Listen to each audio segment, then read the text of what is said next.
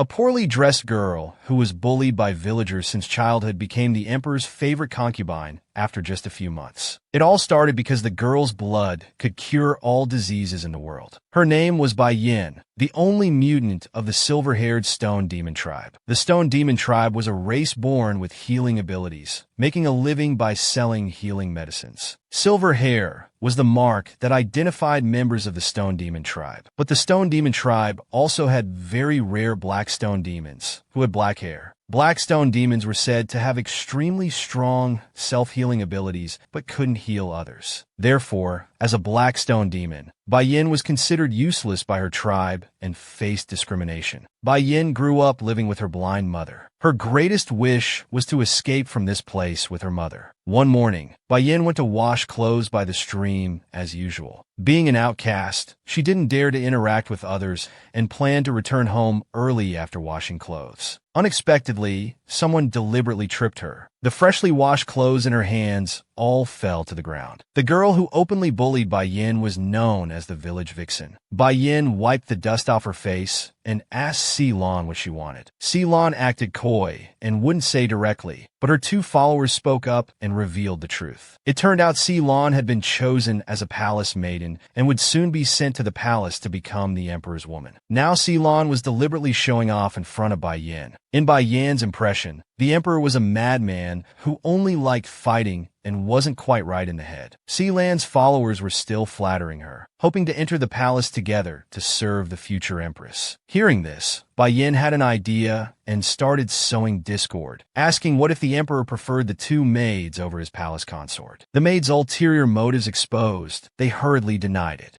Bai Yin continued to add fuel to the fire, saying the emperor's preferences were unpredictable. Besides, haven't people often praised your beauty? After saying this, Bai Yin grabbed her clothes from the ground and headed home with her bamboo basket. Ceylon watched Bai Yin's departing figure with a gloomy expression. Although she was a mutant, her face was quite pretty. Perhaps she took after her flirtatious mother. On the way home, village children pointed at Bai Yin and cursed. Useless black stone demon waste. They even picked up stones from the road and threw them at her. Ceylon stood there for a long time, refusing to leave. Her two followers stood beside her, gossiping. A bastard demon who doesn't know who her father is, such a disgrace to the village. Days later, Ceylon left for the empire, leaving her two followers behind. Because of this, Bai Yin was beaten again. The two followers who couldn't go to the palace vented all their anger on Bai Yin. Surrounded by the two, Bai Yin's clothes were torn, her arms aching as she limped home. 3 days later, Ceylon's corpse was sent back to the village. Seeing her daughter's mutilated body, Ceylon's mother went mad on the spot. The tribe members whispered around Ceylon's corpse. Do we still need to send someone to the palace? Who would send their daughter now? At this moment, the villagers remembered that during previous discussions, a girl had been chosen as a backup. It was Alu,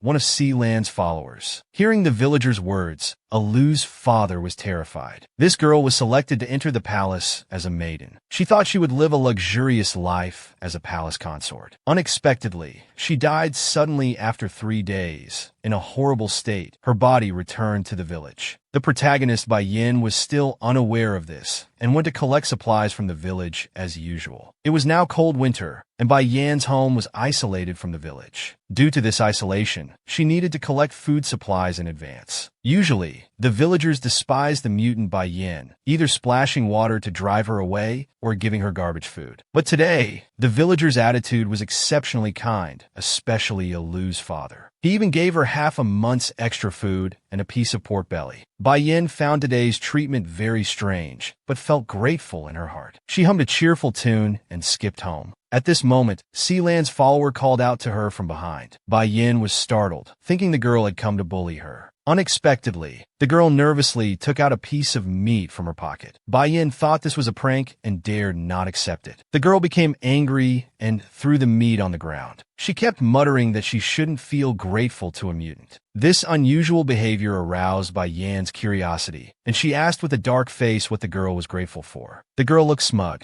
She told Bai Yin that Ceylon was killed by the emperor. Not just her, all the concubines and maids were killed. It was fortunate that Sealan's body was sent back from the palace. Thanks to Bai Yan's earlier provocation, Sealan hadn't taken her followers to the palace, or they would have died too. Though Bai Yan didn't like Sealan, she was shocked and regretful that a girl she had spoken to just days ago was now dead. The girl added smugly that the village elders had held a meeting a few days ago. The empire demanded another girl be sent to the palace, and they decided to choose Alu. However, Alu's father threatened suicide, so the villagers changed their minds. At this point, Bai Yin couldn't help asking if they decided to send someone from another village instead. The girl gave a dry laugh and hinted that though it wasn't decided yet, they would probably send someone useless. Bai Yin didn't understand the girl's meaning, wondering who this someone was. Seeing the girl wouldn't speak plainly, Bai Yin became angry and turned to leave. Suddenly, the girl's shrill voice came from behind. "I heard you won't need to have blood drawn anymore." Bai Yin froze. How did she know about the regular blood drawing? The girl's expression was terrifying, and her words struck right to the heart. "You think nobody knows? It's an open secret. Besides, everyone's been drinking your blood." All these years, her mother had been drawing Bai Yan's blood regularly, claiming it was to regulate blood circulation. The blood was then stored in jars and buried underground. Bai Yin ran home like a madwoman, trying to dig up the buried jars. But the jars were gone. The next moment, Bai Yin pushed open the door and loudly questioned her mother's whereabouts. After hiding it for so many years, her mother finally confessed to her daughter. Before Bai Yin came of age, her blood could enhance the Stone Demon tribe's healing abilities. It was essentially a spiritual medicine. Hearing this, Bai Yin recalled something. As she grew older, more and more villagers suddenly developed stronger healing abilities. So it was because they had drunk her blood. Even so, the villagers still looked down on her. But all these years, her mother had refused to leave the village. Had her mother sold her to the villagers? If your mother drew blood from your body and distributed it to villagers to drink, wouldn't you be terrified? When Bai Yin learned that her blood was a spiritual medicine that enhanced healing abilities and her mother had allowed it to be shared among villagers, her first thought was that her mother had sold her. Hearing this, her mother unhesitatingly gave her a flick on the forehead. Then she scolded her foolish daughter, saying she would never do such a thing no matter how much money was offered. Bai Yin stood there stunned, rubbing her stinging forehead. Then she smiled happily, relieved it wasn't her mother's doing. Before Bai Yin came of age, she had to control her energy. Her mother had tried other methods, but all failed. So she simply offered Bai Yan's blood, telling the villagers about its power. In exchange, the villagers agreed to provide Bai Yin and her mother with a safe place to stay. Bai Yin realized the deeper meaning in her mother's words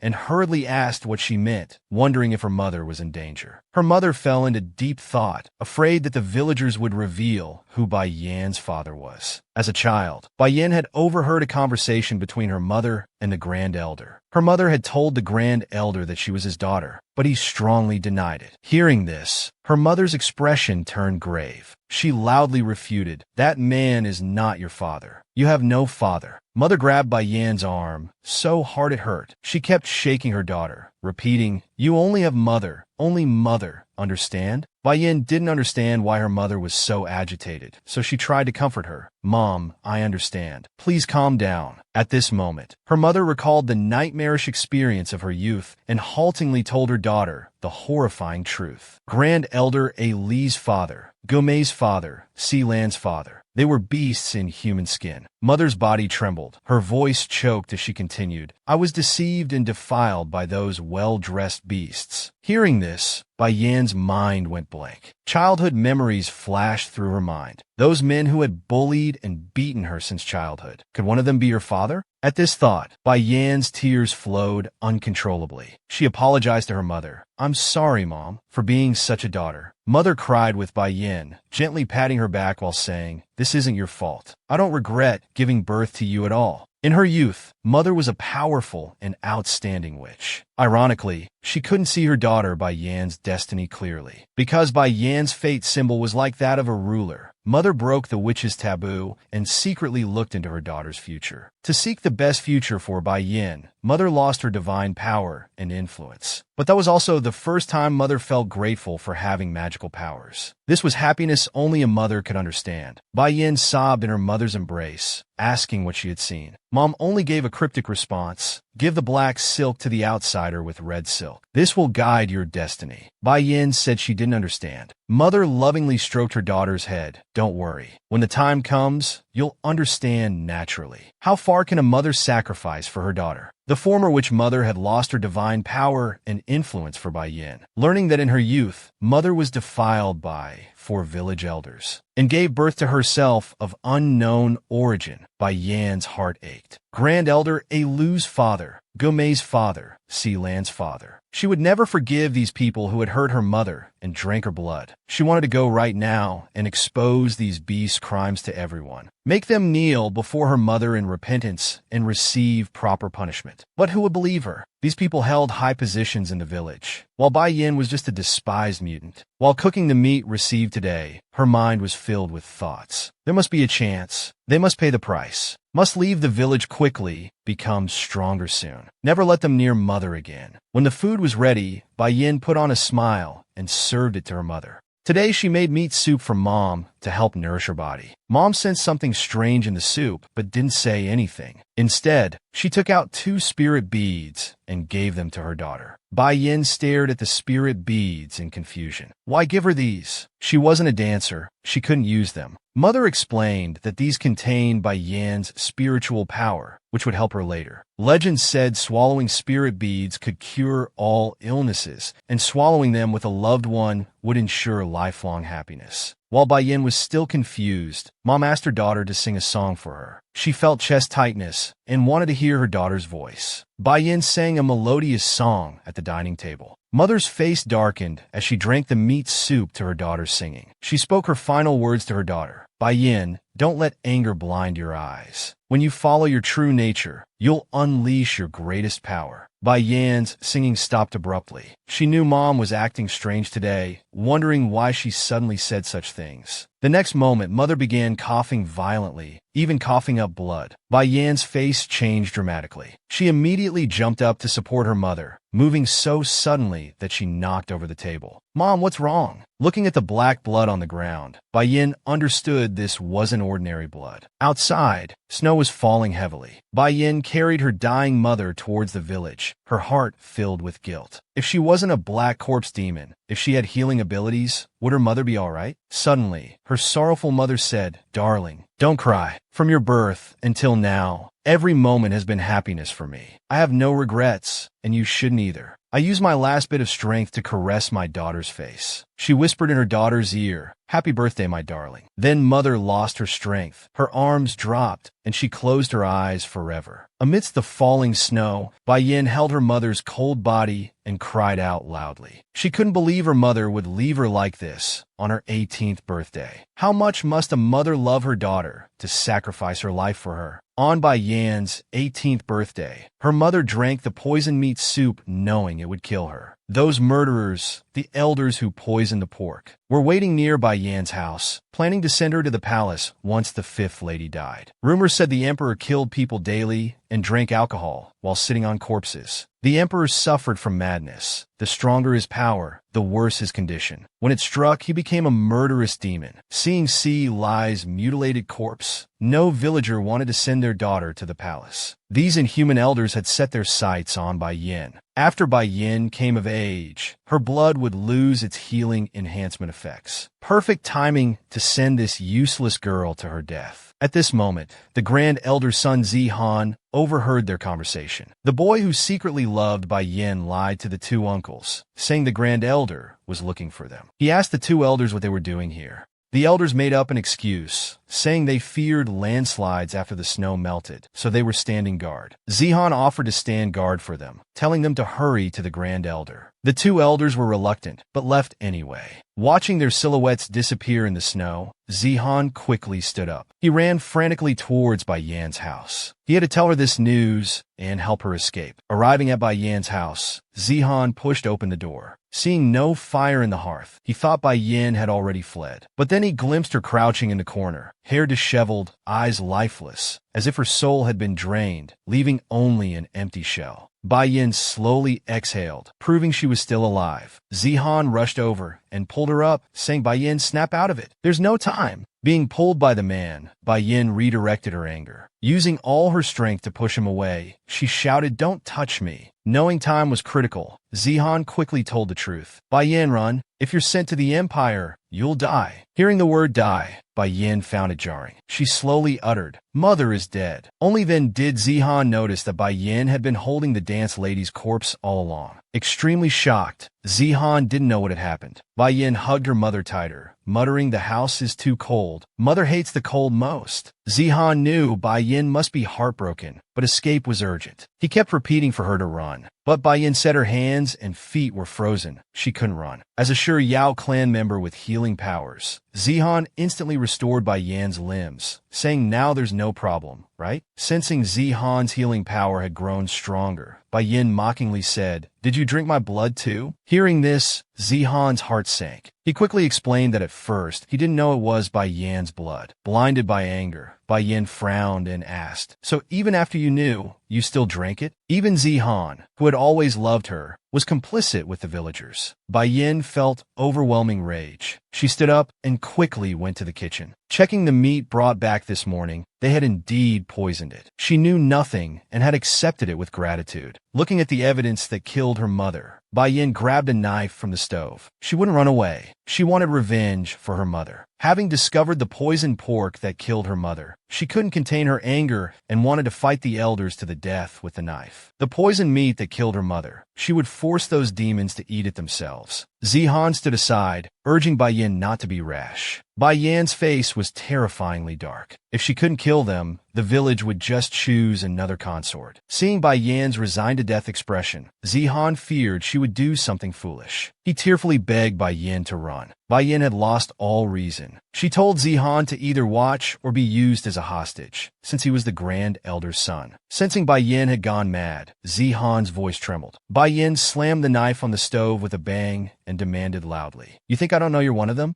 Zihan explained earnestly that he didn't know about the poison, and Bai Yin had never mentioned the meat. Her eyes sharp as knives, she asked in a low voice, how did you know Mother was poisoned? It turned out Zihan had noticed his father acting strange, and came here while Bai Yin was sleeping. He had warned the witch lady about the food, but the witch lady wasn't surprised at all, just saying it was fine. Bai Yin couldn't believe it. Seeing the current situation, Zihan deduced that mother and daughter must have known their future. These words pierced Bai Yin's heart. Did Mother know she would die today? Remembering something, she asked Zihan what day it was. Zihan answered it was the last day of the first month. Recently, Mother had told Bai Yin she wouldn't have time at the end of the month. Was this what she meant? Realizing this, Bai Yin collapsed powerlessly to the ground. Seeing Bai Yin's dejected state, Zihan patted her shoulder, telling her to pull herself together. Escaping was the most important thing now. Though she had run out of tears, learning that her mother had foreseen everything made Bai Yin's tears flow again. Suddenly, there was a commotion outside. The Grand Elder burst in with two other elders.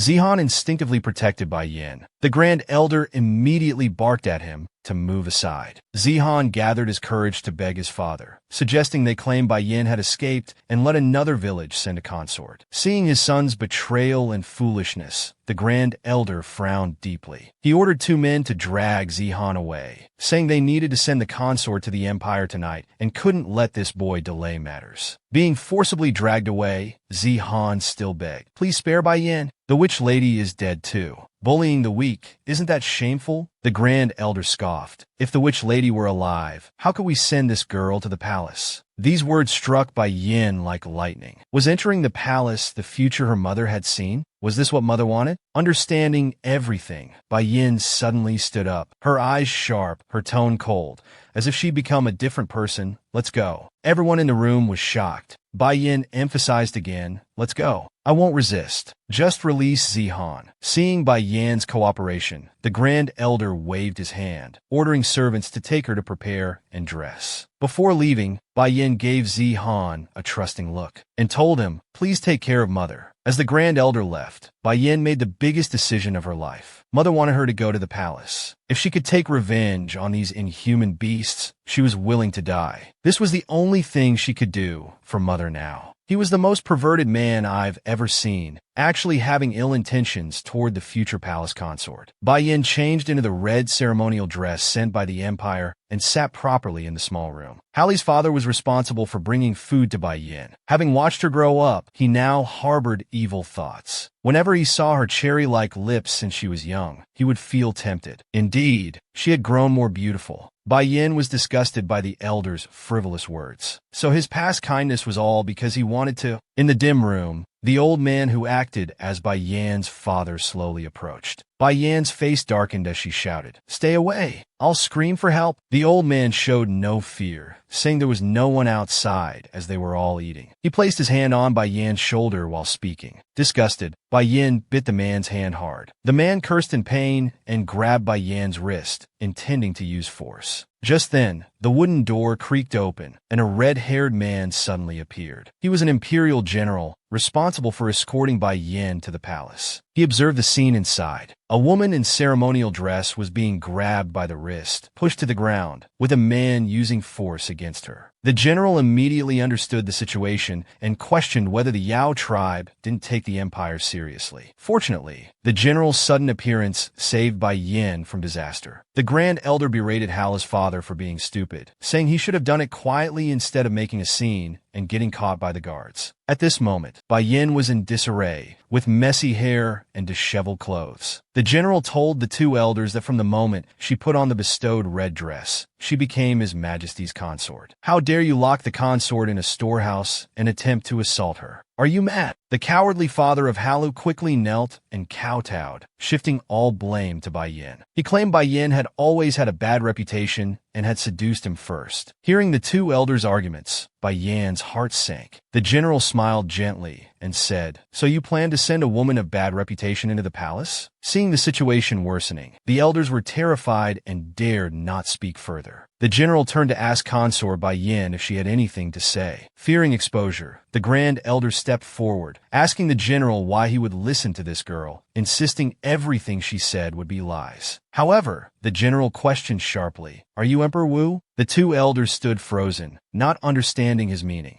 The general's eyes turned cold as he said, "In this world, only Emperor Wu can command me." His powerful presence terrified the elders, who kowtowed and apologized. The next moment, the general knelt before Bai Yan. His fierce demeanor completely changed and gently asked, "My lady, do you have any wishes?" Facing this stranger from outside, Bai Yan clearly didn't trust him and asked, "If I tell you, will you fulfill it?" The general assured her he would. This exchange made the two elders tremble. Bai Yan's wish was to kill the two elders in the room, plus 2 villagers. However, she didn't want the general to do it, but rather to have those people brought to the room where she would kill them herself. Bai Yan was almost defiled by the village elders. She requested the imperial general to bring in those she specified, give her a sword, close the door, and let her kill them herself. The general could have helped Bai Yan do it, but this young girl in wedding attire was adamant. She must kill those people herself. The general greatly admired such courage and determination. He thought silently about this black-haired Yao woman chosen as the feared consort. Though unclear about the details, he was certain she had suffered much in the village. Her refusal to rely on others and determination to handle it herself was truly impressive. The two elders saw the general's mysterious smile and were terrified. The general laughed heartily and said though he wanted to help Bai Yan, they had delayed too long. Why not just kill the two elders here? Bai Yan's tone was uncompromising. "If we kill them all." The general expressed understanding, saying there was no point in leaving others alive. He promised to create opportunities for Bai Yan in the future. Bai Yan stroked her injured wrist, her gaze determined and resolute. She told him not to worry, as she would plan everything herself. Such attitude made the general find her even more interesting, his smile growing brighter. The two elders stood aside, not daring to breathe. Their lives were in this man's hands, and they couldn't understand what was so amusing. But Bai Yan would soon die, they thought, at the hands of that madman Emperor Wu. They cursed Bai Yan in their hearts with the most vicious words. "You must die. You have to die. Don't think you can do whatever you want just because you're entering the imperial harem. Once you enter the palace, you're doomed." The Grand Elder pulled out a bag of coins from his pocket and said to the general, "General, shouldn't we depart now? It's a long journey. Hope this can help you." The general weighed the money bag in his hand, amazed they would try to bribe him. Then he threw the bag outside the door. In a flash, a shadow like lightning took the bag away. The Grand Elder couldn't tell if that black shadow was human or animal. Turning around, he told Bai Yin to depart, but saw the girl's dumbfounded expression. She had seemed like a mature woman before, but now looked completely like a child. The carriage was ready, and Bai Yin boarded it amid the crowd. It was her first time seeing such a luxurious carriage. Just as everyone was about to leave, Zihan came running, out of breath. Covered in mud, he had just finished burying Bai Yan's mother. Bai Yin thanked the boy. Zihan leaned on the carriage window, his teary eyes fixed on her. Bai Yin, I'm so sorry. Can you forgive us? These words made Bai Yan's heart skip a beat. Her mind quickly flashed through the years of villagers' insults, abuse, and her mother's death. In her heart, she answered, I will never forgive you. But in reality, Bai Yin reached out and pinched Zihan's dirty little cheek. You're a year younger than me. How can you be so impolite? Call me sister. Zihan held his cheek confused. She repeated her request, but he refused. Bai Yan's tone was teasing. I'm leaving soon. Can't you just say it once? Look, don't you think we look a bit alike? Zihan was puzzled, wondering how they looked alike. The general on horseback interrupted their conversation, saying it was time to leave. As the carriage moved forward, Zihan kept running behind it. He shouted to Bai Yin inside, You must survive no matter what, even if you come back for revenge. It's fine. Do you understand? Hearing the word sister, Bai Yan's tears suddenly fell. She would definitely return to the village alive, though she hoped he wouldn't be there then. Take care, my brother. This woman was being sent to the palace as a sacrifice. The villagers knew that consorts chosen for the palace would invariably die on their first night of serving the emperor.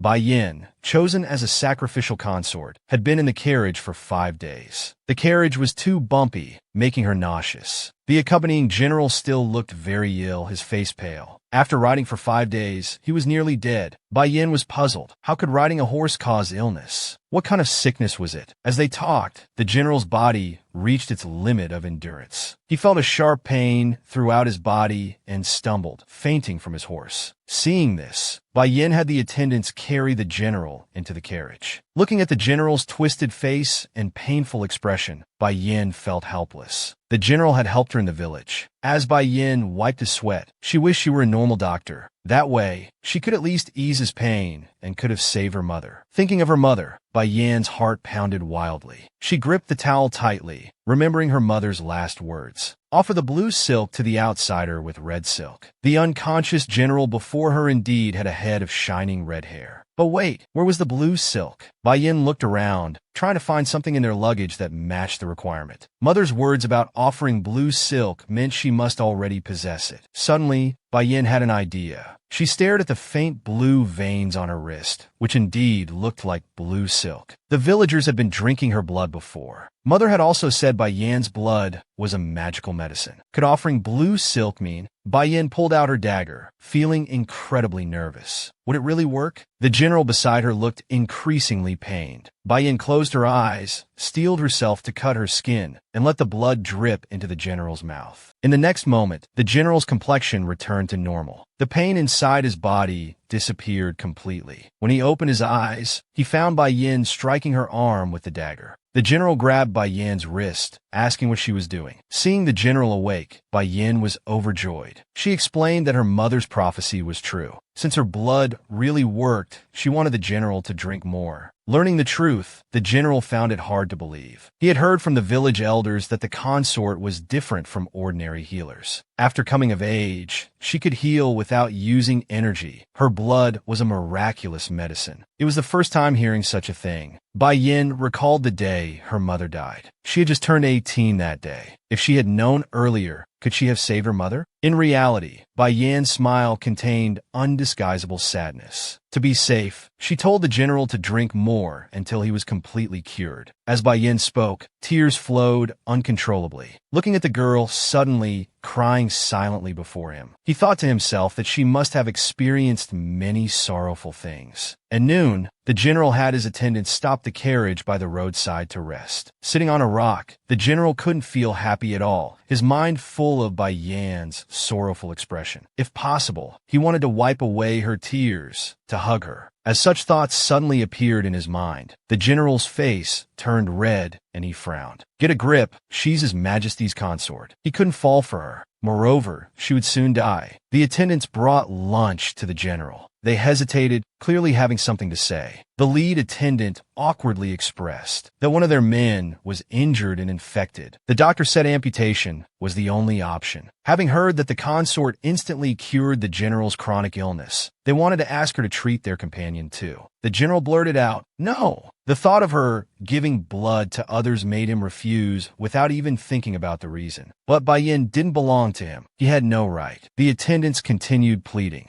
As Emperor Wu's direct troops, this was their first escort mission of this kind. Everyone knew the destination was Stone Kiln Village and hoped to cure their ailments. But the greedy villagers demanded huge payments, refused treatment, and were even disrespectful. Yet the consort, also from Stone Kiln, had cured the general's illness. The attendant's request was understandable. While the general was struggling with his thoughts, Bai Yin lifted the carriage curtain. She dripped her blood into a cup, saying, "Drink it and return the cup clean." The attendant's eyes lit up with joy. So this was the magical medicine of the corpse clan. But when they looked closely and saw it was blood, they hesitated. The lead man forced the injured attendant to drink it. The injured man found Bai Yan's blood surprisingly sweet, and the moment he drank it, his soul seemed to ascend. His discomfort instantly disappeared. Such miraculous effects were nothing short of magic. The leader excitedly thanked Bai Yin inside the carriage, vowing never to forget the consort's great kindness. The next moment, Bai Yin extended her hand, offering another cup. It turned out Bai Yin had heard the leader's shoulder was constantly in pain, so she wanted him to drink her blood for treatment too. This gesture overwhelmed the leader with gratitude. He had only mentioned it in passing. He never expected the consort would hurt herself for a rough man like him. The man drank this precious medicine with tears in his eyes. These attendants were soldiers who had distinguished themselves on the battlefield. They were loyal only to Emperor Wu, never colluding with any nobles. Known as the Special Forces, the Black Ghost General's expression turned cold. He watched as the crowd of black ghosts noisily gathered around Bai Yan's carriage. Why couldn't these people exercise restraint? The consort would die from blood loss before reaching the palace. The general's gaze could have killed these black ghosts. The black ghosts formed a long line in front of Bai Yan's carriage. Bai Yin readily agreed to help everyone. These men were all orphans, so they were like brothers. The leader watched them recover one by one, happy yet troubled. The consort's selfless acts without asking for anything in return moved the leader to tears. The general came into the carriage, reminding Lady Bai Yin that she could refuse, no need to force herself. But Bai Yin didn't feel troubled at all. Being able to help others made her happy. She was the kindest woman he had ever met. Upon learning her blood could cure all ailments, she generously cut herself and shared her blood with the accompanying black ghosts. Over 5 days, Bai Yin cured many chronic illnesses among the black ghosts. Even these usually rough men were moved by Bai Yan's selflessness. At night, the black ghosts seriously planned defenses and took turns keeping watch. Watching these suddenly conscientious black ghosts, the general secretly mocked them. Instead of assassinating them, they were now planning protection details. At the start of the journey, these men had been quite carefree. This change was all due to guilt. Thinking this, the general smiled slightly. He had thought the black ghosts were heartless, but it seemed they had some conscience after all. Deep in the night, the black ghost's snores rose and fell. The general unusually couldn't sleep. Tomorrow they would attack. Then all the chaos and confusion, and the time spent with her, would scatter in the wind. Bai Yan's image lingered in the general's mind. He tossed and turned, unable to sleep. He could only stare blankly at the stars above. But the stars in the sky reminded the general of Bai Yan's beautiful eyes. These wild thoughts made the general feel he was going mad. Just then, there came a creaking sound from the carriage. The general turned alertly. The eerie scene before him made his pupils dilate. Bai Yin appeared with disheveled hair, clothes in disarray, wearing socks, stumbling toward the carriage. The black ghosts on watch stood in a row, staring at Bai Yan's strange behavior. In the winter night, Bai Yin wandered aimlessly. The general and black ghosts watched silently, not daring to make a sound. She muttered to herself, her footsteps bright, moving like a marionette. The black ghost leader picked up a cup, trembling.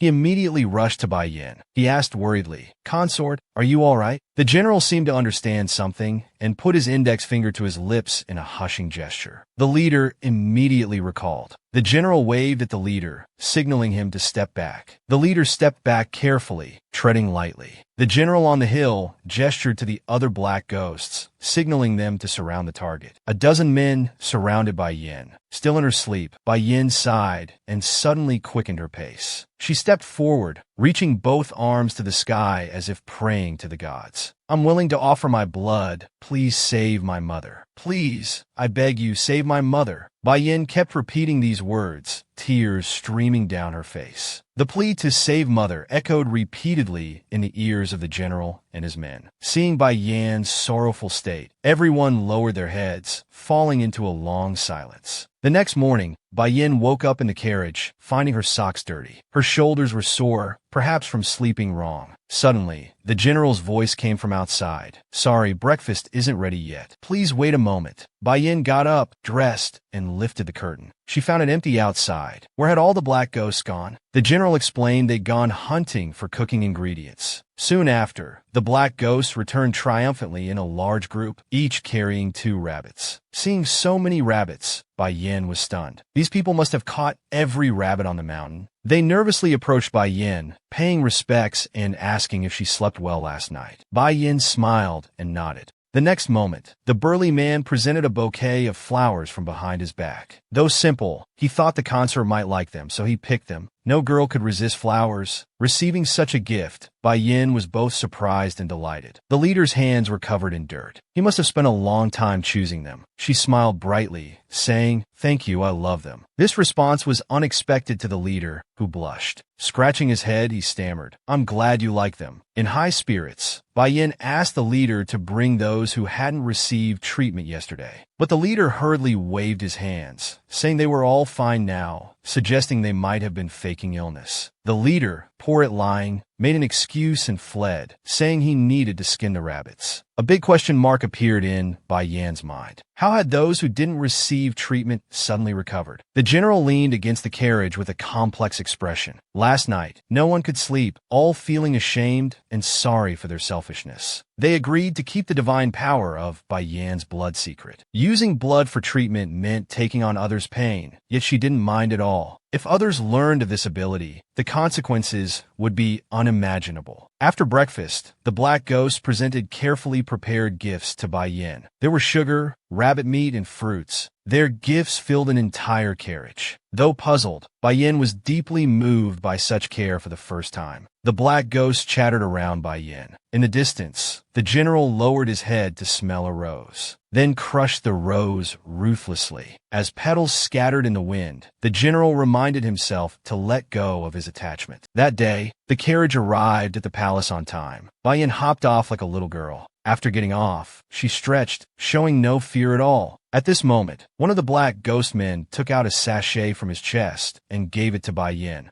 Inside was sleeping powder. Bai Yin said she slept well, wondering why they'd give her sleeping powder. The man explained meaningfully that this drug could knock out a bear. Don't use it yourself, my lady. Just wear it around your neck. Use it when in danger. You can put it in food or throw it in someone's face. The general immediately understood the black ghost's intention. He was teaching Bai Yin how to deal with his majesty. This was treason, punishable by 3 months of torture in prison. Looking at Bai Yan's pure and beautiful profile, the general didn't stop them. He justified to himself, "It's not poison, just sleeping powder." As His Majesty's most trusted subordinate, he apologized to the emperor in his heart with a complex expression. At this time, Shanggong, who was responsible for Bai Yan's daily care, arrived. The general called Shanggong over. As the girl approached, the group of men surrounded her. Each begged her to take good care of the lady. Shanggong, overwhelmed by their instructions, questioned her life choices. It was time for Bai Yin to board her sedan chair. Before leaving, Bai Yin solemnly bid farewell to everyone. The general and black ghosts were among the few who had shown her kindness in her dark life. She bowed deeply to everyone, saying, "Thank you all so much for this time. I will treasure your gifts." The general was overwhelmed, repeatedly shaking his head, saying he couldn't bear it. Bai Yin smiled radiantly, saying, "Who knows when we'll meet again? Take care, everyone." Hearing this, everyone fell into an awkward silence. Watching Bai Yan's retreating figure, the general prayed. He hoped this wouldn't be the last time, hoped they could meet again. This woman was being sent to the palace as a sacrifice. That day would be her death. The general returned to the palace to pay respects to His Majesty. Emperor Taiwu put down his brush. With a gossipy smile, he he said, "I heard the black ghosts gave flowers to my consort." The general's heart fluttered, ready to tell His Majesty everything. He raised his fist slightly, trembling all over. Like someone protesting too much, he shouted, "We absolutely have no improper intentions." Emperor Taiwu chuckled softly, saying he hadn't accused them of anything. The emperor's gaze made the general shiver. Whenever those crimson eyes looked at him, he felt all his hidden thoughts were exposed. Knowing Puling would report everything to His Majesty, he had tried to control his feelings. But why was he still so worried now? The general's heart wondered if His Majesty had discovered his feelings for Bai Yin. Just as he was about to confess everything, Emperor Taiwu interrupted him. He expressed understanding for this pure-hearted virgin's budding feelings. The general, hit at his weak spot, became instantly dumbfounded. Emperor Taiwu didn't mind these things. Rather, he found them amusing. Seeing His Majesty's calm and gentle demeanor today, the general's mind flashed to scenes of the emperor's fury. At such times, His Majesty's noble and elegant temperament would vanish completely. Only a cruel murderer would remain, swinging his sword recklessly, killing and drinking blood. He wouldn't escape either. As the general stared at His Majesty's face lost in thought, the emperor suddenly said, "Don't fall in love with me." The general snapped back to reality. The casual chat was over.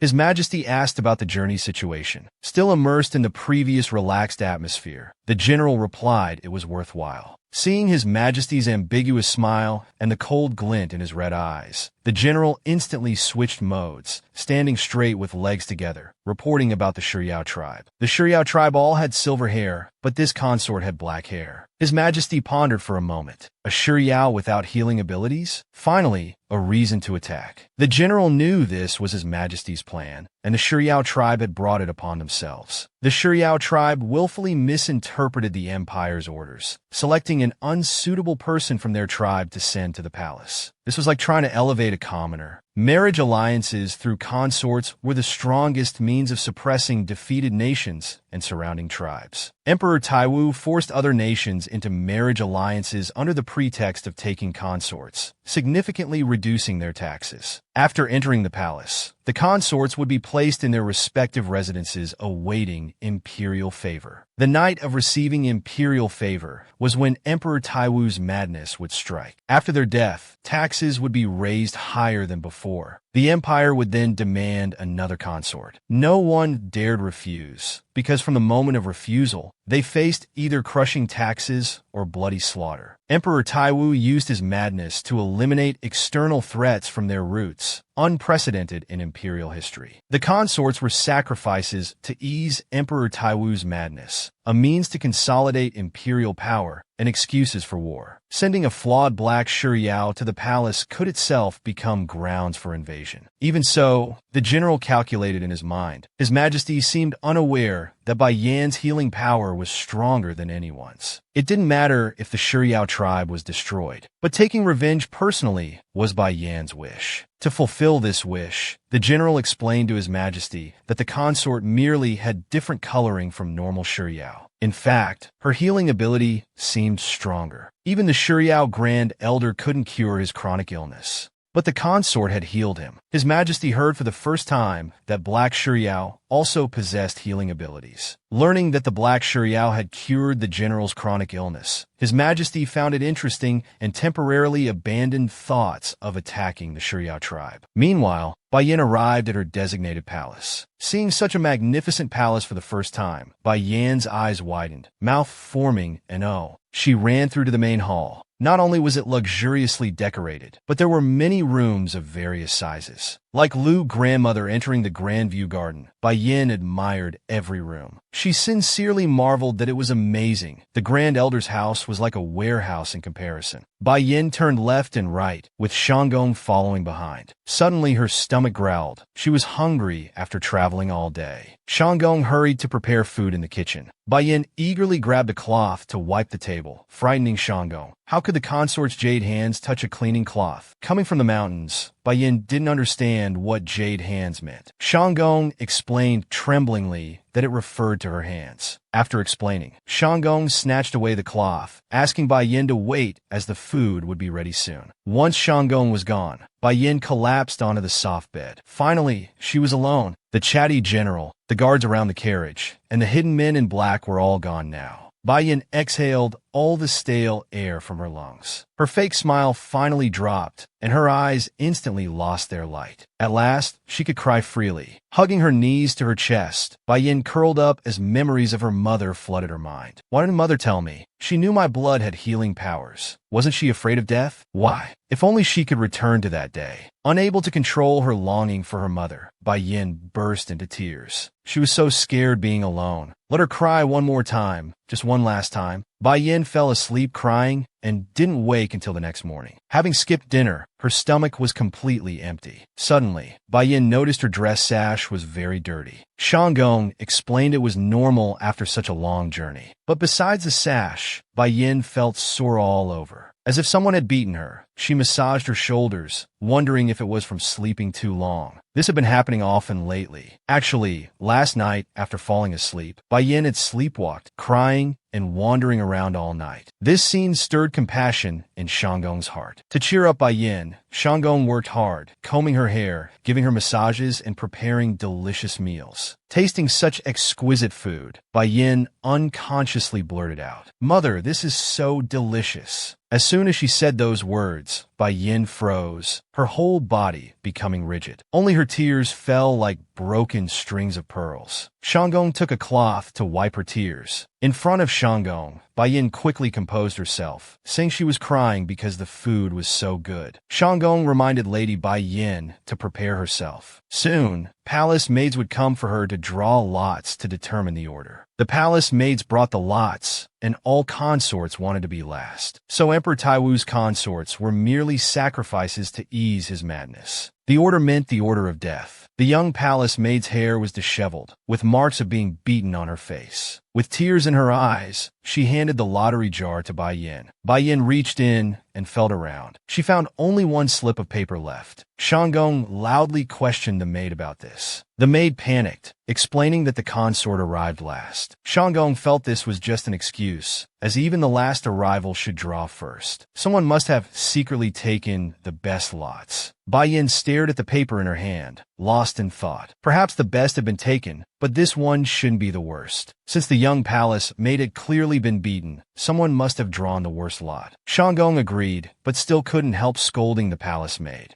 "If this says first, I absolutely won't let you off." After the maid left, Bai Yin handed the slip to Shanggong. She couldn't read and didn't know which number it was. Shanggong took the paper. It was second. Being second meant next month. It meant the consort before them wouldn't live past 2 months. But Bai Yin showed no fear, remaining quite calm. Shanggong thought Bai Yin was still in the dark and didn't know how to explain. Seeing Shanggong's hesitation, Bai Yin suddenly moved closer, asking, "What are you thinking?" She saw through Shanggong's thoughts and comforted her. "Don't worry, I'll send you far away that day." Shanggong wasn't worried about herself, but about the young consort. Was she really content to die so young? Bai Yin lowered her head, smiling as she explained she absolutely wouldn't die. Because this was the best fate her mother had seen, paying with her eyes as the price. Meanwhile, Emperor Taiwu was reading scrolls about the palace. His small eyes flashed with anticipation. He muttered, "Second, won't have to wait long." The general's ears perked up, keenly catching these words. He secretly wondered if second meant Bai Yin. At the same time, Emperor Taiwu was secretly investigating who had used connections and money to get the last position. The woman who got the last position would be the wealthiest and most powerful among this batch of consorts. Interesting that such a woman didn't find a substitute. The general searched for books while eavesdropping. After finding all the books, he was about to take his leave. But the emperor pointedly asked, "Regarding the Shiryao tribe, there are some things you haven't reported to me, right?" These words struck like lightning, making the general's heart skip a beat. His Majesty truly knew everything. He immediately knelt down, kowtowing 3 times. "Your Majesty, I deserve death. Please punish me." Emperor Taiwu smiled ambiguously, telling the general to explain everything before deciding on punishment. The general knelt and recounted everything that happened on the journey in detail. The consort has the same healing ability as the first-generation Shiryao. The first generation couldn't control their power and used their own flesh and blood to heal. The consort's blood and flesh might cure your majesty's madness. Hearing this, Emperor Taiwu laughed loudly. Even the first-generation Shiryao couldn't cure my madness. Because madness wasn't an illness at all, but evidence of being heaven's chosen bloodline. Having the Shiryao tribe send consorts to the palace was just to find an excuse for war. So it didn't matter who they sent. But to qualify Bai Yin for entering the palace, they made up such a reason. The general knelt and apologized, wishing he hadn't mentioned this reason. The minister beside suggested to His Majesty to try as they said. His Majesty interrupted him. Legend says eating Shiryao's flesh and blood can cure madness. You think I haven't tried? His Majesty had tried with all previous Shiryao sent to the palace, but nothing worked. This time, His Majesty firmly believed he could never escape the madness. The minister wanted to persuade His Majesty to try again, but His Majesty said the thirst and painful madness had become one with him. Since he couldn't escape it, he could only accept it and release it at some point. His Majesty said no more and picked up his brush over the palace scroll. Writing about the first consort, 7 days later, Bai Yin was humming while sweeping in the palace. She had been sweeping all day. Shanggong watched Bai Yin's back, wondering if she really liked sweeping that much. She tried to take the broom from Bai Yin, saying such menial work was for servants and unbefitting a consort status. Bai Yin was unhappy, asking what's wrong with cleaning her own quarters. Shanggong tried to grab the broom, but Bai Yin snatched it back. She needed to keep busy, or she'd go crazy. Shanggong watched Bai Yin's dejected back, thinking she was afraid. After a while, Bai Yin asked Shanggong if there was a lake nearby, one lit by moonlight. Shanggong blurted out, "You mean Moon Reflection Lake?" Pointing to the woods, she said it was there. Bai Yan's heart pounded wildly. Her mother had said before, "Go bathe at Moon Reflection Lake every half-month." So this was the place. She decided to sneak out after Shanggong fell asleep. Seeing Bai Yan's bright expression, Shanggong warned her not to think about going out. Other times might be fine, but absolutely not today. She glanced warily at the red lanterns outside. Tonight was a ritual night. Absolutely no going out. Bai Yin said she understood, but didn't take it seriously. That night, Bai Yin felt feverish and unwell. Without bloodletting, her energy was in chaos. She staggered to her feet, pushed open the door, lifted her skirts, and ran towards Moon Reflection Lake. Meanwhile, Emperor Taiwu, in his madness, felt unbearably thirsty, as if his organs were burning up. Clutching his throat, the feeling was too painful. Tonight's sacrifice was at the end of this path. Killing them would temporarily ease his pain. He had to hurry. Suddenly, Emperor Taiwu sensed another presence besides the sacrifice on this path. That scent made every cell in Emperor Taiwu's body boil with excitement. His eyes widened. This was a fragrance deeply imprinted in his memory. Such rich fragrance stimulated all his senses. He stopped, carefully distinguishing the source of these scents. Deep in the woods, Emperor Taiwu keenly realized he was off the path. So he changed direction, following the scent. At this moment, Bai Yin finally found Moon Reflection Lake and jumped in with a splash. When she finished bathing and came ashore, she found a man with a knife standing by the bank. In the moonlight, Bai Yin and Emperor Taiwu met for the first time. A palace consort in night clothes who had just bathed,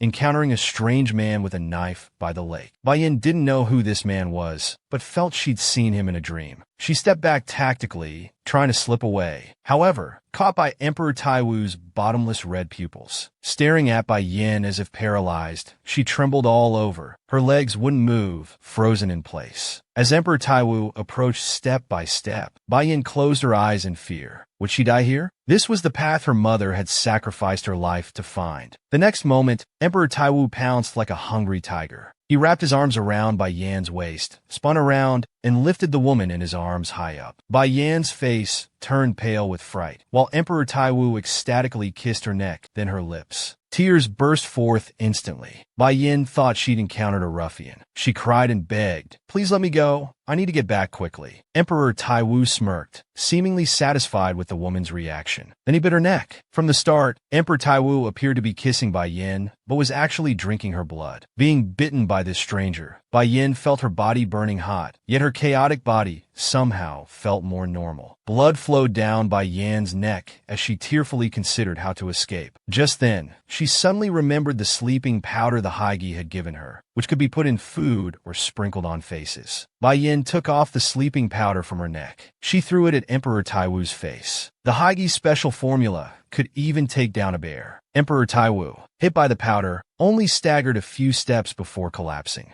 Still not satisfied after being molested by a stranger, Bai Yin picked up a large stone from the roadside and smashed it hard against the man's head. At dawn, Shanggong woke to find the consort missing and anxiously paced by the palace gate. She clasped her hands, praying nothing would happen to the consort. Suddenly, Bai Yin returned quietly to the palace, covered in blood with disheveled clothes. The horrific sight terrified Shanggong. Seeing Shanggong, Bai Yin finally felt relieved and collapsed to the ground. By then she was dizzy from blood loss. She kept repeating, "There's a monster drank my blood." Then she fainted. Meanwhile, Emperor Taiwu woke up under the first ray of morning light. He should have been in the consort's chamber last night. Why was he by Moon Reflection Lake? Blood was everywhere, but no corpse in sight. This was the first time this had happened. As Emperor Taiwu changed his clothes, a black-clad figure appeared suddenly. Puling reported that His Majesty hadn't gone to the designated consort's chamber because another woman appeared on the path. Moreover, that woman had escaped alive. Since waking up, Emperor Taiwu had felt a slight pain at the back of his head. Understanding everything, Emperor Taiwu laughed heartily. This woman dared to hit his head with a stone. How audacious. The next moment, Emperor Taiwu noticed something strange. He touched his throat. How strange. He wasn't thirsty anymore. So the madness could be cured? As if dazed by the stone hit, Emperor Taiwu laughed loudly before puling. He must find this woman immediately. By noon, this strange news had spread throughout the palace. The first consort from last night had survived. Had His Majesty's madness disappeared? Or had he found true love? The general crossed his arms, eavesdropping on the maid's conversation, secretly scoffing. How could royal madness be defeated by romance? But he too wondered what had happened. His Majesty must have killed someone, but where was the body? Was it eaten? As the general pondered, First Palace Shanggong's voice came from behind. His Majesty had suddenly summoned First Palace Shanggong, who didn't know what had happened. It turned out His Majesty wanted First Palace Shanggong to help find this woman around Moon Reflection Lake. Shanggong explained that the lake was surrounded by consorts' residences, with over a dozen women living nearby.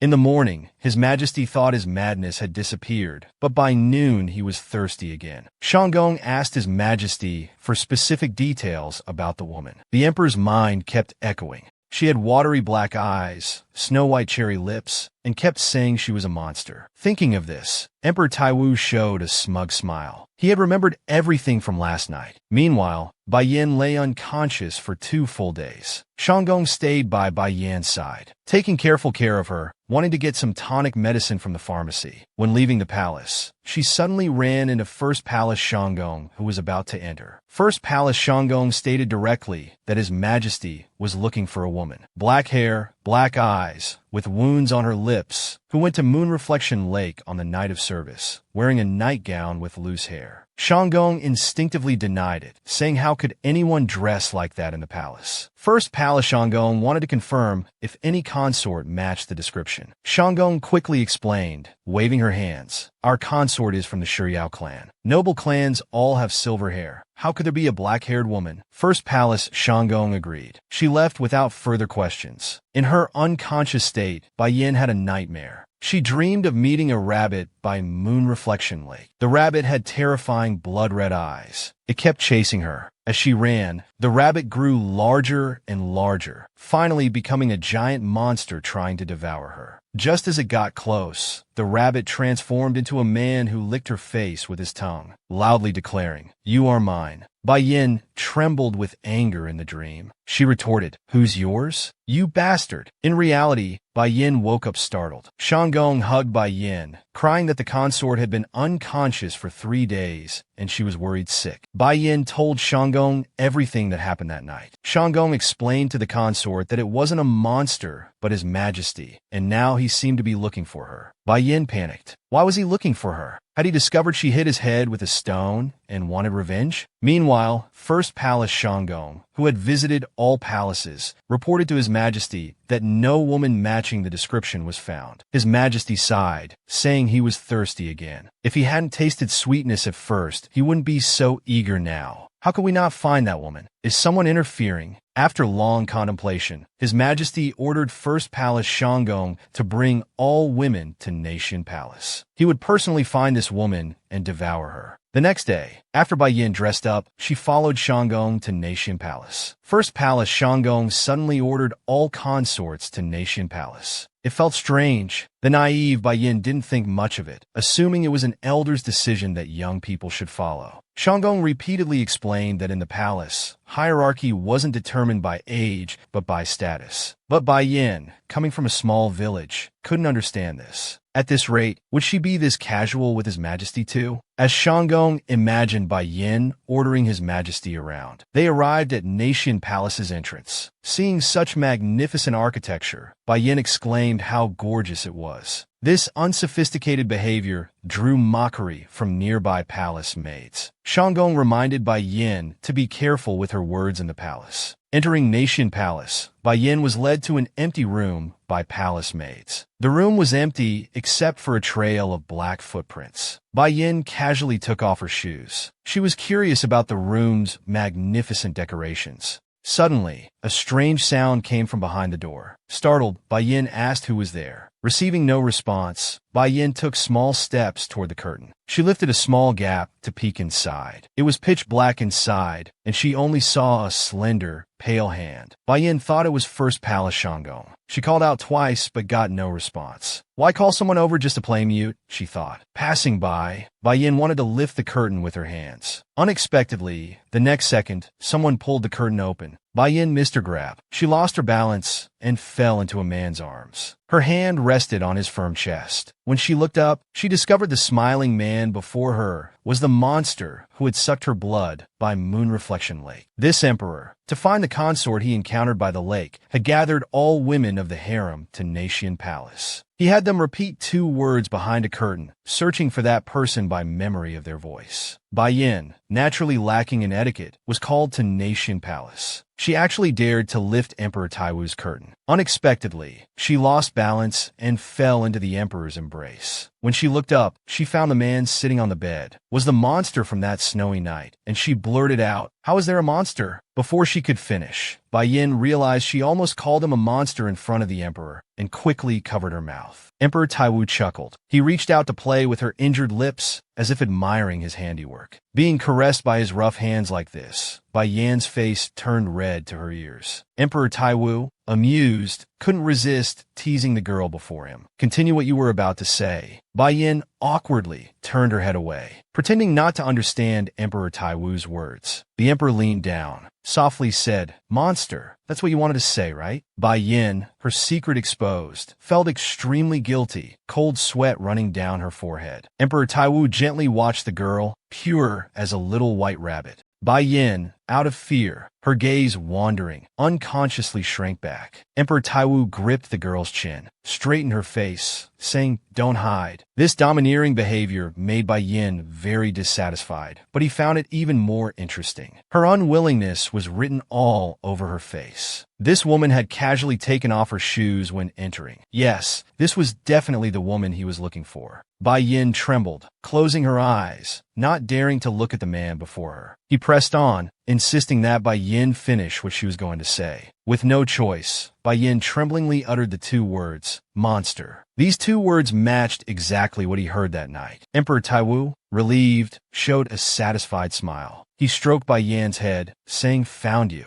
Then, while patting her head, he began questioning her about basic information like taking a census. When asking if she was from the Shiryao clan, Emperor Taiwu pulled out her hairpin. Bai Yan's black hair cascaded down like a waterfall. Emperor Taiwu said with great interest, "Your hair is so black." Bai Yin, being a mutant, was struck by this sensitive point, as if by lightning in clear weather. She suddenly stood up, explaining to His Majesty that she was indeed from the Shiryao clan, and she didn't know why her hair was this color. Historical records mentioned there were black-haired Shiryao people before. Emperor Taiwu, intrigued, observed the girl's excessive reaction, pretending to disbelieve. "Oh, really?" The historical records say that Bai Yin, her identity questioned, stammered an explanation that she had only heard about it, but it must be true. Emperor Taiwu tilted his head, teasing mischievously. I think you're lying to me, niece. Bai was at a loss for words. She stamped her feet anxiously, repeatedly insisting everything she said was true. Emperor Taiwu pretended not to know about Black Shiryao, just because her reactions were too interesting and he wanted to tease her. To prove her Yao clan identity, Bai Yin had a sudden inspiration. Your Majesty, do you have any discomfort? I can heal you. Emperor Taiwu directly stated he often had headaches. Bai Yin excitedly declared she could definitely cure it. Emperor Taiwu gladly agreed. Bai Yin searched everywhere and finally pulled out the dagger she always carried in her sleeve. Countless men in black suddenly surrounded her from all directions. Every blade was at her throat. One move, and she would lose her life on the spot. Bai Yin had never seen such a scene before. Her face turned pale with fear. Emperor Taiwu explained, no one can draw a weapon before me, but in my arms, you'll be safe. At his command, the men in black withdrew their swords. Then he patted his thigh. Bai Yin nervously sat in Emperor Taiwu's lap. The men in black instantly vanished. Emperor Taiwu reminded the woman in his arms, my headache is still there. Then Bai Yin cut her fingertip with the dagger. As blood seeped out, she endured the pain and said, here, come drink. This was Emperor Taiwu's first time drinking blood while conscious. He only took a small taste. His heart began racing as the familiar fragrance overwhelmed him. Not only did his headache disappear, but his thirst was also gone. Emperor Taiwu extended his tongue, lazily licking the girl's blood. Each sip brought comfort to body and mind. The previously refined emperor now transformed into a monster-like appearance. Bai Yin panicked, withdrawing her finger. Enough, don't drink more. It's healing, and there's no more blood. But Emperor Taiwu was already addicted. This small amount wasn't enough. Realizing the situation was bad, Bai Yin wrung her hands. As she tried to slip away, Emperor Taiwu wrapped his arms around her waist from behind. Then he pinned her to the ground, holding her slender wrists, gazing at her intensely. This woman's blood could cure the violent emperor's madness. Pinned beneath Emperor Taiwu, Bai Yan's hair was disheveled, her cheeks flushed, heart pounding wildly. Emperor Taiwu had lost his reason by now. The blood in Bai Yan's body awakened his mad side. He bit her neck. Bai Yin struggled beneath him, but with her hands pinned, she couldn't escape. Emperor Taiwu asked softly, that night, I drank your blood. Bai Yin, giving up pretense, loudly answered, yes, you drank too much. I almost died. Emperor Taiwu continued, do you know about the madness in my blood? Bai Yin knew.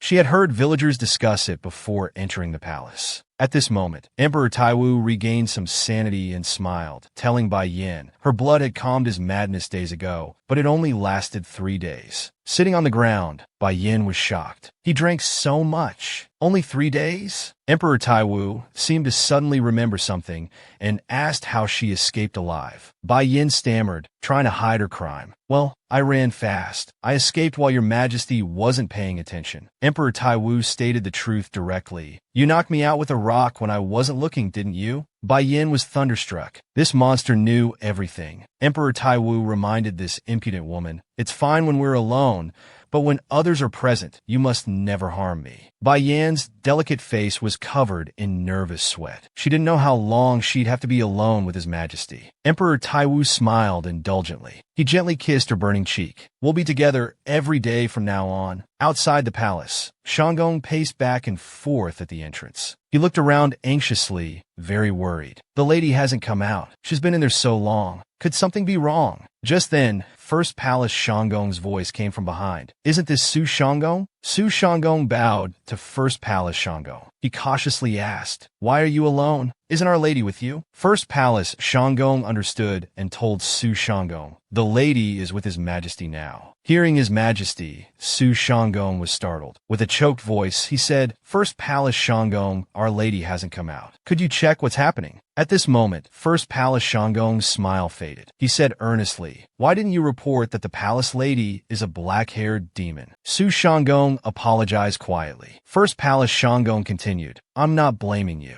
Shanggong should love and protect the palace ladies. But remember, His Majesty's orders are more important than personal feelings. Seeing First Palace, Shanggong wasn't scolding him. Su Shangong looked up in disbelief. First Palace Shangong's face returned to its kind expression. He reminded his junior to serve well in the future, as this lady is very noble. It seems the palace's bloody storms will finally end. After First Palace Shangong left, Su Shangong was stunned. He stood there with many questions, thinking he would be severely punished for disobeying imperial orders. Suddenly, Bai Yan's weak voice came from behind. Su Shangong turned quickly. He saw Bai Yan with disheveled hair, pale face, quietly walking forward. Su Shangong rushed to support the lady, thinking His Majesty had bullied her. At the mention of His Majesty, Bai Yan became angry. That monster! This conversation was overheard by nearby palace maids, who peeked out to gossip. Su Shangong made a gesture, signaling the lady to stop talking. He scolded the eavesdropping maids and asked them to bring shoes for the lady. Just then, a deep male voice suddenly rang out. No need. Emperor Taiwu, fully dressed, strode toward them, holding Bai Yan's dropped shoe. Shangong and the maids knelt in greeting upon seeing His Majesty. Only Bai Yan stood there dumbfounded. His Majesty didn't mind, held out the shoe to Bai Yan, and asked with a smile, "Won't you wear it?" Bai Yan reached out, saying proudly, "Give it to me." His Majesty offered to help her put it on, but Bai Yan firmly refused. Su Shangong turned pale, frantically hinting that the lady shouldn't be so disrespectful to His Majesty. Bai Yan finally softened a bit, sighing, "Do as you wish then." Then she extended her foot, saying, "Put it on for me." This consort was incredibly bold, actually extending her foot for the emperor to put on her shoe in front of everyone. Shangong knelt, staring at the lady's foot in disbelief. His Majesty laughed heartily. This woman dared to make him bend down. He quickly approached and lifted Bai Yan in his arms. She wrapped her arms around Emperor Taiwu's neck, being carried princess-style before everyone. Feeling somewhat shy, His Majesty gently put the shoe on the woman's foot. He reminded her, "I can tolerate your disrespect to me, but don't go around losing your shoes." Bai Yan responded coyly with a word. When Emperor Taiwu offered to escort her back to the palace, Bai Yan refused without hesitation. She said she walked here, so she could walk back. Seeing her proud manner, Emperor Taiwu leaned close to her face and whispered, "Then tomorrow when you come to the study, I'll have you carried in a sedan chair." After speaking, he kissed her cheek. This unusual behavior shocked the watching maids. They had never seen His Majesty like this before. What was going on? From then on, gossip about Emperor Taiwu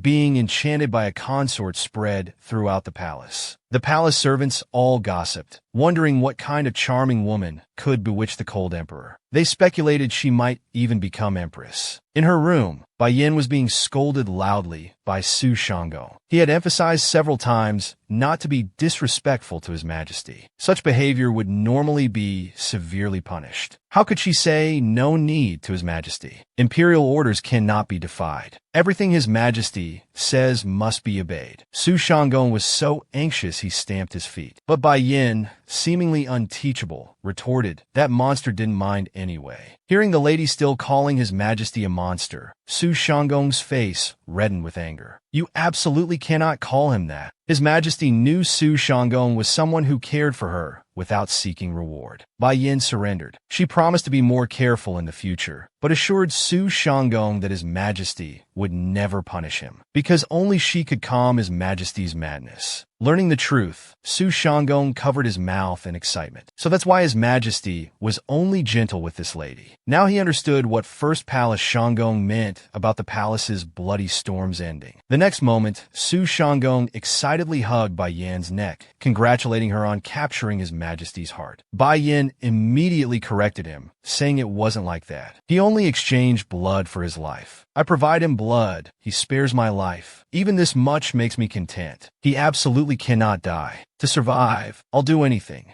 Shangong couldn't understand the lady's meaning. In his view, His Majesty wasn't being kind just for blood. Consorts were His Majesty's possessions. It wouldn't be strange if he treated her as just a blood source, let alone giving special treatment. But His Majesty showed such obvious favor to her. Everyone in the palace knew what this meant. Only Our Lady didn't understand. Soon, crowds would come to curry favor with her, offering rare treasures, but Our Lady wanted nothing. Su Shangong silently worried about Bai Yan's future. He suddenly thought if His Majesty made her empress, it could protect her and perhaps cure his sleepwalking. Thinking this, Su Shangong became motivated. He would handle it. He would definitely help the lady ascend to the Phoenix throne. First, they needed to learn strategy. His Majesty. How should a palace consort win over His Majesty? Before visiting His Majesty in the study, Shanggong bathed and dressed the lady, found precious cherry blossom powder to brush her teeth, used rose oil to rub every inch of skin, had the lady drink nourishing medicine, finally applied lip rouge. Bai Yin was meticulously groomed from head to toe, sprawled in the chair, her whole body emanating a faint floral fragrance. But she felt the emperor didn't care about these things. Besides, this wasn't the time to focus on appearances. The sedan chair sent by the emperor stopped at the palace gate. Bai Yin changed clothes and boarded with Su Shanggong. For strong men carried the chair, creaking as they moved forward. Sitting inside, Bai Yin curiously lifted the curtain to admire the scenery. After traveling for quite a while, they still hadn't reached His Majesty's chambers. Her quarters were so far away. Fortunately, he sent the sedan chair, or she would have died walking there. Su Shanggong seized the chance to explain that not everyone could ride His Majesty's sedan chair. It was a royal privilege. Therefore, she must express gratitude to His Majesty. Understand? Bai Yin pouted perfunctorily. Su Shanggong emphasized again loudly that the lady must be extra careful this time.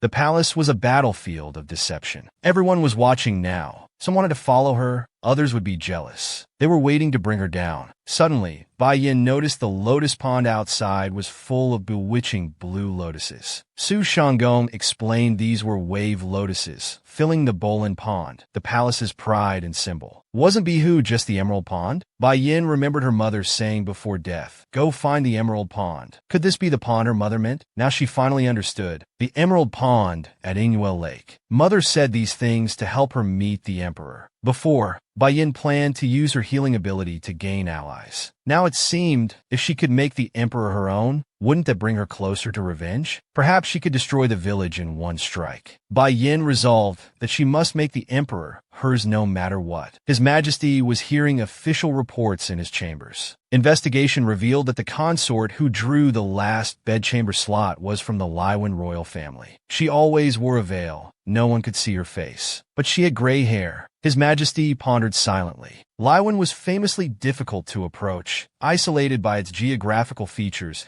and refusing foreign relations. Known information was limited to what royal envoys revealed. The imperial princess came herself instead of sending a substitute. Very suspicious. As they spoke, Bai Yin's sedan chair arrived at the palace gate. His Majesty ordered guards to escort her in. The next moment, a baby-faced girl walked in with her head held high. Without bowing or greeting, she strode directly toward Emperor Taiwu. Her demeanor stunned the ministers. They'd heard His Majesty personally put shoes on a palace lady and expected a mature, beautiful woman. Instead, they saw what seemed like a child. As the ministers bowed to Bai Yin, she took large strides and forcefully grabbed His Majesty's hand. When His Majesty asked if she had something to say, Bai Yin interrupted him. "Yes, I have something to say." The ministers' hearts nearly jumped out seeing someone dare interrupt His Majesty. Yet His Majesty didn't mind, smiling as he pulled her waist and sat her on his lap. His Majesty tucked Bai Yan's loose hair behind her ear, his eyes full of tenderness. From this angle, His Majesty didn't look like a monster. In fact, he looked increasingly handsome. No, Bai Yin shook her head. This wasn't the time to be lovesick. She needed to focus on winning him over. But she couldn't think of any perfect plan to make the emperor completely hers. Her simple mind wasn't suited for complex schemes. If so, she'd have to be direct. After intense internal struggle, Bai Yin shocked everyone. "Your Majesty, I want you." Emperor Taiwu froze for a few seconds, confused. "What do you want?" Bai Yin pointed at His Majesty's broad chest. "Give yourself to me." This was Bai Yan's first time preparing for such matters with His Majesty. She bathed for an hour, after which Shanggong applied oil to her waterfall-like thick hair. Every inch of her skin was thoroughly cleaned with towels. Now they were applying powder mixed with chestnut bark and rose to her face. While using a small brush to apply powder, Shanggong cheerfully remarked this was a good day. Bai Yin secretly complained, What good day? That wasn't what she meant. She wanted Emperor Taiwu's power, not his body. Rewinding to daytime, when Bai Yin had shocked everyone by saying, "Your Majesty, I want you." After confirming he heard correctly, Emperor Taiwu immediately ordered ministers to arrange the wedding night, not bothering to choose an auspicious date, setting it for tonight. Coming from a small village without education, Bai Yin didn't know what wedding night meant. Emperor Taiwu laughed heartily at this foolish woman. Seeing him laugh at her, Bai Yan's face reddened. Was her question that funny? Emperor Taiwu removed the hairpin from Bai Yan's hair, his rough hand caressing her silk-like hair, saying indulgently, "I didn't expect my consort to be so infatuated with me." Two big question marks appeared above Bai Yan's head. Where did this man's confidence about her infatuation come from? Emperor Taiwu suggestively promised, "I won't disappoint you." Bai Yin sensed something was off. What did Yuan Fa mean? Emperor Taiwu smiled silently, patting Bai Yan's head. After returning to the palace, Bai Yin learned from Su Shanggong what Yuan Fa meant. Only then did she realize her words were completely misinterpreted. But it was too late. The red lanterns for the occasion were already hung high on the palace gates. She could only sit in the chair, sighing, while Su Shanggong groomed her. Since learning the lady would serve His Majesty tonight, Su Shanggong was extremely excited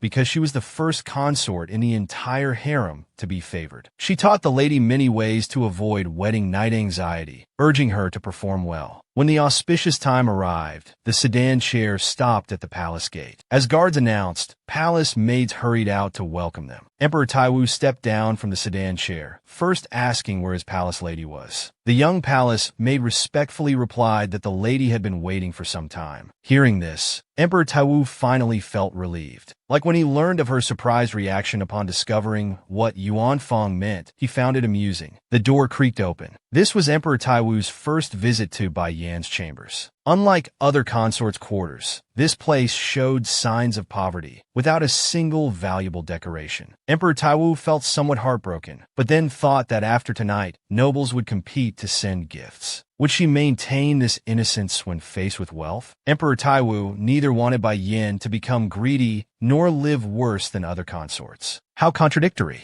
At this moment, Bai Yin sat inside, muttering and reciting the basic etiquette Su Shanggong had taught her. Don't say thank you, say grateful for your Majesty's grace. When accepting wine cups, say thank you, Your Majesty. As time drew near, Bai Yin grew increasingly nervous. Su Shanggong said once she drinks that cup of wine with His Majesty, she would no longer be a sacrifice, but the Emperor's woman. Before, Bai Yin only thought about survival, never imagining becoming his partner, as she only wanted to trade blood for his power. Now Bai Yin hesitated whether to tell His Majesty everything and ask for his help and revenge. She thought of those people in the village, each only thinking of their own interests, all selfish. If she told him, His Majesty might hinder her plans. Finally, Bai Yin reaffirmed her resolve. This revenge must be carried out by her own hands. She was originally a sacrificial consort sent to the palace, but unexpectedly gained the Emperor's favor. After tonight, after drinking that ceremonial wine, she would no longer be a sacrifice, but the Emperor's woman. Emperor Taiwu approached softly behind Bai Yin. Following Shanggong's instructions, Bai Yin knelt and bowed. Before she could speak, Emperor Taiwu interrupted her. He granted her special privilege. From now on, she need not bow to him. Bai Yin hesitantly stood up, but her legs were numb from kneeling too long. She stumbled and fell into the Emperor's embrace. Emperor Taiwu looked fondly at the clumsy woman in his arms, held her waist, and sat her on his lap. He asked her to pour wine. Bai Yin was so nervous her head spun and vision blurred. The Emperor's fragrance was too strong. Being so close made it hard to breathe. Sitting on his lap was awkward. She wanted to move to a chair, but his strength was too great. Emperor Taiwu calmly drank the ceremonial wine.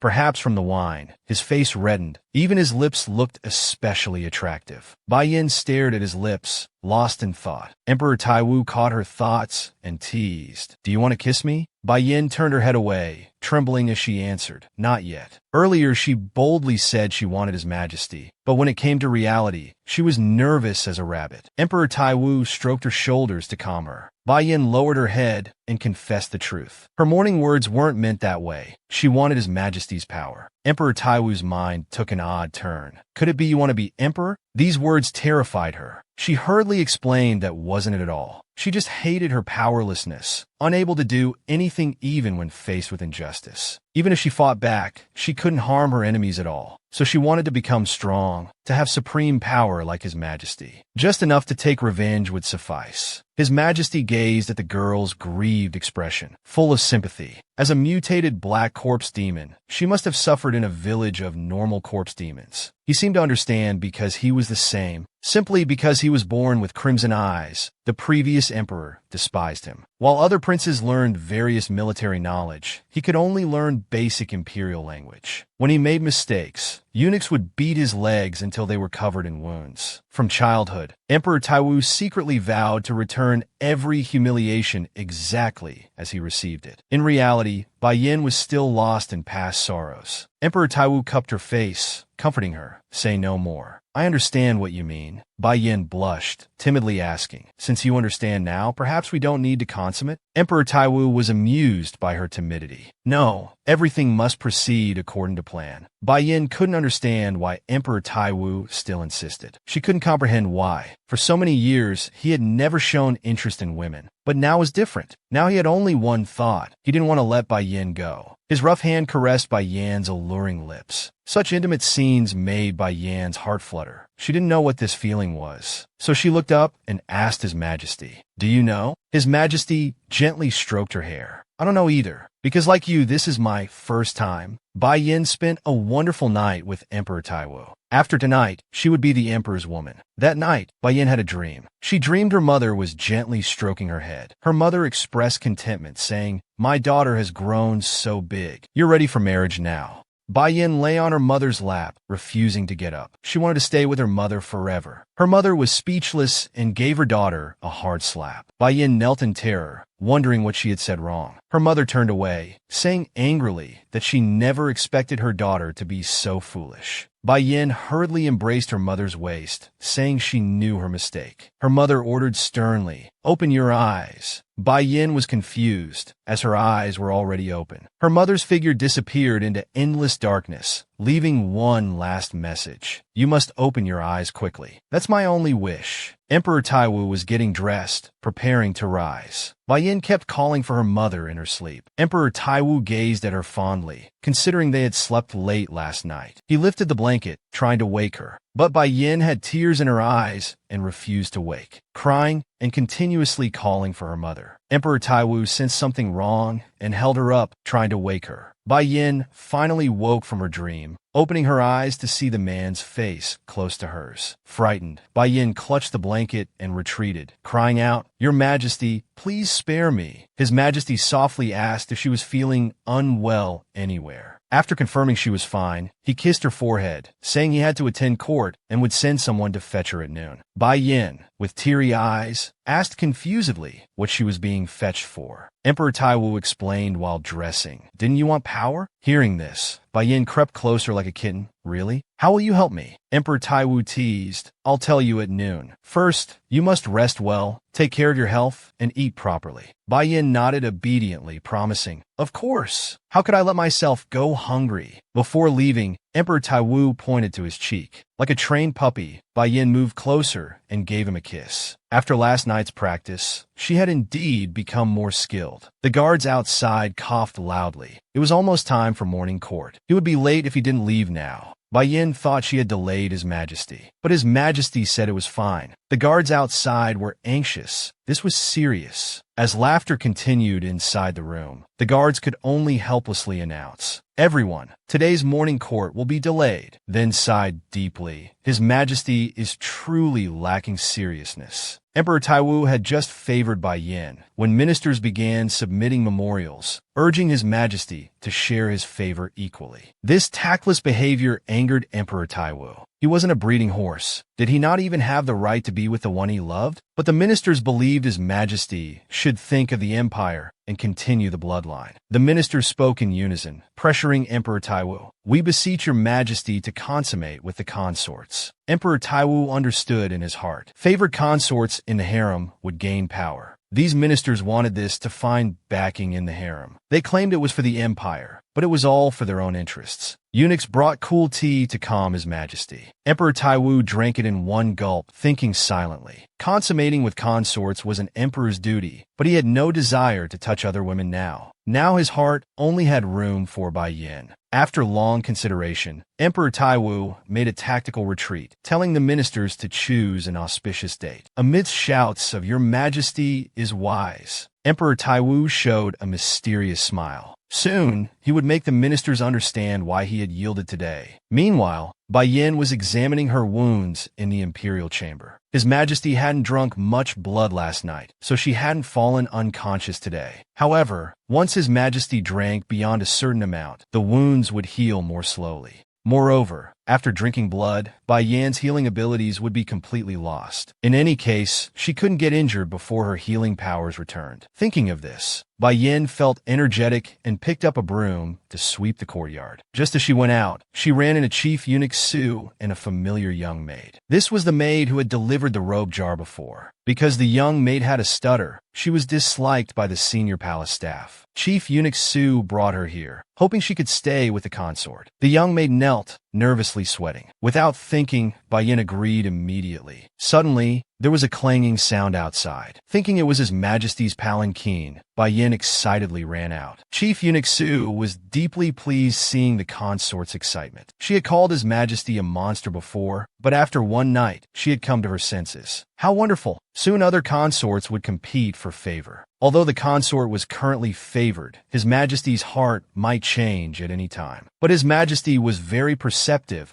and could easily distinguish insincere flattery. Fortunately, the consort was straightforward. Chief Eunuch Su calculated silently. If she remained favored, she might become empress and spend her life with His Majesty. Once she became pregnant, everything would be easier. But what concerned him most was the consort's sleepwalking. Palace people were very superstitious about sleepwalking, believing it was ghost possession. The consort's sleepwalking must be due to emotional issues. But if His Majesty was also superstitious, Chief Eunuch Su reconsidered. Last night the consort slept well, surely because she was tired from activities. If she could be similarly tired in the future, perhaps she wouldn't sleepwalk anymore. Chief Eunuch Su silently cheered for His Majesty. You must keep up the good work. In reality, when Bai Yin rushed outside, she found it wasn't His Majesty's palanquin, but 3 large boxes of gold, silver, and jewels sent by high officials and nobles. From a mere sacrificial consort to a favored one, Bai Yan's treatment had changed dramatically. Previously her palace had been poor without any valuables, but now, just after gaining favor, the news had spread. The nobles sent 3 large boxes of precious jewelry, clearly very valuable. Bai Yin initially wanted to return these gifts, but Chief Eunuch Su felt that these gifts were goodwill from the nobles and shouldn't be directly refused. However, Bai Yin wasn't greedy, as palace life already provided all necessities. Since this happened because of His Majesty, she'd let him help resolve it. Meanwhile, His Majesty was reviewing memorials. The ministers had chosen auspicious dates for him to spend nights with other consorts. His Majesty appeared calm, but was internally repulsed. He suddenly remembered the Princess of Laiwan, who had drawn the last lot last time, wasn't on the application list. She had previously bribed people to arrange being last, and logically should have rushed to consummate with His Majesty this time. This meant she was deliberately avoiding it. What was her purpose? To understand her true intentions, His Majesty ordered ministers to prepare a banquet. He wanted to see what this consort looked like. At this moment, Bai Yin arrived punctually at His Majesty's study. As usual, she was clumsy. Walking proudly to His Majesty, she immediately told him about the nobles' gifts. Those strange people have piled garbage at the palace gate. Emperor Taiwu was stunned. What garbage? Bai Yin explained it was silk, pearls, and gold bars. Emperor Taiwu hadn't expected the nobles to start flattering so quickly. He patiently explained those weren't garbage, but very precious things. Bai Yin nodded obediently. She knew they were expensive, but to her, they were just garbage. Because she didn't need them at all, she asked His Majesty to order them to take everything back. His Majesty was puzzled. Why should he order that? Bai Yin just wanted his support, explaining she had wanted to return them herself, but there was too much, and it would take several days. If His Majesty did it, it would only take one word. This reasoning made Emperor Taiwu laugh secretly. She really knew how to use people, but this proved she was content and well-behaved. Seeing Bai Yan's serious expression, Emperor Taiwu agreed to handle them today. However, Emperor Taiwu interlocked his fingers and smiled, asking how she would repay him. This question stumped Bai Yan. She only had her blood left as something valuable. Emperor Taiwu pretended to be troubled, stroking his chin. Bai Yin put her hands on her hips, laughing heartily, telling him to think about it and let her know later. Emperor Taiwu had already decided. Just looking at Bai Yin made his heart flutter. He picked up his brush and wrote a character on paper. It was his name. Bai Yin, who couldn't read, stared at the character blankly and asked, "Aren't you Emperor Taiwu?" His Majesty patiently explained this wasn't his real name. Since no one was allowed to directly call the Emperor's name, they used this character instead. This complex explanation confused Bai Yin. She didn't understand why Emperor Taiwu wanted to tell her his name. Emperor Taiwu looked up and smiled affectionately at Bai Yin. Since no one dared to call it, he wanted her to do so. Such exclusive favor made Bai Yan's heart race. She confessed to His Majesty that she couldn't read because her family was poor, and she never went to school. Emperor Taiwu picked up the brush and taught her how to read this character. In the imperial language, it meant son, while in the new language it meant beginning or start. Looking at His Majesty's handsome profile, Bai Yan's cheeks turned red. She had prepared to be mocked, but His Majesty was surprisingly calm. Emperor Taiwu asked Bai Yin to try calling his name. Nervously fumbling, she hesitantly called out. Hearing his beloved woman call his name for the first time, Emperor Taiwu couldn't get enough. "Call it again," he repeated several times.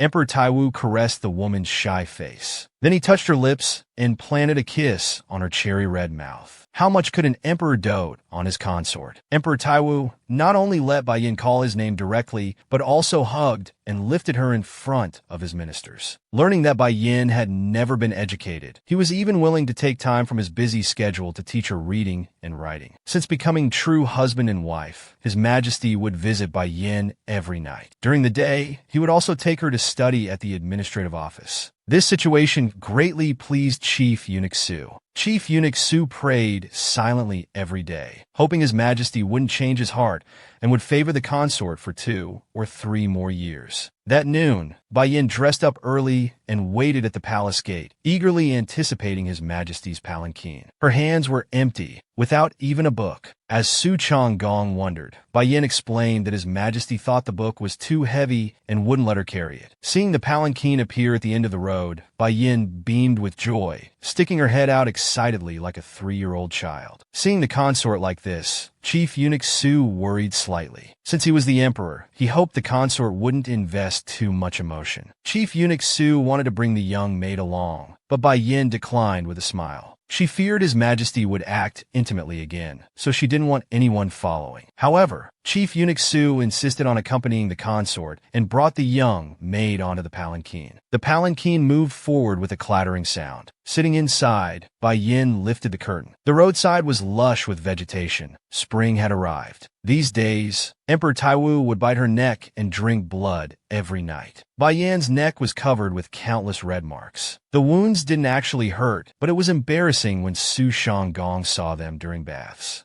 Being someone's wife for the first time, Bai Yin was both excited and shy. She thought she would never have any family besides her mother in this life. She never expected to become His Majesty's companion. However, whenever she was with His Majesty, his warm crimson eyes always soothed her heart. Just as Bai Yin was immersed in the sweetness of married life, the palanquin was approaching its destination. She suddenly remembered she hadn't memorized the characters His Majesty taught yesterday. If he found out, she would be punished. Bai Yin looked at the scenery outside the window, encouraging herself and muttering, "Don't lose heart." In Emperor Taiwu's study, the general was organizing books. While glancing at the door, he wondered when the consort would arrive. If lucky, he might catch a glimpse. His Majesty noticed this unusual behavior and suddenly asked if he had finished organizing. The general was startled and bowed to His Majesty with a red face, saying he was done. His Majesty was direct, asking the general to be honest. "Can't you forget about her?" The general's heart sank, his face turning from white to green. He frantically denied, No, I'm just curious how she's doing." Emperor Taiwu calmly peeled sweet potatoes while scrutinizing the general with sharp eyes. The general, sweating profusely, respectfully answered, "She is your harem's consort." Emperor Taiwu's tone suddenly turned serious, warning his subordinate not to let him lose a second time. The general nodded repeatedly. "Yes, your majesty understands." Just then, Bai Yin burst through the study door with a bang, taking large strides in. Seeing the general, Bai Yin actually greeted him first. "Long time no see." This made the recently scolded general extremely uncomfortable, his mind racing. Why did she come now? Moreover, she bypassed his majesty to greet me first. "Please don't blame the consort, your majesty." The next moment,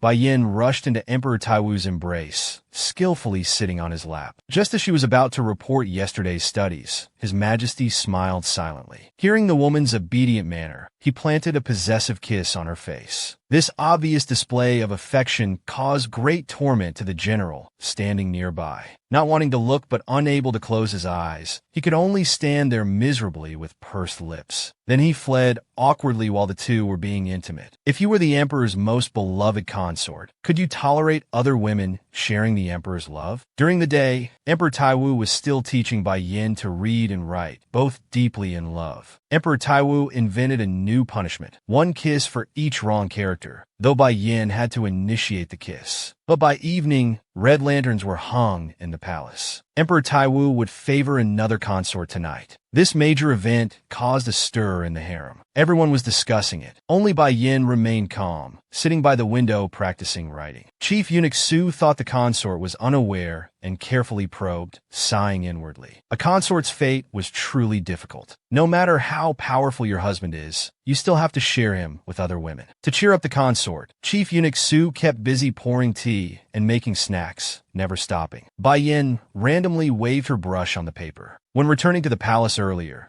she had seen the red lanterns in the palace maid's hands, identical to those hung that day. She had always known His Majesty had 4 other consorts besides her. She thought she wouldn't mind, but now Bai Yin felt utterly disappointed. This heavy, gloomy emotion grew stronger, and her mind couldn't help but wander. Would he do the same things with other consorts? Would he kiss and embrace them too? Would he look at them lovingly with his passionate gaze? At this thought, Bai Yin suddenly stopped writing. The paper before her was now a mess of scribbles, just like her tangled emotions. Bai Yin stared at the ink on her hands. Her hands were already not pretty, and now they looked worse with ink stains. Afraid that other consorts might be prettier than her, afraid His Majesty might fall in love with other consorts, Bai Yin unconsciously bit her fingertips until they bled. Just then, Chief Eunuch Su entered with sesame cakes and saw the consort's unusual behavior. He was frightened. Not wanting to worry him, Bai Yin put on a professional fake smile and said she had accidentally gotten her hands dirty. The chief eunuch brought a towel to clean the consort's hands, then offered the carefully made sesame cakes, saying they were good for the brain since the consort had been studying so hard lately. Bai Yin generously shared the treats on the table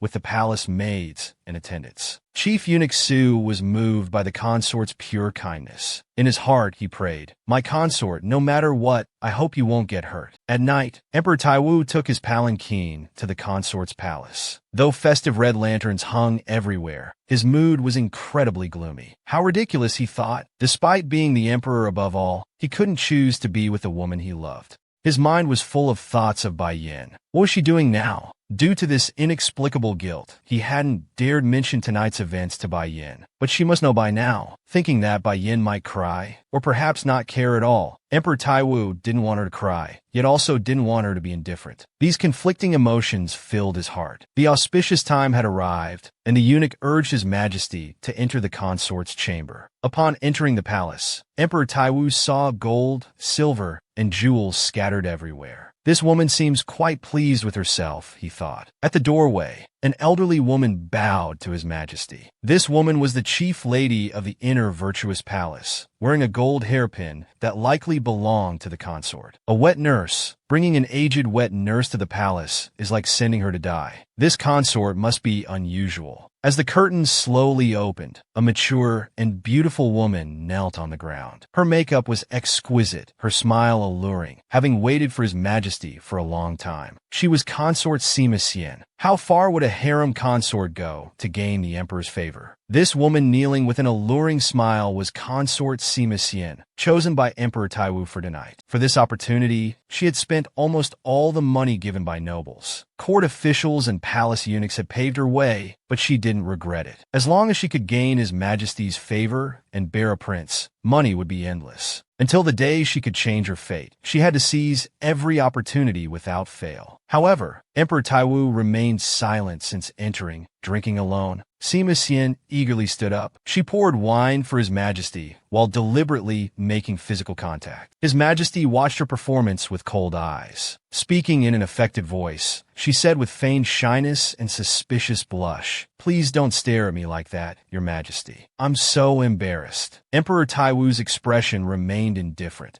as if sitting beside not an alluring consort, but a rough man. A virile man showing no interest in women. Was he ill? As Emperor Taiwu questioned himself, Bai Yan's image flashed through his mind. He had plenty of interest when with Bai Yan. Thinking of Bai Yan, Emperor Taiwu felt like he'd taken a stimulant, suddenly blushing with a racing heart. He shyly lowered his head, leaving Sima Xian beside him completely confused. Thinking her seduction was working, Sima Xian decided to go further. She reached to help remove His Majesty's dragon robe, but he firmly refused. The atmosphere had been ambiguous moments ago, but as soon as she approached, His Majesty turned cold as ice again. This contrast left Sima Xian panicked and frozen in place. She changed into different clothes. Outside, the eunuch asked how much time remained. The official replied, "Half an hour." Time silently slipped away. Sima Xian and His Majesty had only sat drinking for a while, and now only half an hour remained. This situation struck the woman like lightning. His Majesty meant that regardless of consummation, he would leave when time was up. Sima Xian used the official's rhetoric to keep His Majesty. "Today is an auspicious day. Think of the Empire's future." His Majesty's response cut like a knife to Sima Xian's heart. "You are indeed beautiful, but I have no interest in you." Desperate, Sima Xian had to keep His Majesty on this night she had staked her fate on. Disregarding etiquette, she suddenly stood up. "Your Majesty, please look at your subject again." She slowly removed her outer garment, revealing her graceful figure. She threw herself at Emperor Taiwu. As her face was about to kiss him, Emperor Taiwu's face turned ashen, and he reflexively pushed her away. The thought that the person sitting on his lap wasn't Bai Yan made him instinctively reject her. Sima Xian, with disheveled clothes, knelt on the ground, not knowing what she had done wrong. At this moment, the eunuch's voice rang out inappropriately from outside. "Your Majesty, time is up." These words were like a death sentence to Sima Xian. Her soul seemed to be instantly drained as she slumped to the ground. Even as Emperor Taiwu coldly walked past her, she didn't raise her head, just silently kneeling there. As an imperial consort, one naturally couldn't monopolize the emperor's love. Though knowing this principle, when Emperor Taiwu went to another consort tonight, Bai Yan unusually couldn't sleep. He tossed and turned in bed, unable to fall asleep. His mind wandered to thoughts of his mother, then to His Majesty. Troubled, Bai Yan sat up. He took out the beads and small knife his mother had left him. Bai Yan gripped his mother's belongings tightly, seeming to draw strength from them. Emperor Taiwu had promised to help him seek revenge. That should be enough. He shouldn't be greedy. Thinking about greed, Bai Yan suddenly realized he had already become greedy. Bai Yan got out of bed and sat at his desk. Emperor Taiwu had taught him that knowledge is power. To gain knowledge, one must first learn to read. After all, an empty head achieves nothing. Bai Yan picked up his brush and diligently practiced writing. In the dim candlelight, his figure appeared very lonely and desolate. Chief Eunuch Su kept watch at the palace gate. The consort had turned off her lights half an hour ago, but he wasn't sure if she was asleep. Though there was no movement now, he was still worried about her sleepwalking. Last night, Chief Eunuch Su had specially added sleeping powder to her medicine. Just recently, the light in the consort's room was still on. Had the sleeping powder failed? Chief Eunuch Su feared that the emperor favoring another consort might trigger her sleepwalking again. Because the fire suppressed in her heart couldn't be released, it would explode in her dreams. The consort had been doing well lately. He truly hoped she could completely overcome her sleepwalking. Just then, a sleepy palace maid came out, rubbing her eyes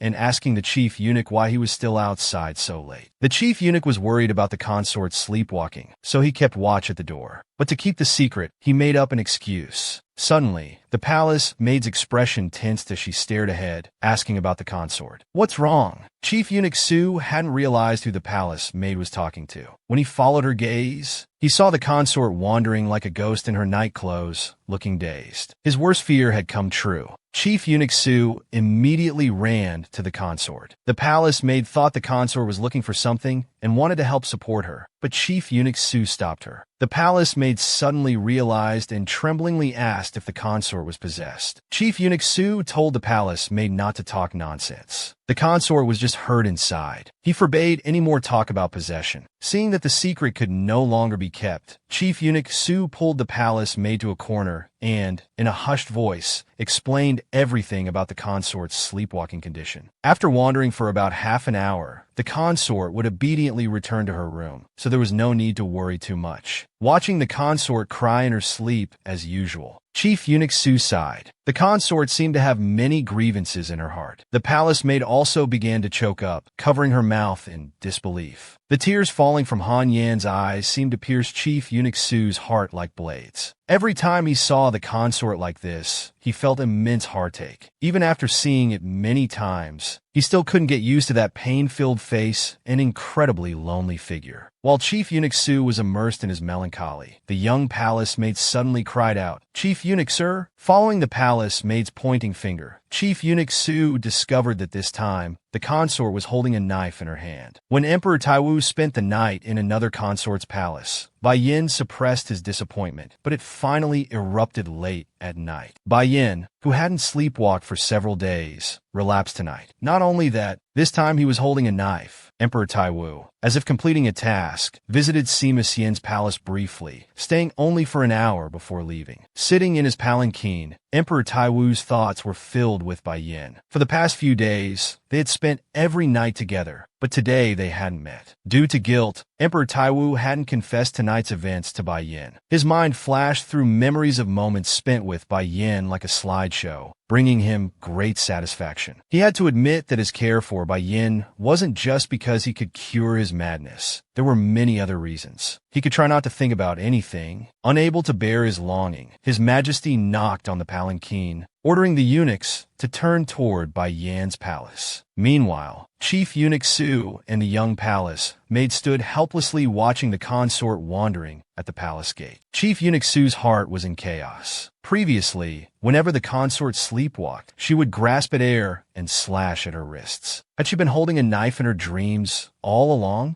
The young palace maid volunteered to take the knife from the consort's hand, but Chief Eunuch Su immediately stopped her, saying it might harm the consort. Not wanting to startle the sleepwalking consort, Chief Eunuch Su planned to quietly follow behind and take the knife once she entered her room. He feigned calmness, assuring the palace maid everything would be fine. "Don't startle the consort." Suddenly, footsteps approached from behind, and Emperor Taiwu's loud voice rang out. "Why is everyone out so late?" Seeing His Majesty approach with his eunuchs, Chief Eunuch Su sensed trouble and hastily bowed. They saw Bai Yin wandering at the palace gate with tears streaming down his face, stumbling. Emperor Taiwu was shocked by this scene. He strode forward, wanting to get closer. The next moment, several men in black uniforms stood in front of His Majesty. Emperor Taiwu ordered them to move aside. The guards refused, saying it was their duty to keep anyone with a weapon away from His Majesty, as the consort was holding a knife. Only then did Emperor Taiwu notice the knife in Bai Yan's hand. His face changed dramatically as he angrily ordered the guards to move. The guards knelt before Emperor Taiwu,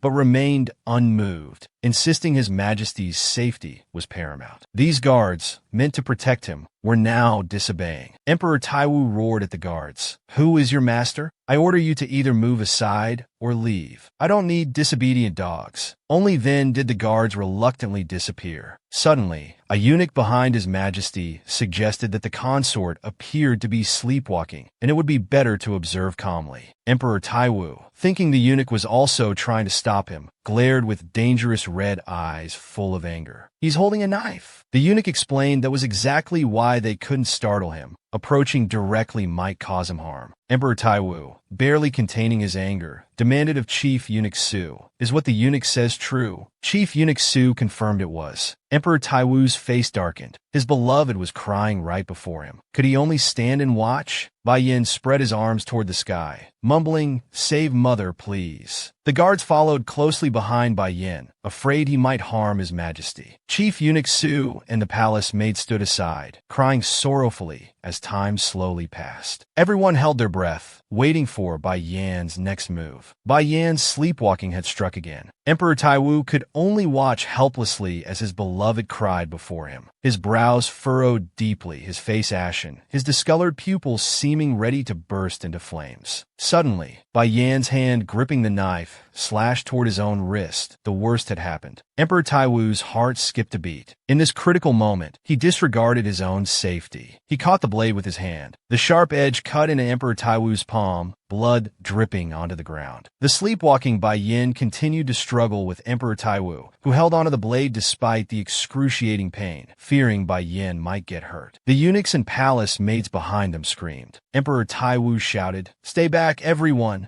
Deep in his terrifying midnight nightmare, Bai Yin kept struggling, mumbling, "Mother, take me with you. Don't leave me alone." He kept hitting the man's chest with his other hand. Sweat beaded on Emperor Taiwu's handsome face. He gently whispered in Bai Yan's ear, "Bai Yin, wake up. I'm here. I'll stay with you. Open your eyes and look at me." Whether it was Emperor Taiwu's words that worked or not, Bai Yin stopped struggling. Tears fell like broken strings of pearls. Seeing his words had effect, Emperor Taiwu gently coaxed, "Say my name. I taught it to you before. In Imperial language it means sun. In Star language it means beginning. Bai Yin, say my name, please." The man's gentle words were like a beam of light in the darkness, illuminating Bai Yan's clouded consciousness. He finally muttered, "Your Majesty." Seeing Bai Yan's expression soften and his grip loosen, Emperor Taiwu smiled despite his pain. As Bai Yan's knife-holding hand slowly lowered, Emperor Taiwu pulled him into his embrace, soothing him like a baby, speaking softly, "I'm here." The next morning, Bai Yin opened his eyes groggily. He felt warmth behind him, and the room was filled with the familiar scent of magnolia. The next moment, he jolted awake. Why was His Majesty here, holding him tightly from behind? Bai Yan's face turned red to his ears. What happened? Hadn't he gone to another consort's palace? Why was he here? Bai Yin turned to face His Majesty, his heart pounding as he stared at his handsome, sleeping face. Usually, His Majesty would rise before dawn. What was different today? He reached out to touch His Majesty's face. It was very pale. Had something happened? When Bai Yan's hand touched His Majesty's skin, he suddenly discovered his own hand was covered in blood. Bai Yan's heart stopped. His palm was covered in blood. What had happened? Pulling back the covers at midnight, he discovered His Majesty was severely wounded. Blood had soaked the entire bed. He cried out, "Your Majesty." His cry alerted the eunuchs and palace maids waiting outside. They burst in and saw His Majesty lying in a pool of blood. The eunuch rushed forward to check while Chief Su hurried to call the imperial physician. The eunuch frantically tried to stop His Majesty's bleeding with medicine. Bai Yin stood aside in panic, completely unaware of what had happened. When the imperial physician arrived promptly and examined His Majesty's condition, he became furious, demanding to know how the eunuchs had let His Majesty get so severely injured. Had they forgotten that severe injury could trigger His Majesty's condition? The eunuch lowered his head in silence. He should have checked His Majesty's wound last night. Flashing back to last night, after taking the knife from Bai Yin, His Majesty had carried him back to the palace. When the eunuch suggested treating his wound first, His Majesty firmly refused. The eunuch sighed, knowing he couldn't persuade His Majesty. Previously on the battlefield, His Majesty would often fight while wounded, ignoring everyone's advice. They could only hope the consort would wake early so they could treat His Majesty's wound then. In the present, the eunuch looked at the large bloodstains on the sheets, extremely worried. He hadn't expected the injury to be so severe. He should have insisted on treating the wound first. How much must an emperor love his consort to risk himself like this? Even with his palm cut by the blade, he still protected his beloved first. In the present, Emperor Taiwu had fallen unconscious from blood loss. The cut was too deep and hadn't been treated in time. The situation was grave. Now fully alert, Bai Yin finally understood the situation. He asked the eunuch for a short knife. The eunuch obediently handed over the knife. The seated imperial physician became alert, demanding to know what Bai Yin intended to do. Without answering, Bai Yin rushed to His Majesty's side, pushed aside the imperial physician, wanting to treat His Majesty himself. The next moment, Bai Yin stabbed the short knife into his palm. The inexperienced imperial physician thought Bai Yin was attempting suicide. He trembled in fear as he watched Bai Yan's determined expression. Enduring the pain, Bai Yin grabbed Emperor Taiwu's hand. He let his own blood drip into the emperor's wound. A golden light flashed, and where the blood dropped, the wound visibly healed. The imperial physician thought he was witnessing magic. The eunuchs and palace maids were also seeing such a scene for the first time. After the palm wound healed, Bai Yin leaned down. He tried to drip blood into Emperor Taiwu's mouth, but the unconscious emperor wouldn't open his mouth. Bai Yin held Emperor Taiwu's face, anxiously calling out, "Open your mouth and drink my blood quickly." The perceptive eunuch lifted His Majesty's face. He instructed the imperial physician to use acupuncture to make him open his mouth. The physician was about to approach with his needle box, but Bai Yin didn't want Emperor Taiwu to suffer from acupuncture. He refused with a gloomy face. "That won't be necessary. Let me handle this." Until now, the imperial physician still didn't believe in Bai Yan's abilities. The legendary healing powers of the Shi demon clan weren't supposed to be that miraculous. They only treated symptoms, not the root cause. Even multiple Shi demon clan members working together produced similar results. This was the conclusion from the physician's years of research. Yet this Black World demon had completely cured the illness with his power alone, and the treatment was simply his own blood. The physician stared at Bai Yin, secretly wondering where such powerful abilities came from. Bai Yin had healed His Majesty's palm wound with blood, but he remained unconscious.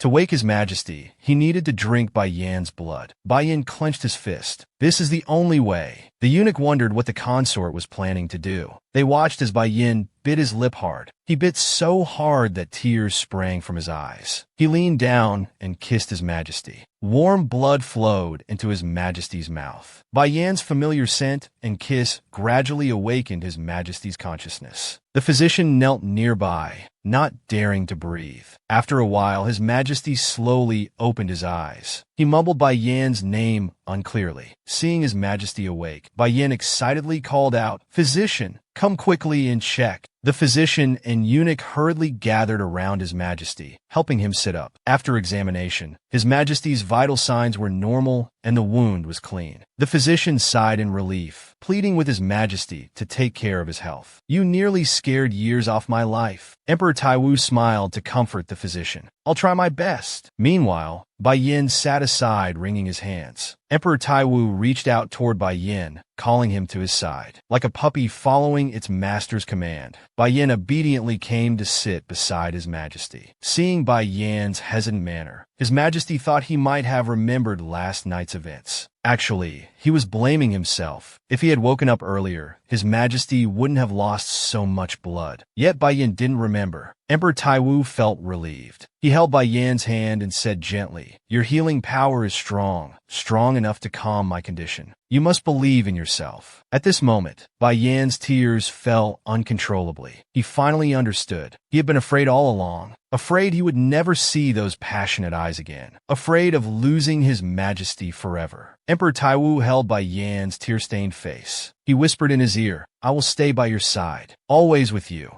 After Bai Yan's sleepwalking episode and Emperor Taiwu's self-sacrificing rescue, they finally recognized the love in each other's hearts. While Bai Yin still felt guilty for not waking up earlier, Emperor Taiwu gently caressed his tear-stained face, telling him not to worry, to laugh and cry freely in his arms, then rest peacefully. "Go to sleep," and Bai Yin nodded sadly. This tender moment moved both Su Shanggong and the palace maid to tears. Even with Bai Yan's red nose from crying and messy hair, in Emperor Taiwu's eyes, he was still adorable. Emperor Taiwu embraced him and only left after comforting him. By noon, Bai Yin had changed clothes and was practicing calligraphy at his desk. Looking out the window, the bloody events of the assassination attempt felt like a dream. Before leaving, Emperor Taiwu told Bai Yin to rest well, as he still had a slight fever from blood loss. He was to stay in his room and skip his administrative classes. Bai Yin touched his forehead. It was indeed still hot. His mind in chaos, he buried his head in his arms. The night his mother died, all he could do was cry. Watching a loved one slowly die, while being powerless to help, remained his deepest nightmare. That's why he couldn't bear to see anyone else die before him. That's why he desperately tried to heal the wounded. It helped him forget that night's despair. But today was different. This morning, when Bai Yin thought he might lose his majesty, his mind went blank. Did this mean he cared deeply for his majesty? This strange feeling troubled Bai Yin. He couldn't even understand his own heart. How foolish. In this country, it was common for men to have multiple wives, especially the emperor. Bai Yin was just one of 5 consorts. His majesty couldn't possibly favor him alone. Suddenly, Bai Yin's eyes widened as he sat up straight. I want his majesty to favor only me. He realized his frustration stemmed from his majesty's other 4 consorts. Bai Yin deeply despised this feeling. It meant he not only wanted his majesty's exclusive favor, but wanted to possess him entirely. Bai Yin's possessiveness toward Emperor Taiwu had taken root unknowingly, because without realizing it, he had fallen in love with his majesty. Like a girl experiencing first love, Bai Yin's mind was filled with thoughts of his beloved. Savoring his majesty's words from this morning, thinking, he must like me a little to say such things. But perhaps he was just imagining things. The conflicted Bai Yin frantically rubbed his temples. At the time, it felt like a confession, but maybe his majesty was just trying to comfort him. Deflated, Bai Yin lay on his desk and sighed deeply. I wish I had someone to confide in. Suddenly, Bai Yin realized the items on his desk were missing.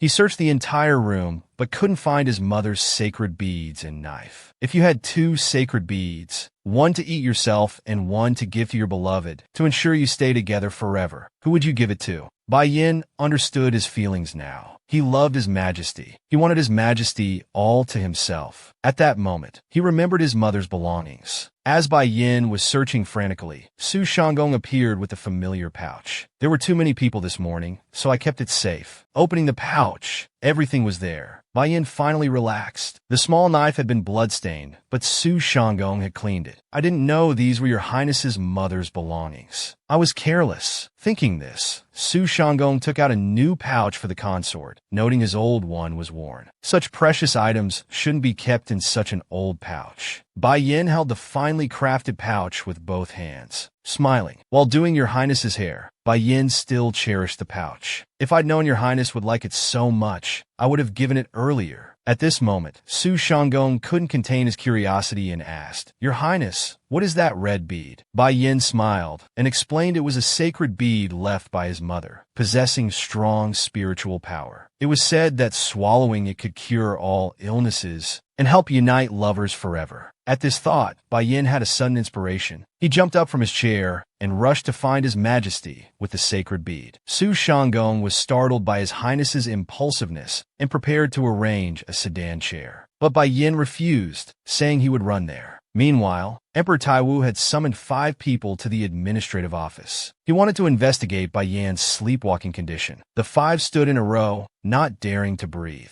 The room was silent as the emperor just looked at his documents without speaking. The general was restless, extremely nervous, wondering if he had done something wrong recently. Suddenly, Emperor Taiwu asked, Black Ghost, I heard your sister also had sleepwalking disorder? Black Ghost respectfully replied it was his younger sister, and detailed the symptoms and subsequent treatment. Unexpectedly, Black Ghost's sister, who had sleepwalking disorder, was thought to be possessed, and took her own life. This answer made the room's atmosphere heavy. The imperial physician's expression grew grimmer, so he stepped forward to explain. Previously, Su Shanggong had gotten several prescriptions from the imperial hospital for sleep aid and cooling medicines, showing he was trying to alleviate his highness's symptoms. The emperor stared at his palm thoughtfully. His palm had healed, leaving only a deep scar. Shanggong had been getting medicine for Bai Yin, but his condition hadn't improved. He had thought Bai Yin lived without worries, so when he spoke of wanting power, he didn't take it seriously. He never expected that behind that innocent face lay such deep hatred. Emperor Taiwu came back to his senses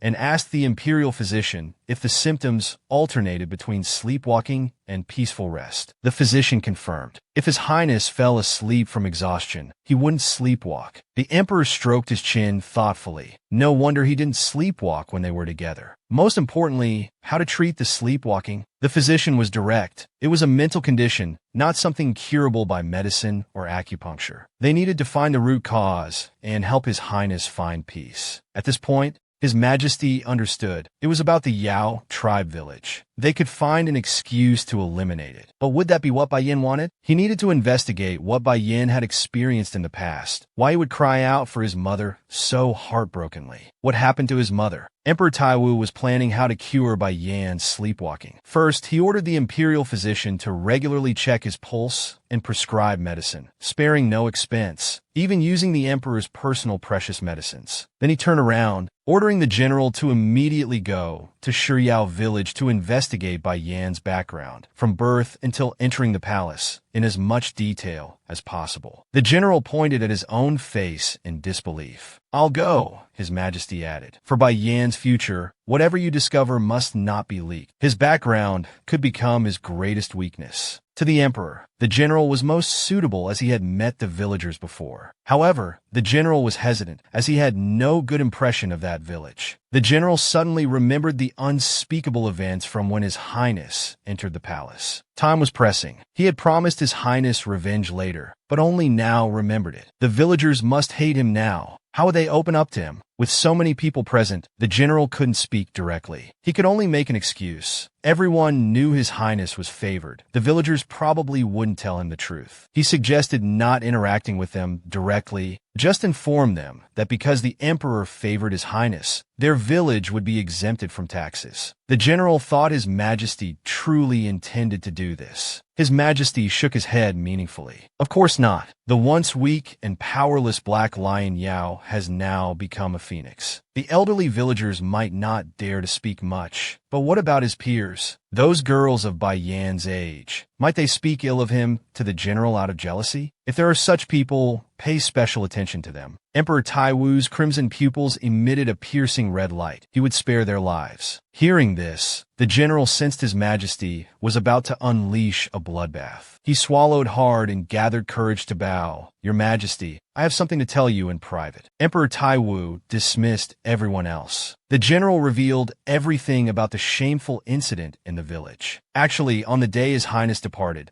he was bullied by 2 men from the village, possibly even violated. The emperor's heart sank, though he remained outwardly calm. "So, how did you punish them?" The general broke into a cold sweat, stammering that he wanted to kill them and several others from the village, saying he wanted to do it personally. But time was pressing, so they had to leave immediately. Hearing this, Emperor Taiwu called out, and Puling instantly appeared before him. Although Puling was also present at the scene and witnessed everything, His Majesty could no longer contain his anger and demanded loudly why it wasn't reported. The general and Puling thought it was a minor matter, so they hadn't reported it. Both trembled and knelt, begging His Majesty to calm down. His most beloved consort had been violated. Emperor Taiwu's rage could not be suppressed. He stood up suddenly, his gaze sharp as a knife, questioning the kneeling general. "Don't you love him? Then you should have told me about this even more." With the general's position, he could not only speak freely but had the authority to deal with those villagers. Emperor Taiwu's expression grew darker, murderous intent rising as he berated the general. "The person you love suffered such treatment, yet you turn a blind eye. How could you possibly care about the people's suffering?" The eunuch saw His Majesty's words growing more severe, as if wanting the general to die for his crimes. He quickly stepped forward to plead, "Your Majesty, please give him another chance." Unexpectedly, Emperor Taiwu cut off the eunuch. No one is allowed to plead for him. The general repeatedly knocked his head on the ground, apologizing that he had been too selfish. At that time, he was only lamenting falling in love with the emperor's consort, completely forgetting about His Highness's ordeal. Just as it seemed someone might die, the eunuch turned pale, hoping someone could calm His Majesty's anger. Suddenly, footsteps approached, and the guards announced the arrival of the imperial consort. The eunuch glanced meaningfully at His Majesty. His anger instantly vanished, replaced by the shyness of meeting his beloved. Indeed, only he could calm His Majesty. Emperor Taiwu was furious, and the red-haired general was about to lose his life. Just then, Bai Yan arrived in time. Hearing Bai Yan's name, Emperor Taiwu's demeanor softened like spring breeze, his murderous aura dissipating, a slight blush appearing on his face. Like a tamed lion, he sighed, unable to continue the meeting. He ordered Puling to investigate Bai Yan's background in Shiyao village. As for the general, after his repentance, his military command was revoked, temporarily returning him to the Black Ghost unit. Though stripped of his position as general, Red Hair didn't care, thinking tearfully that being able to continue serving His Majesty was enough. Outside, there was an argument as guards blocked Bai Yan. They wouldn't let him in, but Bai Yan insisted. His Majesty sighed helplessly. The next moment,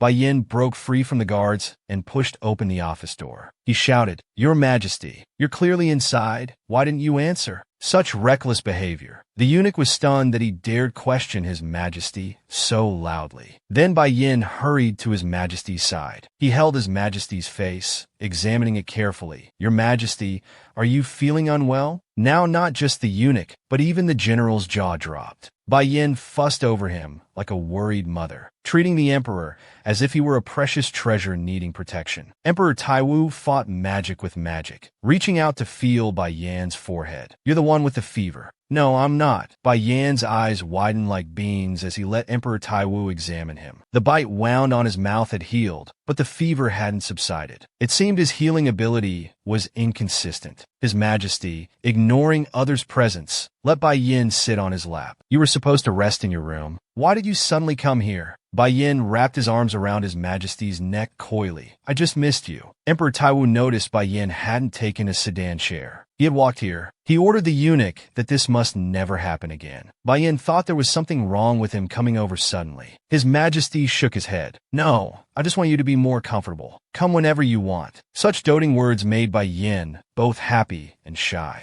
He lowered his head like a child, fidgeting with his fingers. His Majesty held Bai Yan's small hand and kissed it. Even though Bai Yan's hands were rough and short, and he had picked them until they were uneven, in His Majesty's eyes, his nails were beautiful and his fingers were cute. Bai Yan blushed at His Majesty's unrestrained praise, covering his mouth. "Enough, enough. Stop talking." Unexpectedly, His Majesty stuck out his tongue and licked his finger. This intimate gesture made Bai Yan shiver from head to toe. He turned his face away, pouting that such things should be said in private. At that moment, Bai Yan just noticed that the general was there too. The general knelt on the ground, barely noticeable, like a big third wheel. He had knocked his head too hard earlier, and blood was flowing down his forehead. Bai Yan noticed the general's injury and couldn't help but ask about it. The general worried internally. "It's over. His Highness will surely use his blood to heal me. His Majesty, just calm down. Now he'll be angry again." He smiled and knelt, trying to brush it off. Unexpectedly, His Highness, sitting on His Majesty's lap, didn't follow the usual pattern, saying righteously, "You must go see the palace doctor. Even small wounds can become serious if infected." The general knelt and bowed to His Highness, suddenly freezing. "Wait, palace doctor? Won't your Highness heal me personally?" Sensing the general's confusion, Emperor Taiwu smiled and concluded, "That's right. Palace people should seek treatment from palace doctors. You may leave now." The general withdrew with a dejected face, feeling both relieved and heartbroken. Have you ever loved someone? Love brings out selfishness and possessiveness in people. Since realizing his love for His Majesty, Bai Yan's attitude toward others had changed. He was no longer the naive person he used to be. Now he didn't want to use his blood to heal others. He wanted to save all his blood for His Majesty.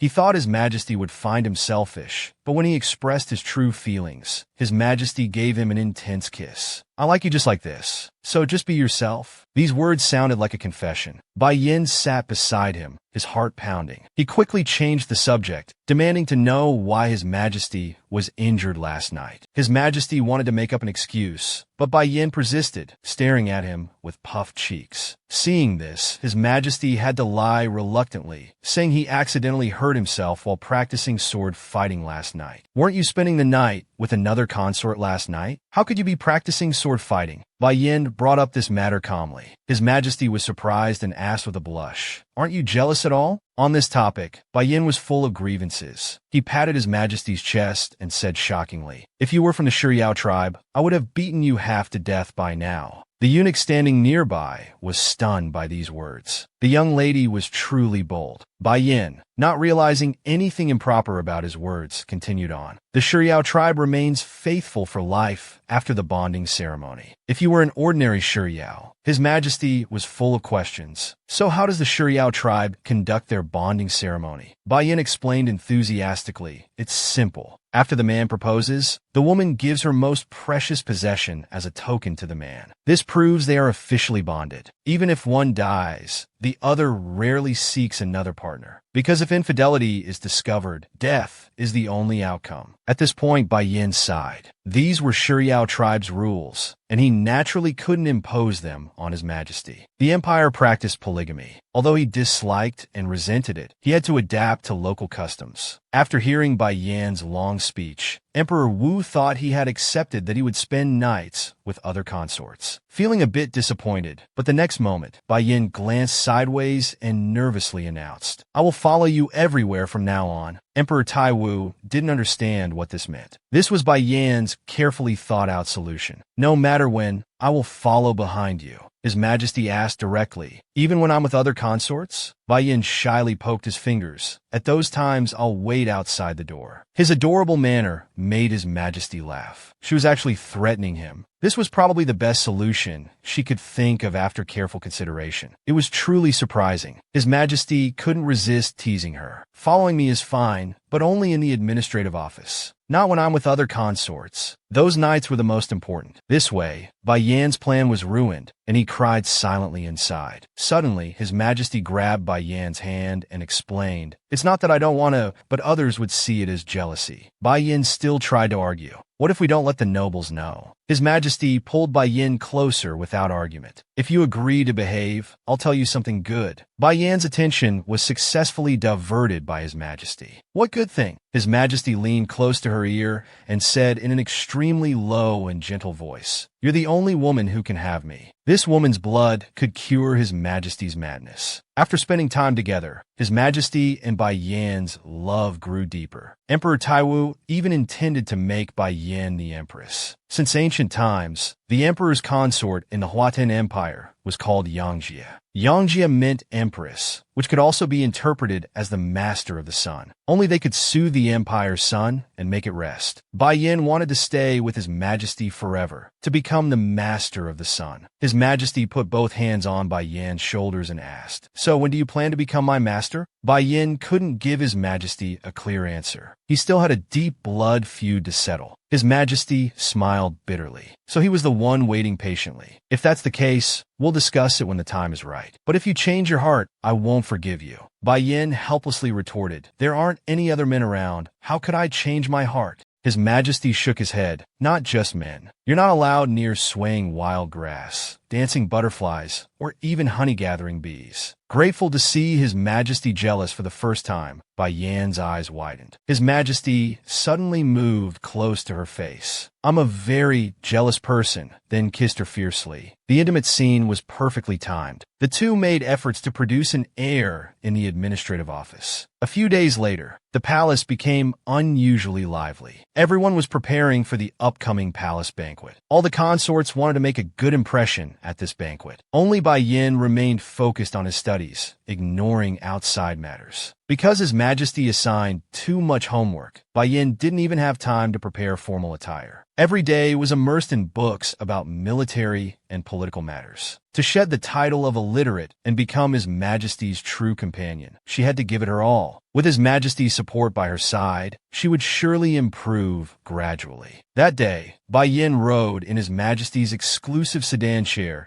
to the administrative office for lessons as usual. From the rattling sound of the sedan chair, His Majesty knew it was him. The Red Lotus carriage was a privilege only for the emperor, and His Majesty had granted it only to Bai Yin. Such favor was unique in the palace. His Majesty's love for Bai Yin was almost obsessive. The imperial ministers were puzzled. They wanted to research documents, but information about the Black Stone Kiln was scarce. Was the palace consort really from the Kiln tribe? Looking back now, their first meeting was extraordinary, and His Majesty fell in love instantly. But he was far too favored. His Majesty even personally taught him to read, and teaching governance and principles of monarchy no less. These books were meant for the crown prince, not something a mere consort should have access to. Moreover, His Majesty only favored him and showed no physical interest in other consorts. Most importantly, His Majesty's medicine frequently contained blood. Thinking of this, the minister bowed to His Majesty. Recently, rumors are spreading in the palace. The consort's identity is unclear. Are you aware of this? Bai Yan's true identity had aroused suspicion throughout the harem. Rumors were spreading lately. Many suspected His Majesty was bewitched by Bai Yan's sorcery. Even his closest ministers weren't exempt. Emperor Taiwu didn't care about this, but the minister insisted on investigating and clarifying. The noble's rumors became increasingly unbearable, saying you were cursed by the consort, just like when the former emperor passed away. So for the consort's sake, please take this seriously. At the mention of the former emperor, Emperor Taiwu's mood darkened, his tone revealing hidden meaning. He questioned the minister whether this was for Bai Yan's benefit or to ease their own doubts. Emperor Taiwu was present when the former emperor died. His limbs rotted, and he was constantly delirious, having hallucinations. At that time, people in the palace suspected a survivor of the Qi tribe had transformed into a consort and cursed His Majesty. The Qi tribe people could use sorcery and were exterminated by Emperor Taiwu. If someone was clever enough to hide their identity and disguise as a consort, how could they mistake their enemy? In reality, Emperor Taiwu closed his eyes, unwilling to say more. He warned the minister this matter was not up for discussion and never to mention it again. The minister left the administrative office dejectedly. Unexpectedly, he ran into Bai Yin, who was coming in for lessons with books in hand. The seemingly innocent Bai Yin, with a flowery smile, enthusiastically greeted the minister. The minister glanced at the Principles of Monarchy book in the consort's arms, wanting to say something but daring not to. He could only bow and leave reluctantly. Meanwhile, His Majesty and Bai Yin were having lessons and flirting in the main room. His Majesty had ordered the palace to make many new clothes for Bai Yin, but to Bai Yin, food would have been better than clothes. He had never eaten sweets before and only recently started trying them, so he wanted to eat more every day. Discovering Bai Yan's obsession with food, His Majesty wondered why. Bai Yin recalled his childhood of hunger and cold. He had been traumatized by starvation. His Majesty thought Bai Yan's love for food came from his mother's influence. At the mention of his mother, Bai Yin seemed to transform, his earlier gloom giving way to endless emotions. No, mother was different from me. When she ate, she chewed slowly and had a small appetite. She always left the leftovers for me to finish. Suddenly, Bai Yan's heart skipped a beat. Mother always ate, so little to leave food for him. How could he be so foolish? Always realizing things too late and often throwing tantrums, making mother angry. Thinking of this, Bai Yin couldn't help but choke up. Emperor Taiwu embraced the woman, understanding that his words had touched a deep wound in her heart. Gently stroking her hair, he casually mentioned his own childhood. Emperor Taiwu's childhood was also dark. The former emperor tortured him in every way possible, and nobles mocked him daily. Although he had eunuchs by his side, they were still servants. No one was truly close to him. His heart was cold and bitter. Bai Yin wrapped both arms around His Majesty's waist, holding him tight. Two people with wounded childhoods embraced each other, warming each other. This woman was the most favored consort in the harem. Today was her first attendance at a banquet. Other palace consorts were all eager to see her face. Bai Yin woke up early, carefully dressed by senior maid Su and the young maids. His already pure and cute face became even more delicately beautiful. He changed into the pre-ordered formal attire.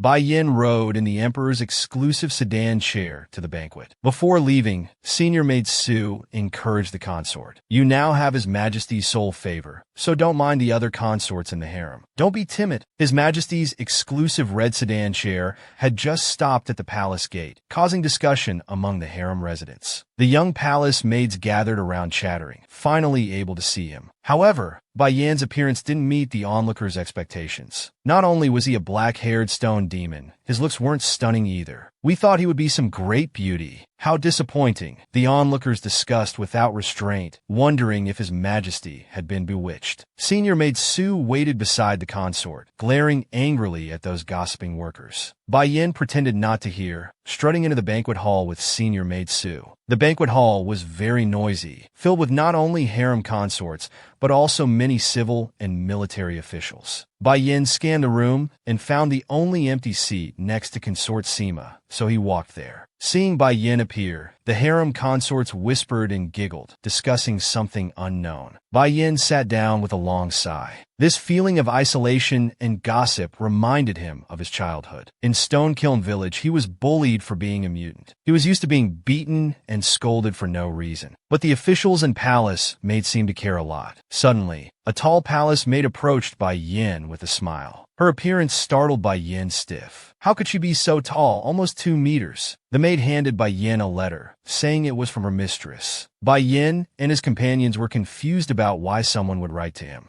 The maid explained with a smile that her mistress had always wanted to get acquainted, but was too shy to express herself. She could only show goodwill through letters and hoped for understanding. Bai Yan accepted the letter, feeling the maid didn't seem malicious. He casually asked where Lady Li was seated. The maid pointed to the edge seats. Bai Yan craned his neck to look in that direction. This glimpse left Bai Yan stunned. She was the most beautiful consort in the harem, and from the Lei Wen kingdom. The princess's white eyes widened in shock at the woman's beauty across from her. That gray long hair, those loving water-like eyes, and an aura of noble elegance. Every gesture could enchant anyone. Such a beautiful woman left the inexperienced Bai Yan dazed. Senior Maid coughed softly behind a consort. Bai Yan finally came to his senses. The Lei Wen princess's personal maid was a head taller than other palace maids. Her sturdy build drew mockery from other maids. "Look how muscular she is." This inconsiderate mockery greatly disgusted Bai Yan. He tugged at his hair in displeasure, wondering why everyone was so judgmental about appearances. Suddenly, a deep voice sounded from behind. "Why the frown?" Bai Yan replied grumpily, "Nothing." Emperor Taiwu asked again, still saying it's nothing? Only then did Bai Yan realize it was His Majesty. His Majesty wore an indulgent smile, walking to Bai Yan's side regardless of others. The consorts who hadn't seen His Majesty for long created a commotion, all kneeling in respect. Only Bai Yan sat dumbfounded. As everyone knelt, Bai Yan didn't want to be different. Just as he was about to kneel, Emperor Taiwu lifted his chin, indicating he needn't, then dominantly planted a kiss on his lips. This blatant favoritism made other consorts seethe with hatred, especially Sima Qian. Inexplicable anger rose to her head. "Your Majesty, why are you so infatuated with this woman? What's her background?" As the banquet officially began, Emperor Taiwu held Bai Yan in his arms, watching the acrobatic show. Other consorts had no interest in the performance, thinking such childish shows were common on the streets. But when His Majesty's gaze swept over, they had to pretend to be interested, smiling and clapping along. His Majesty saw through their poor acting. Only Bai Yan watched with genuine interest, unwilling to look away, even ignoring His Majesty. Seeing Bai Yan's excited expression, His Majesty showed a gratified smile. Earlier, His Majesty had asked Bai Yan what performances he'd like to see at the banquet. Bai Yan knew nothing about it. His Majesty mentioned acrobatics and plays, terms Bai Yan had never heard before and didn't understand. His Majesty then realized his beloved consort had never seen acrobatics before, so he immediately promised that on that day, "I will arrange it for you."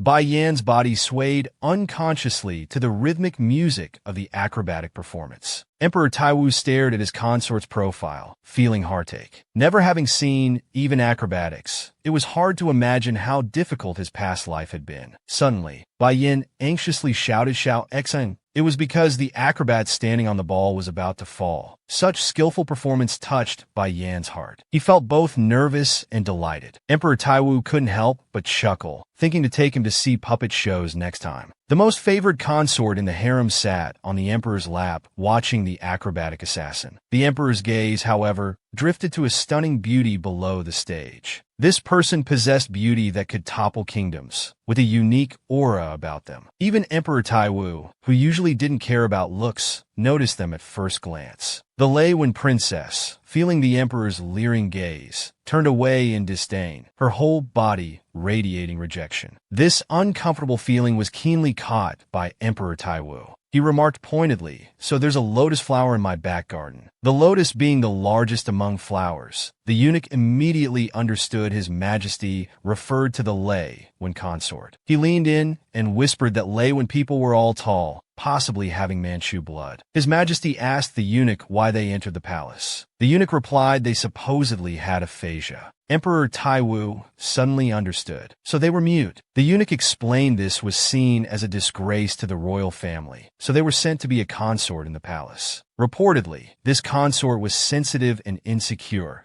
dismissing palace maids and never leaving their quarters. Emperor Taiwu stared at the person's profile below, doubting this. They seemed quite composed. If they were truly as sensitive as the eunuch claimed, they would be restless and looking around anxiously. This person was suspicious. Emperor Taiwu decided to keep watch. Just then, the acrobatic performance ended. Bai Yin enthusiastically applauded the performers. Emperor Taiwu nuzzled his consort's small face, saying, "You've been ignoring me for so long." Bai Yin was very satisfied with today's banquet, grateful for His Majesty's thoughtfulness. He knew this was specially prepared for him, as others seemed quite disinterested. Emperor Taiwu traced Bai Yin's chin, promising to take him to see puppet shows next time. What are puppet shows? Bai Yin didn't know. His Majesty explained there were puppets as disobedient and as beautiful as him. Saying such things in front of so many people made Bai Yin blush instantly. Such words should be said in private. Emperor Taiwu didn't mind. His eyes could only see Bai Yin. During this intimate moment, His Majesty prepared to leave with Bai Yin to visit the young prince in his chambers. Bai Yin shyly nodded. Just as they were about to leave, a minister rushed forward to stop them. "On such a good day, we must have the beauties entertain. Remember during the previous emperor's time, the harem consorts would perform. Why not take this opportunity to let the consorts showcase their talents?" Halfway through the palace banquet, as His Majesty tried to leave early with Bai Yin, a pockmarked official stopped them, suggesting the harem consorts perform their talents for entertainment. His Majesty lowered his head in thought. The nobles had indeed started forming factions. They constantly schemed in the shadows to support their backed consorts and princes. It was said they not only sent succubi into the palace, but also smuggled and banned abortifacient herbs and disfiguring pollen. These were all old tricks used by the previous emperor's consorts, nothing new at all. However, smuggling such dangerous herbs into the palace must have required considerable noble backing. Emperor Taiwu coldly looked at the ministers sitting below. These people who claimed to act for the empire's sake were truly ridiculous. If he left with Bai Yin now, they would surely spread rumors and slander behind their backs. He couldn't give them any opportunity. In reality, Emperor Taiwu's expression was displeased. He reluctantly agreed. Below the stage, several consorts could barely hide their smiles. They seemed eager to perform, especially Sima Xian, who could barely contain her laughter. Everything was going smoothly. Only Bai Yin looked confused, wondering why they suddenly had to showcase their talents. "Do I have to perform too?" But performing talents wasn't enough. The ministers pushed further, hoping His Majesty would offer rewards. The consort with the best performance would get one wish granted. With such a reward, the consorts would surely be motivated. Emperor Taiwu inwardly clicked his tongue. So this was their plan. He suggested letting the consorts state their wishes first. The minister laughed. That wouldn't be interesting. Seeing this, Emperor Taiwu had no choice but to comply. He agreed. Below, the consorts remained composed, wearing slight smiles. They seemed well prepared. Only Bai Yin appeared very nervous. It seemed the consorts had planned this and isolated Bai Yin. Emperor Taiwu waved his hand, deciding to make this performance more interesting. He ordered the eunuch to bring paper and brush, wanting to set a theme for the performance. This development was unexpected by the ministers, who panicked. Breaking into cold sweat, His Majesty quickly wrote 2 characters, masks. The upcoming performances must reflect this theme.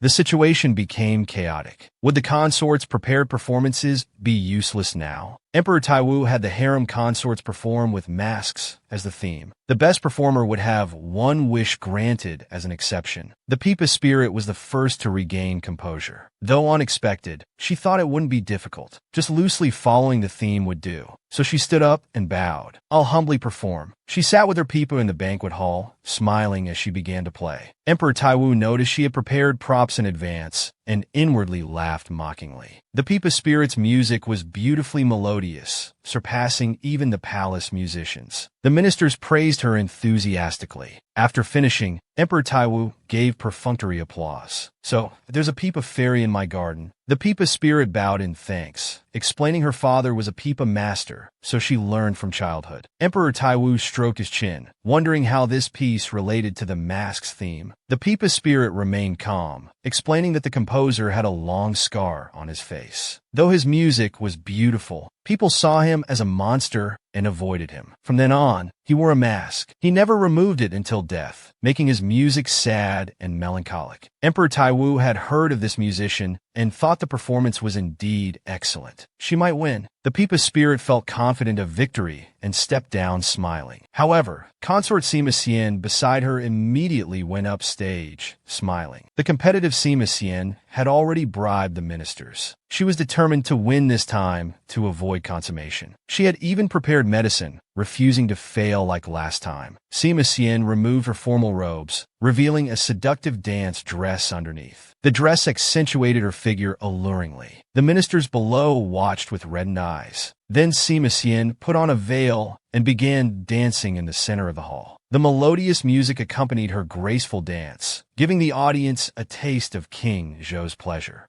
Seeing Sima Xian dance so well, another consort turned pale with anger. She had also prepared a performance but couldn't compare to Sima Xian. When the dance ended, Emperor Taiwu and Bai Yin sincerely applauded Sima Xian. Sima Xian removed her veil, saying she named it the mask dance, fitting the theme perfectly. Determined to win, Sima Xian glanced at her conspiring minister, who immediately nodded in agreement. Emperor Taiwu called for the next consort. This consort declined to perform. She forfeited directly. The last one was the Lei Wen princess. Everyone eagerly anticipated what talent this heavenly beautiful princess would present. Unexpectedly, the princess turned her head away reluctantly. Her personal maid stood in front of the princess, explaining, "Your Majesty, my lady is naturally shy and really cannot perform in public." His Majesty waved his hand, indicating he understood. Now only Bai Yi remained without a response. Emperor Taiwu stared at the woman in his arms, Mei Yin. She looked unwell, having made no preparations. She must be very nervous now. After two consorts had performed their talents, the ministers below argued endlessly about whose performance was better. The minister who first proposed the performance cleared his throat. He had clearly been bribed by Sima Xian, continuously praising the mask dance. Emperor Taiwu wasn't fooled by their scheme. Neither consort had truly captured the theme. Their careful plans were about to fail. The ministers panicked and asked, "Your Majesty, isn't the mask the theme?" In Emperor Taiwu's view, masks weren't just for covering faces, but could also express oneself. Just then, Bai Yin tugged at Emperor Taiwu's sleeve, reminding him, "I'm still here." Emperor Taiwu didn't understand his beloved's meaning. Bai Yin pointed at her small face. "Can I try? As long as the performance captures the theme, right?" Emperor Taiwu clearly had little confidence in Bai Yin, but she jumped down from his lap. The consorts below were bewildered. The banquet performance was supposed to be known only to them. How could Bai Yin participate? She couldn't have prepared in advance. Bai Yin strode to the center of the banquet hall.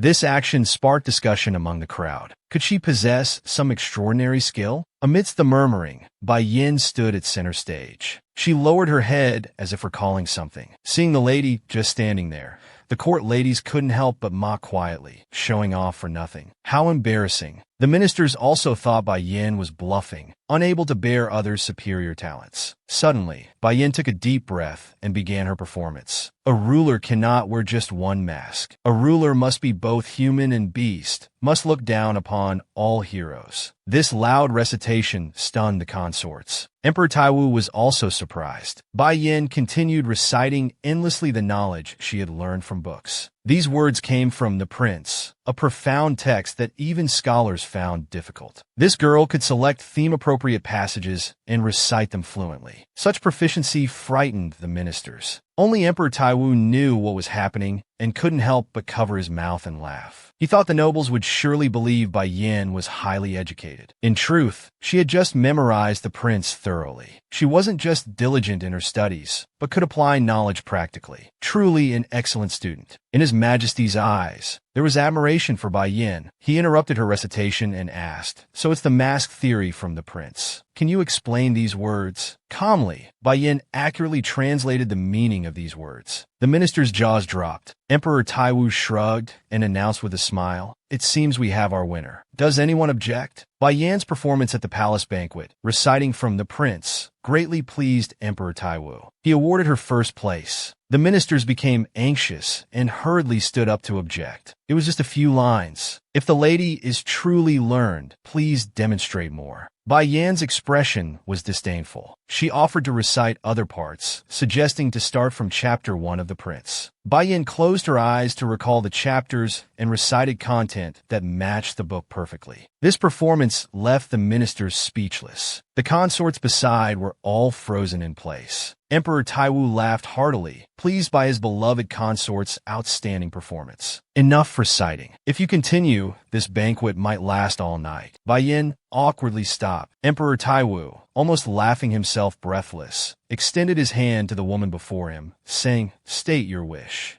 Below the stage, silence fell. No one dared to object to His Majesty's decision anymore. As the ultimate winner, Bai Yin shyly scratched her small face. Then she ran to His Majesty's side and whispered gently in his ear. The Pipa Spirit and Sima Xian were grinding their teeth in anger. It was their scheme, yet Bai Yin benefited from it. After hearing Bai Yan's wish, His Majesty's pupils shook. Bai Yin nodded repeatedly. Yes, that's right. The ministers' minds were full of questions about what she had said. The next moment, Emperor Taiwu announced to everyone that he was promoting consort Bai Yin to 4th rank consort. This caused an immediate uproar. The ministers and consorts exploded with reaction. They all advised His Majesty that even if he favored her, he shouldn't promote someone 2 ranks at once. The pockmarked minister who had been bribed by Sima Xian was particularly agitated. "Your Majesty, it was just an entertainment performance. This reward seems excessive." Emperor Taiwu sneered. "Wasn't this your idea? You said revealing wishes beforehand would spoil the fun." The minister was speechless, then stammered. "Though that's true, the lady only recited a few memorized lines." Emperor Taiwu could no longer contain his anger and let out a contemptuous laugh. "You hypocrite! I remember during the previous emperor's reign, people could be promoted just for singing and dancing." These words hit home. The minister had no more arguments and could only stand there trembling with rage. Thus, Bai Yin became famous overnight and was promoted to 4th rank consort. After the banquet, Su Shanggong and the little palace maid couldn't hide their admiration for their mistress. "Such difficult text, yet you memorized it all." The scholarly Bai Yin scratched her face embarrassedly. Su Shanggong's gossip spirit burned brightly, eyes shining, asking what reward the lady had requested from His Majesty. It turned out Bai Yin had whispered to His Majesty that after the banquet, she wanted to walk back hand in hand with him. Su Shanggong was stunned by her mistress's modest request. "You performed just for that? That was too risky." Bai Yin smiled and shook her head. She had intervened because she didn't want His Majesty to spend the night with other consorts. She hadn't had time to think about what wish to make. Su Shanggong was surprised. My lady had already seen through those consorts' ulterior motives? Bai Yin sighed. "I'm not stupid." Their eyes were all fixed on His Majesty. Seeing that her mistress wasn't as naive as she appeared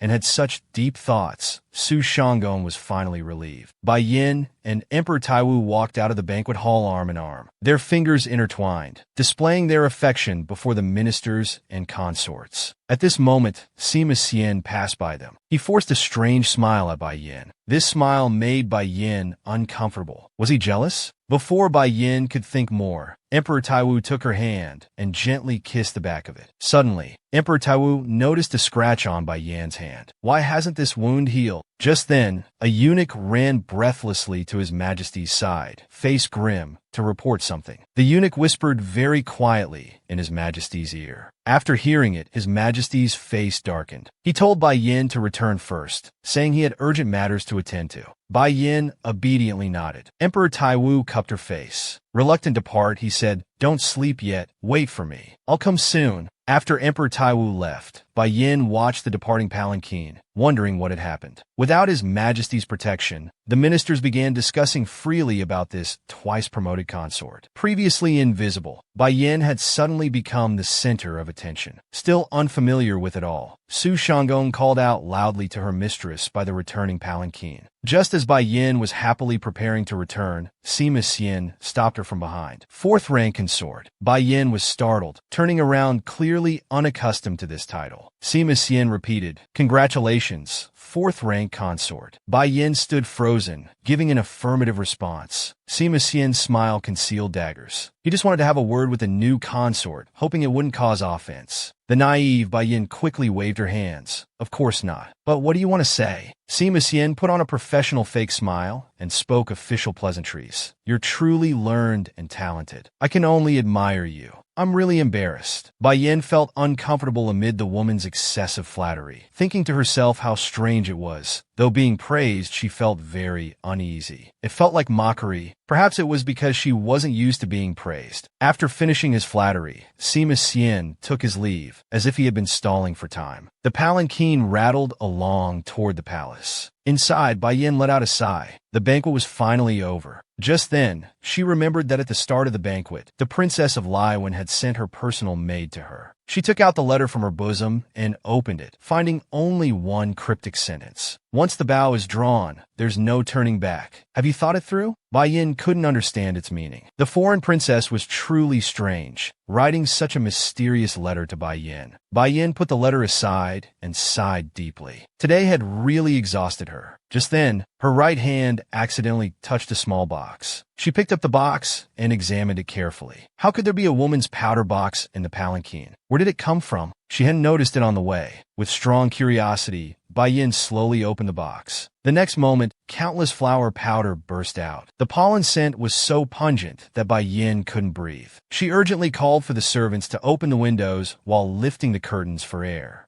But the powder's effect was extremely strong, like a poison gas bomb. Even with the windows open, the suffocating pain didn't decrease at all. Bai Yin lay in the palanquin, gasping for air. Unexpectedly, drops of blood fell from her nose. Bai Yin reached out in disbelief to touch the blood on the floor. That's when she noticed her hands were covered in black spots, and her entire face was nearly disfigured. Meanwhile, Emperor Taiwu was listening to ministers' reports in the government office. He learned that the poisonous frost powder had been smuggled into the palace. During the banquet preparations, when the makeup artist entered the bustling flower tower, it seemed that was when it was secretly brought in. Emperor Taiwu questioned if they had tracked the person's whereabouts. The minister reported that the person had visited all consorts' quarters except fourth-rank consorts. Emperor Taiwu stroked his chin in thought. All consorts. Frost powder was a highly toxic pollen that caused excruciating pain upon contact and left burns. It became a tool used by noble ladies against their rivals. The previous emperor's consorts each had plenty. However, currently all items going to Bai Yin were checked by the head eunuch and personal eunuchs. Moreover, Bai Yin possessed strong healing abilities. Frost powder shouldn't cause her much harm. What worried Emperor Taiwu was whether this incident could turn the situation around for Bai Yin. He wanted to use this opportunity to send all consorts out of the palace, making them behave, to let Bai Yin smoothly ascend to the position of empress. In reality, Emperor Taiwu ordered the minister to arrest the makeup artist for future prosecution. Suddenly, a woman's urgent voice came from outside. "Let me in." The guards were blocking her entry. The commotion outside caught Emperor Taiwu's attention.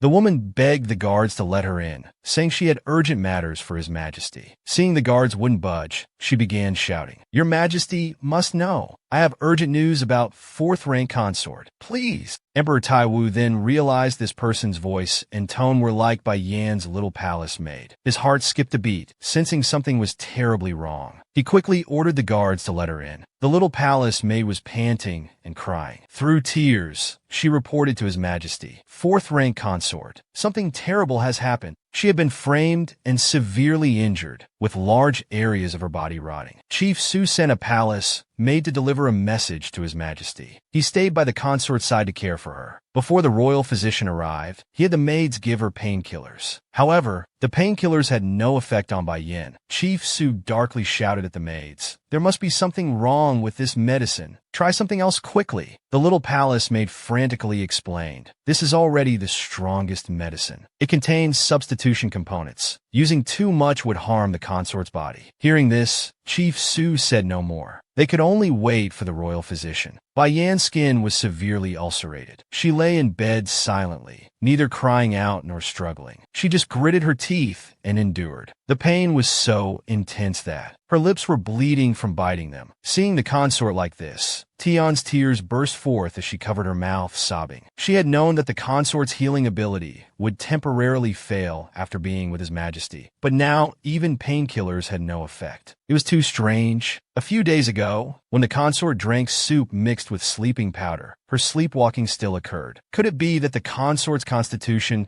was naturally this way, immune to all medicines? As Chief Su was lost in thought, Emperor Taiwu burst through the door, breathing heavily. He had clearly run all the way there. Along with Emperor Taiwu came Chief Su moved aside to let the royal physician check her pulse. After seeing the situation, the physician shook his head. The consort's injuries are clearly from frost powder. Even the slightest touch now would cause her unbearable pain, so don't touch the wounds. Emperor Taiwu's face was covered in fine beads of sweat. Heartbroken, he bent down close to Bai Yin. Seeing His Majesty arrive, Bai Yin painfully uttered 2 words, "Your Majesty." Emperor Taiwu quickly moved closer to hear Bai Yan's words. She just repeatedly said, it hurts so much." Each word cut like a knife, making Emperor Taiwu's heart ache terribly. He gripped the bedsheet tightly, trying not to cry, but his body still trembled uncontrollably. How could this happen? Emperor Taiwu suddenly remembered that at the end of the banquet, Bai Yin had a wound on the back of her hand. He had said it should have healed already. Why hadn't it? He turned to instruct the physician. "Quick, use medicine to ease the consort's pain." As the physician prepared the medicine, a maid standing nearby carefully said, "We've already tried, but it didn't work."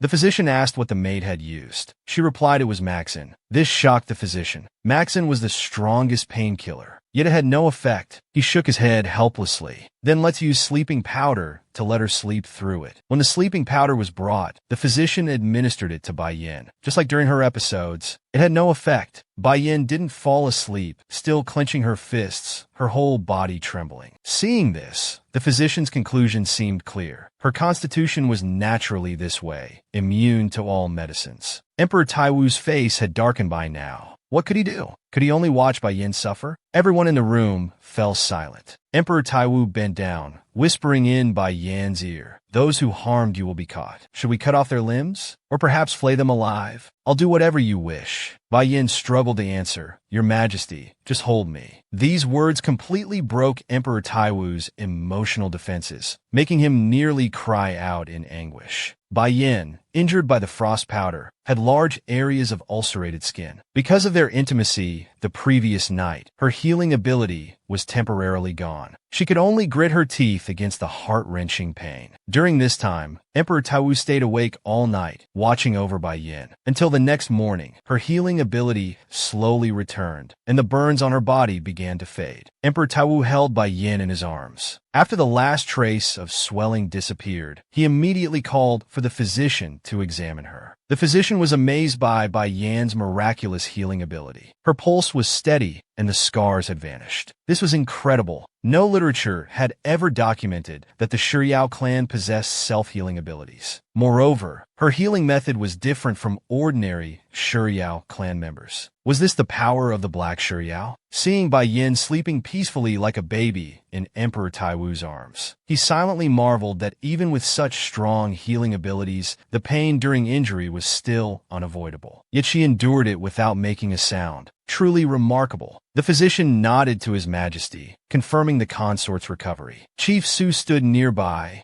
beaming with joy. He too had stayed up all night watching over the consort. He helped tuck Bai Yin into bed. For the sake of the consort's health, he suggested she rest for a few days. He requested permission from His Majesty to stay by her side and monitor her condition. His Majesty agreed without hesitation. At this moment, a eunuch approached His Majesty, asking how to deal with the culprits. Should all the concubines be arrested for questioning? Emperor Taiwu pondered briefly. Instead of answering, he ordered the eunuch to summon his personal minister to bring the list of charges to the court meeting. The eunuch, realizing the gravity of the situation, asked tremblingly, "Will you attend the court meeting yourself?" His Majesty's face darkened. "Yes, and after the court meeting ends, summon the black guards immediately." Emperor Taiwu then gently laid Bai Yin down to rest. It was time for morning court. The eunuch had thought His Majesty would stay with the consort until she awoke. Could he be planning to attend court as usual? Emperor Taiwu lovingly kissed Bai Yan's cheek and whispered in her ear, "I'll be back soon." Then he called to Puling, who was hiding in the shadows, ordering him to bring his sword. Frightened, Puling hesitated. Emperor Taiwu repeated, "I said bring me my sword." Only then did Puling obediently present the sword. The sword left its scabbard, its blade gleaming with a cold light. Emperor Taiwu's gentle demeanor vanished, replaced by a murderous aura.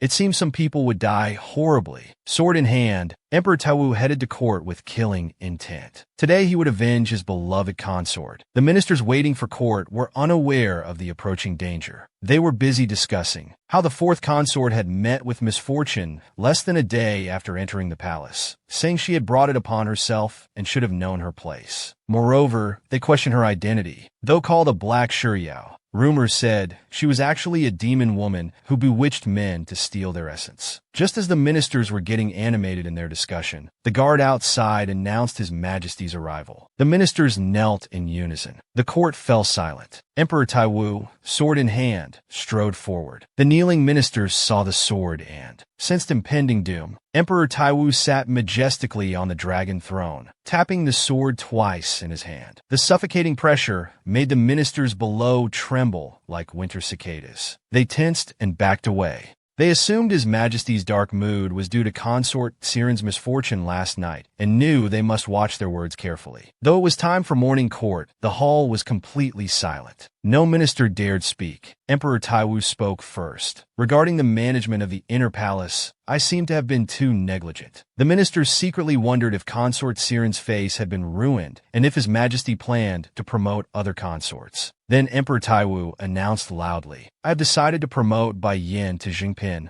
Zhengpin is third rank among palace women, just 2 ranks below Empress." Bai Yin had received multiple promotions shortly after entering the palace, which the ministers couldn't accept. They wanted to stop His Majesty together. But given the situation, no one dared to speak first. After pushing each other around, finally one bold minister was pushed forward. This unfortunate minister bowed to His Majesty. He said with a forced smile, "This consort was just promoted yesterday. It's only been 1 day. This decision seems inappropriate. Moreover, her background is unclear." The words "unclear background" touched His Majesty's raw nerve. His face darkened instantly, his eyes blazing with unlimited fury. He demanded, "What do you mean by unclear background?" The minister was terrified. He had heard too many rumors and accidentally spoke without thinking. He still struggled desperately, defending himself. "Isn't it about fair rewards and punishments? Your subject thinks rewards should be based on merit." Emperor Taiwu feigned sudden understanding. "Fair rewards and punishments? Indeed, that makes sense." The minister thought he had escaped danger, repeatedly bowing. The next moment, Emperor Taiwu smiled maliciously. He called to his personal minister, who took out the list of charges. As he began turning the pages, the ministers below swallowed nervously. The personal minister finally found the content he was looking for. He read aloud: tax evasion, forcing women into marriage, usury, corruption, and bribery. Other minor charges need not be mentioned. Emperor Taiwu responded in kind,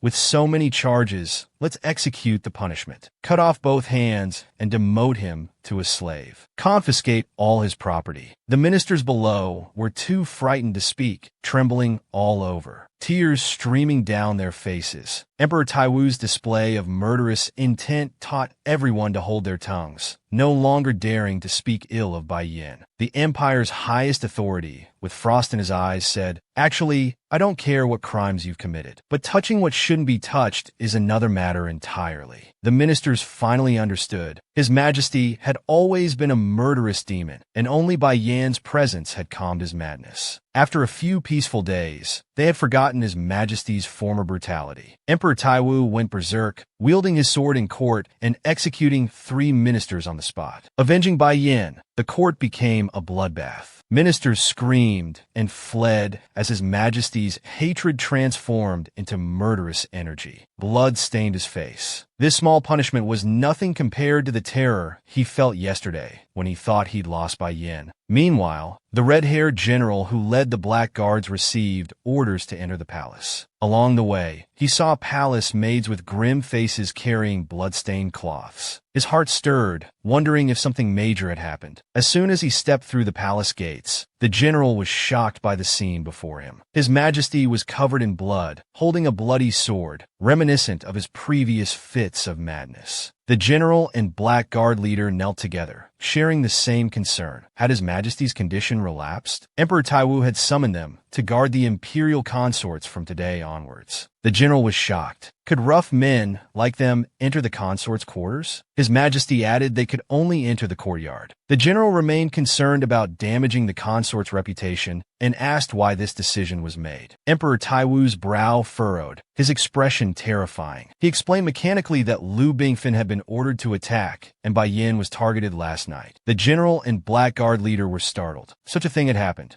Who did it? Emperor Taiwu said it didn't matter. Those who tried to bring down Bai Yin were all in it together, so he had just executed 3 nobles. The general, who had always been by His Majesty's side, thought killing only 3 was fewer than expected. Emperor Taiwu turned away, saying it was just to make an example. The general was more confused. If so, the consort shouldn't need protection anymore. After this incident, who would dare approach Hua Hua Soa? The general was right, but His Majesty had his own considerations. Soon, he would promote the imperial examination system to bring in talent for the empire, eliminating the nobles. After today's events, those nobles would surely realize that once the examination system was implemented, they would have no way out. They would struggle desperately then, attacking Bai Yin, as she was Emperor Taiwu's only weakness. The general understood, but asked why use the Black Guards instead of the Shadow Guards. Emperor Taiwu suddenly turned, speaking deliberately. "I want them to see with their own eyes how much I care for Bai Yin, and what consequences they'll face if they harm her." The general fell into thought. His Majesty wanted not just to protect her, but to assert his authority. But the Black Guards weren't suitable as guards. They were professional assassins, skilled only in killing. Just then, the silent Black Guard leader spoke up, vowing to protect the consort. She had healed the Black Guards before. They could protect both her safety and keep her abilities secret. The 2 agreed, and the task was given to the Black Guards. "Starting tomorrow, whether willing or not, I won't allow her to be hurt again." Such a domineering command left the red-haired general bewildered. After handling state affairs, Emperor Taiwu came to watch over Bai Yan's bedside. In her unconscious state, Bai Yan had a nightmare where her mother angrily told her daughter not to worry about revenge and to wake up immediately. In reality, Bai Yin was mumbling "mama" in her sleep. When she slowly opened her eyes, she saw Emperor Taiwu's concerned face up close. Though Bai Yin was the one injured, Emperor Taiwu looked even more haggard. To ease his worry, Bai Yin struggled to sit up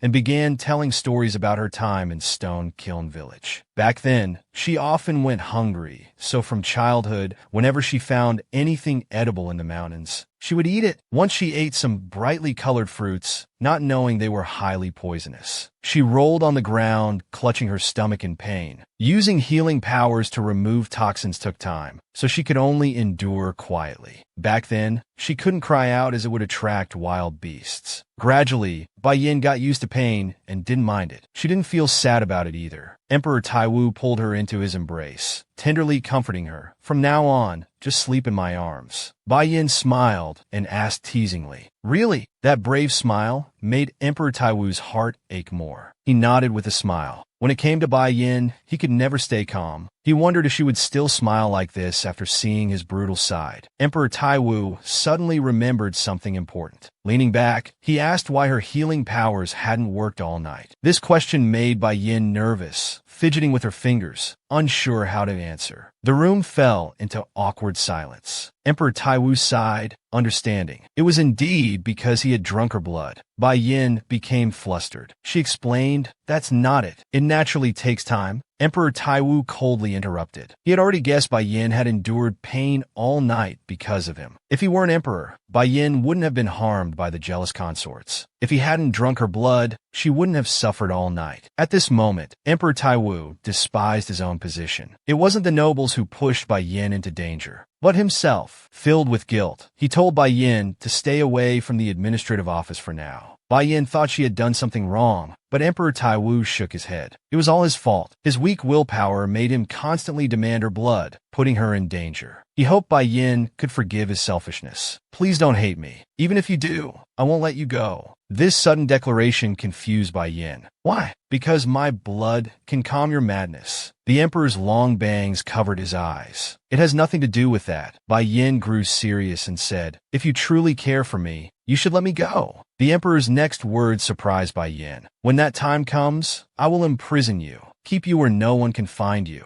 watch you constantly. Even if you cry and scream, I won't let you go. I'll make you look only at me, talk only to me." After hearing this terrifying and dark declaration, Bai Yin burst out laughing. This response left Emperor Taiwu dumbfounded. "I like you, so you can't easily let me go." Emperor Taiwu had revealed his darkest thoughts. Even if Bai Yan's heart changed in the future, he wouldn't let her go. Instead, he would imprison her, keeping her only for himself. Bai Yin laughed instead of getting angry. "If I ever change my heart, you can do as you please." Not only accepting her lover's dark thoughts, but finding them endearing. This must be true love. Having slept all day, Bai Yin was hungry. Emperor Taiwu ordered servants to bring a table full of delicacies. Bai Yin ate happily, smacking her lips. Emperor Taiwu couldn't help asking if it was really that delicious. For Bai Yin, who came from poverty, eating such luxurious meals was undoubtedly the happiest thing. Seeing his beloved eat so heartily, Emperor Taiwu felt satisfied just watching. Suddenly, Bai Yin brought up something. If she couldn't go to the administrative office, where would she study? Emperor Taiwu said he would build a study in Bai Yan's quarters. Bai Yin bit her chopsticks, deep in thought. This way, she would spend less time with His Majesty. Before, at the administrative office, she could use organizing as an excuse to stay longer. The emperor saw through her thoughts and added with a smile, "I'll come too." Emperor Taiwu suddenly put down his chopsticks and spoke seriously about the assassin, asking how she wanted to deal with them. At the mention of the assassin, Bai Yan's face immediately darkened. When Liu Bingfen burned her, Bai Yin felt excruciating pain throughout her body. Before, she thought the people from Kiln Village were the worst. She never expected the people in the palace to be even worse. If she didn't have healing abilities, she would have had to live with ugly scars for the rest of her life. At that time, lying in bed enduring the pain, Bai Yin clenched her fists, silently vowing, "No matter who you are, you're dead. I will never let you go." In reality, Bai Yin asked His Majesty how much power a 4th-rank official had. Emperor Taiwu then told her that she was now a Zhengpin.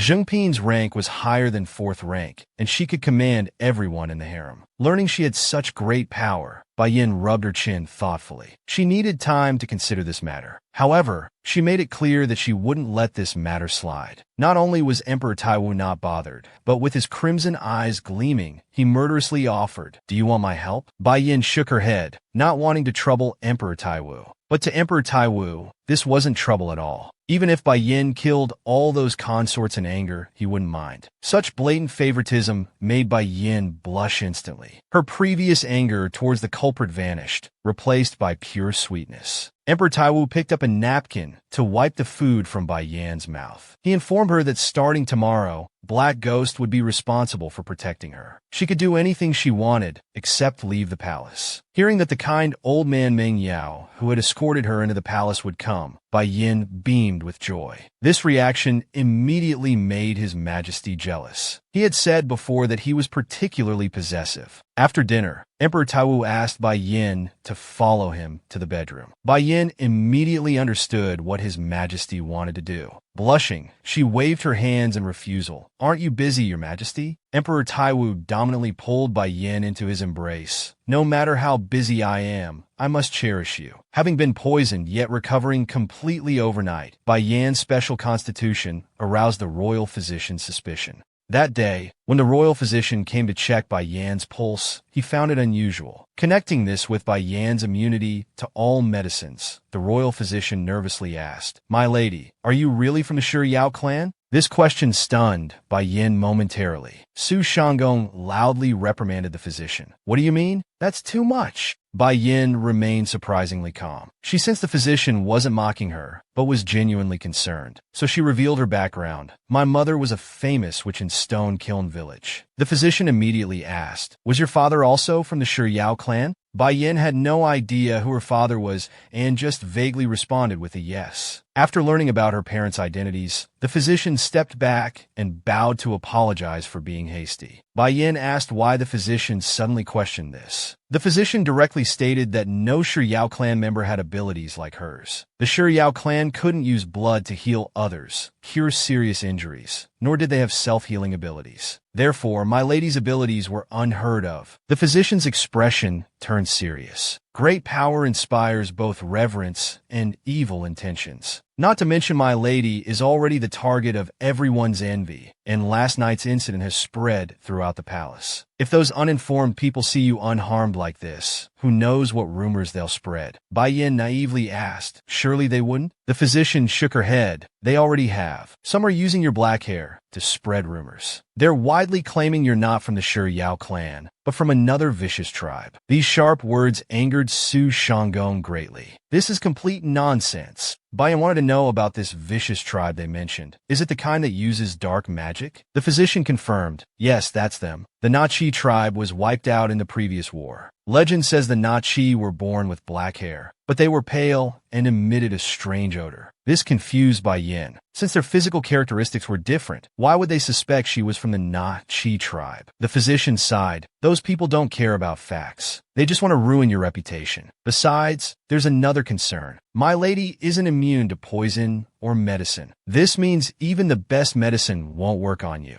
Bai Yin suddenly realized why all the medicine Su Shanggong had given her before had no effect, but Bai Yin didn't mind this at all. After all, she was healthy. However, that wasn't what the royal physician wanted to say. She hesitated whether to speak. Bai Yin sensed something was wrong and quickly asked if there were any other problems. Only then did the physician dare to be honest. "Because of this, you will find it difficult to conceive. Actually, you're not immune to poison. The toxins are just slowly cleared from your body. So your healing ability can be seen as a returning to original state force. Even if you conceive, your healing ability will return your body to its original state." The most favored consort in the palace, naturally unable to conceive. Bai Yan's special constitution meant that even if she conceived, her body would treat it as an illness and return to normal. The physician's conclusion was like a thunderbolt to Bai Yin. Su Shanggong and the young palace maid standing nearby were also terrified. If the nobles learned that the lady couldn't conceive, they would surely use this against her. Moreover, as the emperor needed heirs, even His Majesty wouldn't be able to protect her. Bai Yan's mind raced. She asked the physician eagerly if her healing ability disappeared. "Could I conceive normally?" The physician replied, "Of course. Compared to others your age, your body is very healthy." This finally put Bai Yin at ease. His Majesty drank her blood almost daily, and her healing ability would be ineffective after blood drinking. This would solve the problem. Outside, strong winds and heavy rain fell. The physician reminded her, "This means you'll lose your self-healing ability." Bai Yin didn't care. "Most people don't have self-healing abilities. I'll just become ordinary." Watching the lady's determined figure, the physician silently admired her. She possessed such powerful abilities, yet was willing to give them up. It was heartbreaking, not only offering blood to the emperor, but also giving up her protective shield. Such cruel fate. The worried physician reminded the lady to be extremely careful with food from now on. Don't eat anything not from trusted palace maids. and never touch items of unknown origin. The usually carefree Bai Yin didn't understand why such caution was necessary. The physician explained that other consorts already lived this way. They had no self-healing abilities, so they had to be extremely careful. She earnestly told Bai Yin, "Please remember, from now on, you're just an ordinary person." Meanwhile, the Black Ghost leader was having his subordinates prepare bouquets for the lady. His subordinates brought several bunches, but he wasn't satisfied. Finally, he sent them to secretly pick some beautiful flowers from other consorts' residences. The Black Ghost training ground hadn't been this lively in a long time. They were finally meeting the lady. Everyone was overjoyed. The lady had healed the Black Ghosts before, asking nothing in return. They would never forget such kindness. So this time, the Black Ghosts were determined to protect the lady well. Under the Black Ghost's protection, Bai Yin enjoyed a rare period of peace. It was now hot summer, and the study His Majesty built for Bai Yin was completed. She could start reading there soon. A commotion at the door broke the palace's silence. A personal maid had arrived at the palace gate with a letter. Upon seeing the signature, Bai Yan's pupils dilated in shock. It was from Sima Xian. Seeing Sima Xian's name, Su Shanggong became furious. The ice powder incident must have been his doing, yet he dared to send a letter greeting the lady. Bai Yin guessed he probably calculated that she had recovered and wanted to check, unless he wasn't the culprit. Seeing the lady's calm reaction again, Su Shanggong suppressed his anger. The culprit must be Sima Xian, no one else. He was supported by nobles and had substantial wealth. It was said he was moody and difficult to serve. His personal attendants and maids had been replaced several times. But no matter what, the lady wouldn't listen. At this moment, the Black Ghost who delivered the letter interjected. The ice powder was contraband, only available through secret purchases, and it was the most expensive kind. Clearly, the culprit must be a consort supported by nobles. Bai Yin lowered her head, staring at the letter in her hands, and argued that every consort had access to ice powder. We can't condemn someone based on material conditions and possibilities alone. The Black Ghost was deeply moved by the lady's words. Having experienced prejudice due to his ugly appearance, he understood that kind of injustice. Su Shanggong still didn't believe it, clenching his fists as he assured the lady that he was the culprit. Yes, just look at his appearance. His face is full of malice. Bai Yin reached out, held Su Shanggong's anger-clenched fist, and smiled while telling him a story. Once there was a tribe with naturally silver hair, but one day a child with black hair was born. The villagers thought his black hair was unlucky, so they often threw stones at him, spat at him, and blamed all disasters and misfortunes on him. In people's eyes, he was a harbinger of disaster, but he hadn't done anything wrong.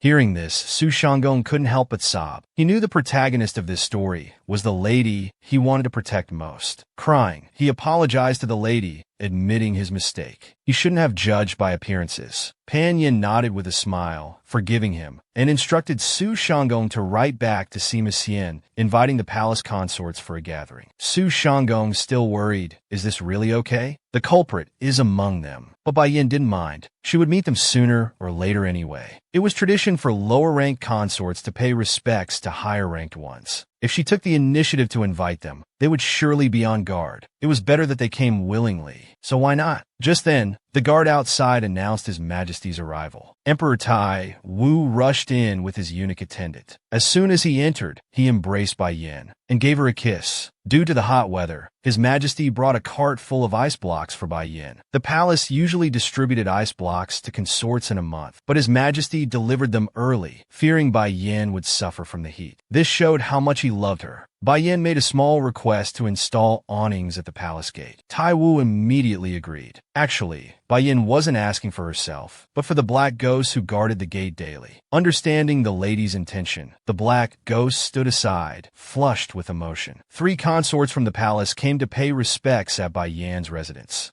Though Sima Xian had arranged for the 3 to come, when they arrived at the palace gate, he was late. The 3 consorts stood in the scorching sun for a long time before seeing Sima Xian's sedan chair arriving slowly. The Peepa spirit, holding a fan, sarcastically remarked that he had changed sedan chairs again, wondering where he got so much money. The princess and the blonde consort remained silent. The blonde consort stared at the princess's veil curiously and asked, "Aren't you hot?" The princess nodded. Wearing a high-neck ceremonial dress with a veil in such hot weather, you must be really weak. The blonde consort felt sympathy. Such a beauty, yet mute. What a pity. Sima Xian stepped down from the sedan chair. Today he was heavily made up, wearing elaborate jewels, like a gorgeous red rose. The blonde consort greeted him first. "Hello, it's really hot today." Sima Xian walked forward without looking aside, giving a perfunctory response. Indeed, as soon as he got down, he started gossiping. As everyone knows, the fourth lady recently encountered misfortune. "It's heartbreaking," the little Peepa's spirit immediately corrected. "You mean the Zhengren lady?" Sima Xian sneered. "Seems you don't understand the situation. His Majesty dismissed court after executing Gui, so that proposal was naturally invalidated.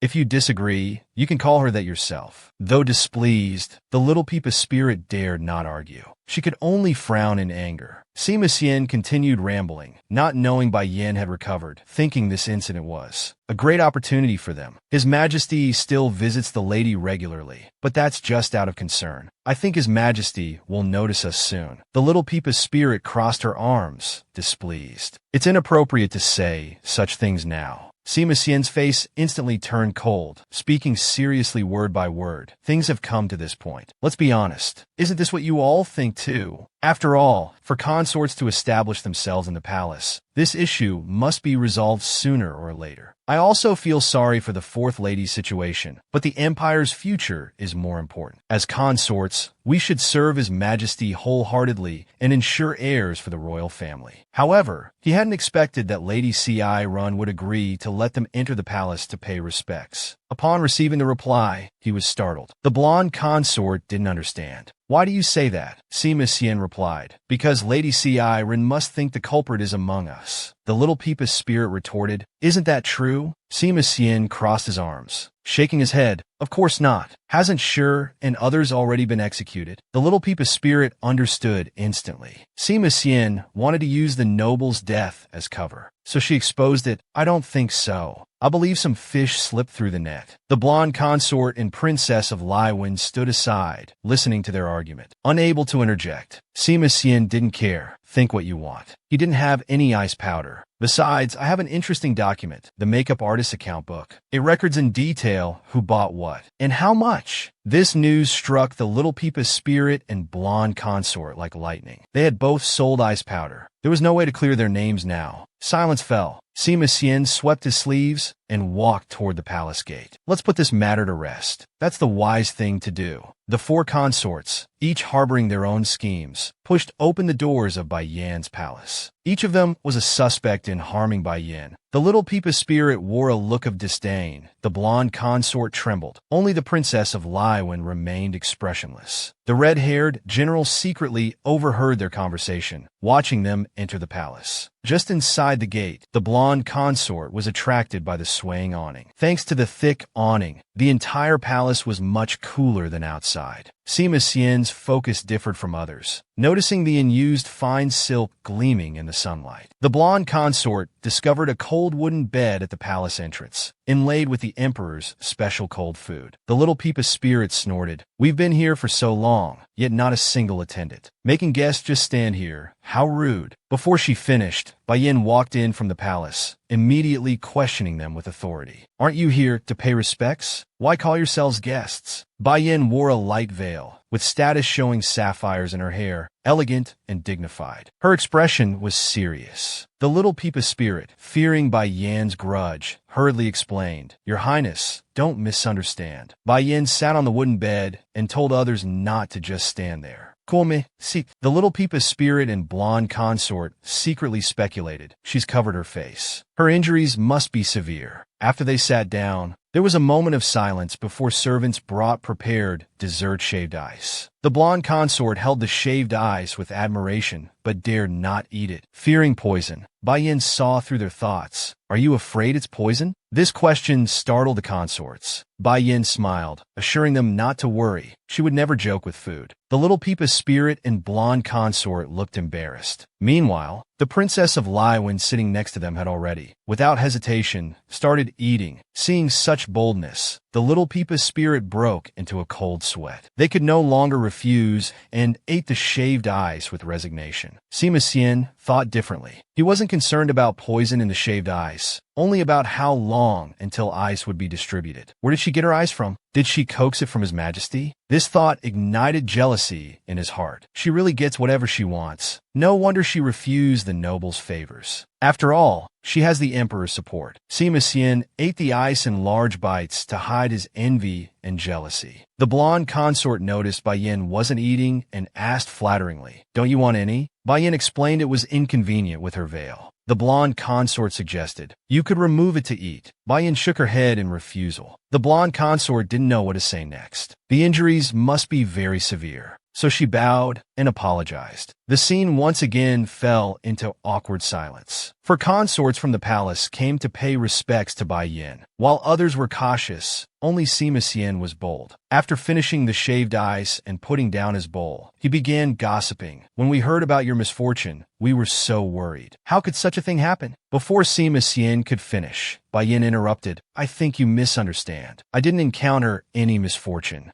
Sima Xian was stunned. Bai Yin continued word by word. This wasn't an accident. It was a deliberate plot. At these words, the atmosphere dropped. Sima Xian's face darkened. The little Peepa spirit and blonde consort became restless. Bai Yin twisted the knife further. This was a particularly malicious crime. The three lowered their heads, sitting in a row, not daring to breathe. Unexpectedly, Bai Yin shrugged indifferently. "But I don't plan to pursue it further." Eyes closed, voice cold. "What's done is done. Why should I show my scars to others? It's meaningless." This dramatic shift sent the consort's emotions on a roller coaster. Sima Xian quickly accepted this explanation. Sister's right. What's done is done. It doesn't matter whether she pursues it or not. Adjusting his mood, he began rambling about how palace affairs should be handled discreetly. Quietly turning the page is a good solution. You truly deserve to lead the harem. So wise indeed. While speaking, he clapped enthusiastically. Your magnanimity explains why His Majesty favors you so much. The little Peepa spirit and blonde consort joined in praising. Exactly. You're truly our role model. Only the Princess of Laiwen maintained her ice queen demeanor. Bai Yin sighed. So you came here just to say these things? Sima Xian clenched his fist, clear his throat, ready to get to the point. Besides paying our respects, we wanted to discuss harem harmony with you.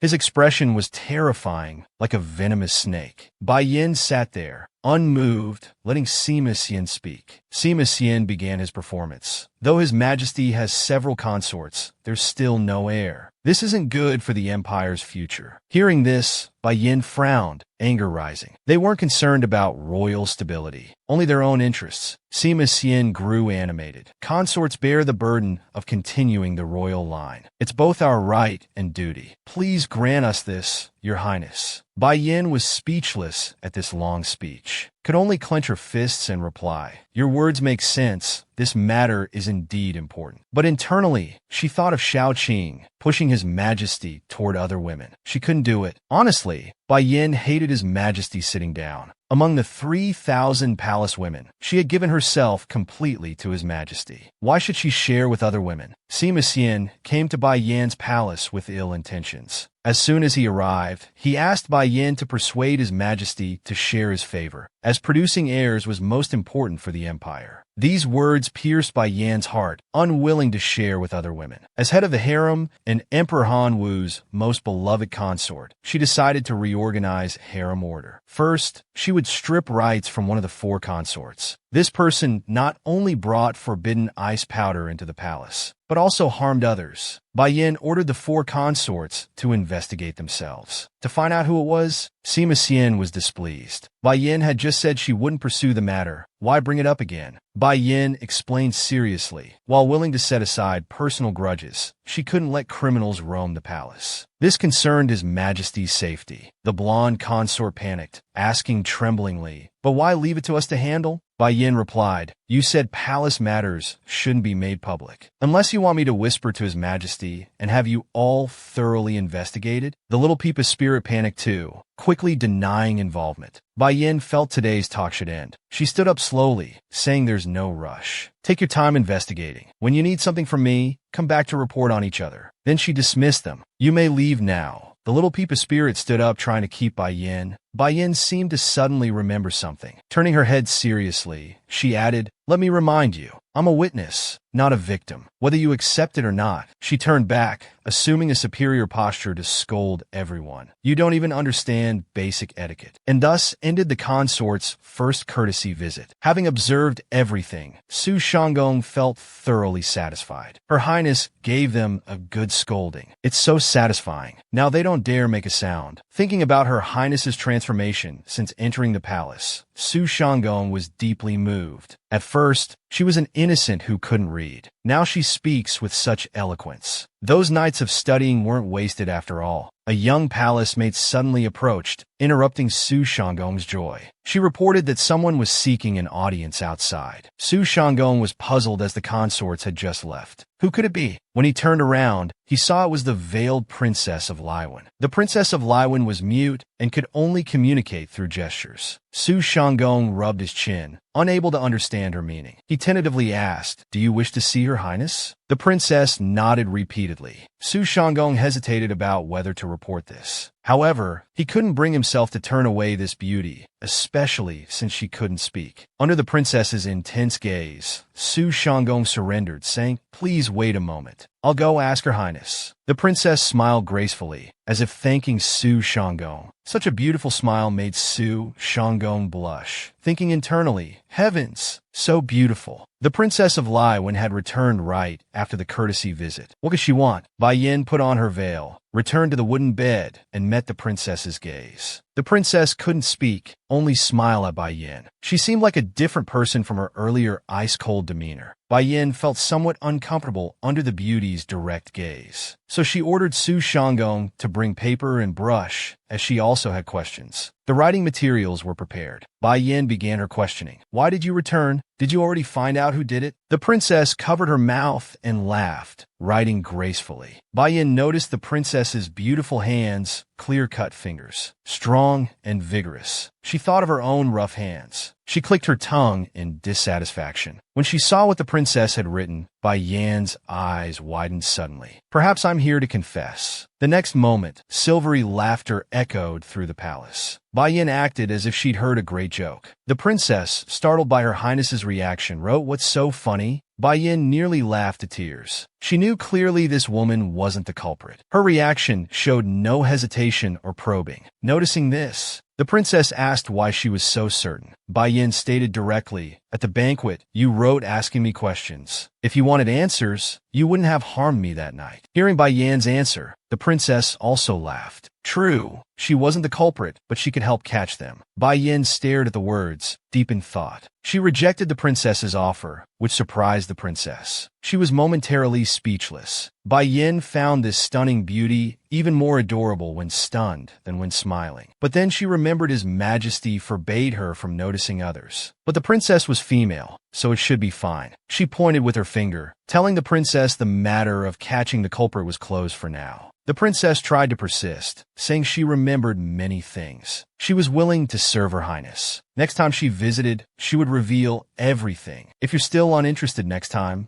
I won't persist." Seeing the princess's confidence, Bai Yin felt something was off, but she wouldn't easily trust her. She could only refuse. Bai Yin realized the princess wasn't seeking favor. Then what was it for? Unexpectedly, the princess wrote, "Stay." Bai Yan's jaw dropped. "I want to be close to you, because only you, Your Highness, can fulfill my wish." As she wrote this, the princess of Laiwan bloomed into a smile. Only Bai Yin was completely confused. What on earth was she talking about? As the weather grew warmer, Emperor Han Wu's relationship with Bai Yin also heated up. Every night, Emperor Han Wu would visit Bai Yan's chambers and stay until morning court, reluctant to leave. The two were as affectionate as any newlywed couple. His Majesty decided to implement the imperial examination system, which doubled his administrative duties. Thus, the time he spent teaching Bai Yin decreased. Whenever he wanted to put down his court documents to find Bai Yin, the senior ministers would warn him with their glares. But Bai Yan's studies couldn't stop either. She would one day become empress, the true ruler of the inner court. She would need to handle many affairs, from palace finances to personnel allocation. Everything would be under her management. She needed to learn accounting, and develop decision-making abilities. Even if it was tiring, Emperor Wu would do everything to help Bai Yin learn these skills. In reality, Emperor Wu was still cuddling and playing with Bai Yin. Morning court time was approaching, but he showed no intention of leaving. The eunuch stood aside, face darkening, clearing his throat while clenching his fist. Bai Yin noticed the eunuch was reminding her to send His Majesty away quickly. His Majesty must be very busy. She sighed. When she looked up, she found His Majesty still smiling foolishly. Her heart softened. Back in Stone Kiln Village, women used to say men's love couldn't be trusted. They said men had no hearts. But His Majesty was different from what they described. Since entering the palace, His Majesty's love for her had only grown deeper. She felt both happy and worried. If His Majesty neglected his duties because of her, rumors would spread in the palace. Moreover, an emperor's achievements would be recorded for future generations to judge. In a history book she recently read, it detailed previous emperors' achievements and failures. She hoped His Majesty would be remembered as a wise ruler for generations to come. Bai Yan's eyes grew determined. She took His Majesty's hand and bit it hard. His Majesty hadn't expected her to actually bite, and it hurt. His expression froze. He stood stunned, then burst into laughter. He grabbed Bai Yan's arm firmly and pulled her into his embrace. He kissed her, just a simple kiss. This made Bai Yan's heart race. The two remained intimate without separating, while the eunuch stood aside, shaking his head and sighing. Meanwhile, the Princess of Laiwen passed by Bai Yan's palace gates. She looked up at the palace doors, thinking about Her Highness. You will surely need me. Emperor Wu accelerated the implementation of the imperial examination system to protect his beloved Bai Yin. At the same time, the previously dispatched servant finally returned from Stone Kiln Village with news. He presented a confidential report containing detailed information about Bai Yan's identity from childhood. After reading this report, Emperor Wu's face turned from white to black, his breathing becoming labored. The atmosphere in the government office plummeted. Emperor Wu took a deep breath and ordered his close minister to increase the Stone Yao tribe's tribute tenfold. The minister hurried to advise against it. This isn't realistic. Emperor Wu's tone left no room for negotiation. If they can't pay, they die. But at least give them a chance to protest. The minister saw a glimmer of hope. He quickly asked what the chance was. Emperor Wu turned away, his tone dark and terrifying. I allow them to enter the palace to negotiate military affairs. The condition is that the person mentioned in the confidential letter must come. Now the minister understood His Majesty's intention. His Majesty planned to use negotiations as bait to lure them into the palace. If they used force to bring them back, it might cause unnecessary complications. This was a brilliant move. Not only would the nobles have no leverage, but it would also allow revenge for Her Highness. The senior minister bowed to His Majesty, accepting the command. But internally, he thought differently. Was it necessary to go to such lengths for a mere consort? However, Emperor Wu could no longer contain his anger. He needed to see Bai Yin immediately. His rage caused him unbearable headaches. Only Bai Yan's radiant smile could save him.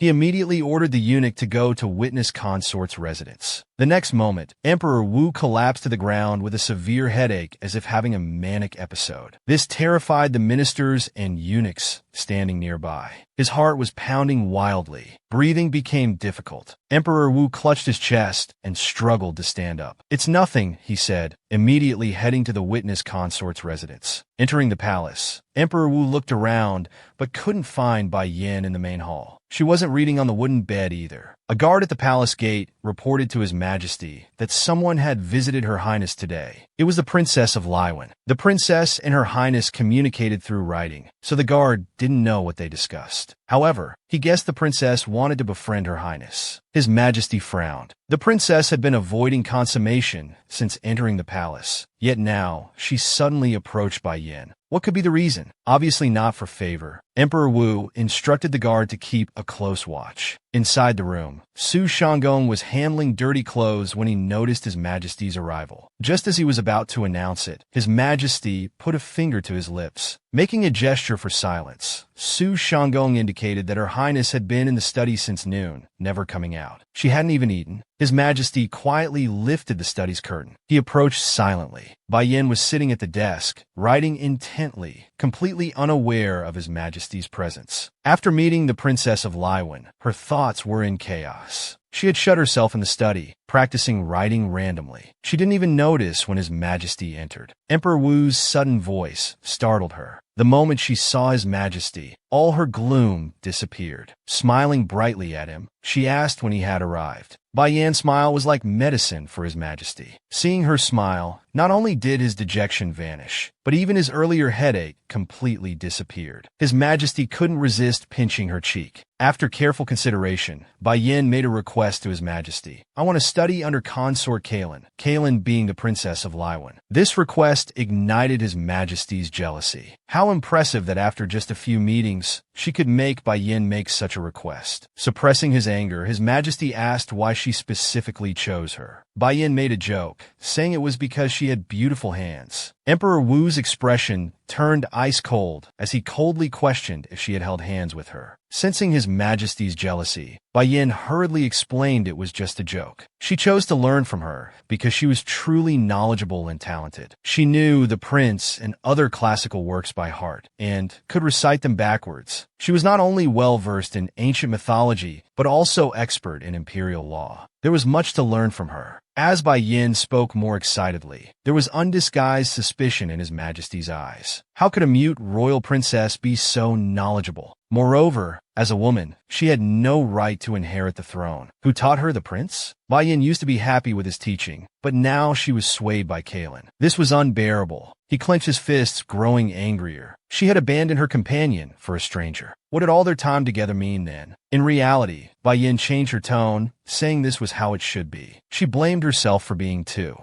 greedy. If she studied with someone else, she wouldn't see His Majesty. She didn't want that, but after weighing everything, she didn't want His Majesty to be burdened. "So Your Majesty needn't squeeze time to come anymore. I know you're very busy lately." Understanding that his beloved was concerned for him, which led to suggesting a new teacher, Emperor Wu couldn't refuse. Bai Yan always thought of him, while he only thought of jealousy. In comparison, he felt like a failure. His Majesty's face flushed. He sighed softly. He hugged Bai Yan and kissed her all over. Su Shanggong had told him that Bai Yan had been eating very little lately, causing her to lose weight. He lovingly patted her head, then lifted her high, spinning her around the room. When their feelings intensified, they began trying for a little prince again. This was the Princess of Laiwan's first lesson with Bai Yan. Bai Yan removed her veil, showing her healed face to the princess. This showed she completely trusted the princess. The princess remained calm, having already guessed Bai Yan had recovered. The veil was just for concealment, but she didn't mind. Today, the princess would teach Bai Yan mathematics. She handed over a prepared collection of math problems. Looking at the dense numbers on the paper, Bai Yan's expression froze. Her mind went blank. This was unexpected. She had thought they would read books and discuss their contents in depth. The princess shook her head and wrote on paper, "I think you've already mastered books. You have sufficient knowledge of humanities. You shouldn't be biased in your studies. Compared to humanities, mathematics pursues concise and clear answers. I believe mathematics is the most important subject." Despite the princess's words, Bai Yan managed to be patient, staring at the addition, subtraction, multiplication, and division on the paper. However, like a severely biased student, Bai Yan couldn't solve a single problem. She sighed deeply, having thought learning would get easier. To test Bai Yan's level, the princess gave her several simple math problems. Bai Yan received them and counted on her fingers like a kindergartner. Out of 30 problems on the paper, she only knew how to solve 2. It took her nearly 10 minutes using her fingers. Seeing Bai Yan's answers, the princess's eyes widened in disbelief, as if silently asking, "What about the rest of the problems?" Bai Yan stammered an explanation about the other problems. She couldn't even understand the questions. She pointed at 2 characters in the problem, asking, "What does area mean?" The princess was utterly embarrassed. She couldn't even do arithmetic, let alone word problems. She wrote, asking if Bai Yan only knew how to count money. Bai Yan immediately denied this, saying she had never even handled money. The princess felt Bai Yan was beyond help. Never handled money? Had she been bartering all this time? Based on Bai Yan's zero foundation, the princess adjusted the difficulty and gave her some basic addition and subtraction problems. Bai Yan held her chin, looking serious. her mind working rapidly. The princess silently calculated that even basic arithmetic took her so long. Clearly, her mathematical aptitude wasn't as good as her humanities. Previously, seeing Bai Yin recite the prince backward, she thought basic arithmetic wouldn't be challenging. In their homeland, even children could solve these problems. Yet here she was teaching these basics. It was absurd. After an hour, Bai Yin finally completed all the problems. Just as the princess was about to take her test paper, Bai Yin nervously held it down. She wanted to check it again. Seeing Bai Yan's serious expression, the princess understood. So, she was the hardworking type. In just one day, it was clear her knowledge base wasn't extensive. How did she manage to memorize the prince? Perhaps she read it hundreds or thousands of times. Until she memorized it, the princess, blessed with photographic memory, couldn't understand this approach. Didn't she find it tedious? After asking the princess to teach various subjects, studying mathematics, Bai Yin, as a complete beginner,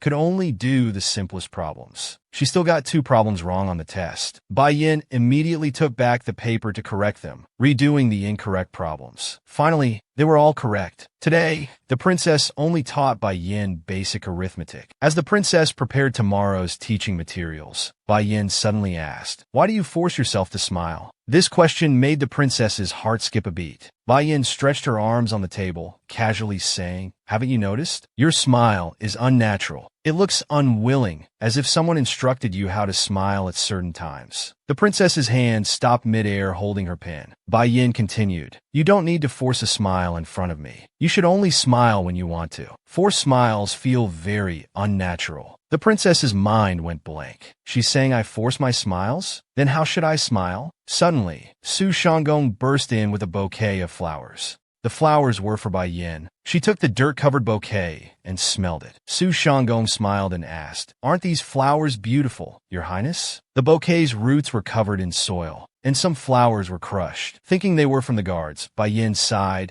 and asked Su Shanggong to tell them the flowers were beautiful, but they needn't send more. Su Shanggong quickly interrupted, "No, they're from His Majesty." Hearing His Majesty's name, Bai Yin was incredulous. After repeated confirmation, her pupils brightened. Those previously wilted flowers suddenly seemed filtered through rose-colored glasses. She rearranged the bouquet as if it were the world's most beautiful. Su Shanggong whispered in her ear, "I heard from the eunuchs that His Majesty's royal robes were covered in twigs. His Majesty picked these flowers himself." Imagining His Majesty searching through the grass to pick flowers for her, Bai Yin couldn't help but smile with happiness. Observing everything, Lai Wenhua, the princess put down her pen. She had wanted to ask how to smile more naturally, but now it seemed unnecessary, because she had seen that the most natural smile is one that comes from within. Suddenly, the princess realized that after watching Bai Yin for so long, her heart had started racing unexpectedly. This was the first time she had felt this way, having asked the princess to become Bai Yan's teacher in place of His Majesty. During the teaching process, the princess's feelings for Bai Yin had changed. It was beyond control. She had fallen in love with Bai Yin. When classes ended and dusk approached, the princess walked back to her chambers alone. Passing palace maids gossiped about the princess's tall stature. If she were more petite, she'd surely be favored. How pitiful. What good is heavenly beauty if you're so big? What man likes a giant? The princess heard all their idle chatter. She paused, turned around, and gave the maids a brilliant smile. The maids were stunned by the princess's beauty, frozen in place for several seconds. After coughing and hurrying back to the palace, the princess's smile vanished instantly, replaced by disgust and disdain. As the sun set and dusk settled, the princess finally reached her chamber doors. Upon entering, her attendant eagerly greeted her. "Your Highness, you're back. It's hot, isn't it? Let me help you remove your makeup." The attendant served the princess at her dressing table, brushing out her long gray hair. The princess cautiously asked if the door was locked. The attendant confirmed it was. After removing the thick makeup and elaborate accessories, the princess revealed a handsome male face. He removed the chest padding and partially took off his outer robe, exposing broad shoulders to get some air. The whole day had been stifling. While patiently helping to undo his braids, the attendant asked about the day. The princess stated that Bai Yan's math fundamentals were terrible. Problems that children could solve with their eyes closed took her ages to figure out. Remembering how Bai Yin struggled with the test paper, the princess couldn't help but laugh. That scene was too amusing. Then the princess princess's tone changed. However, she's particularly sensitive. Though she seems to have lowered her guard with me, that's not really the case.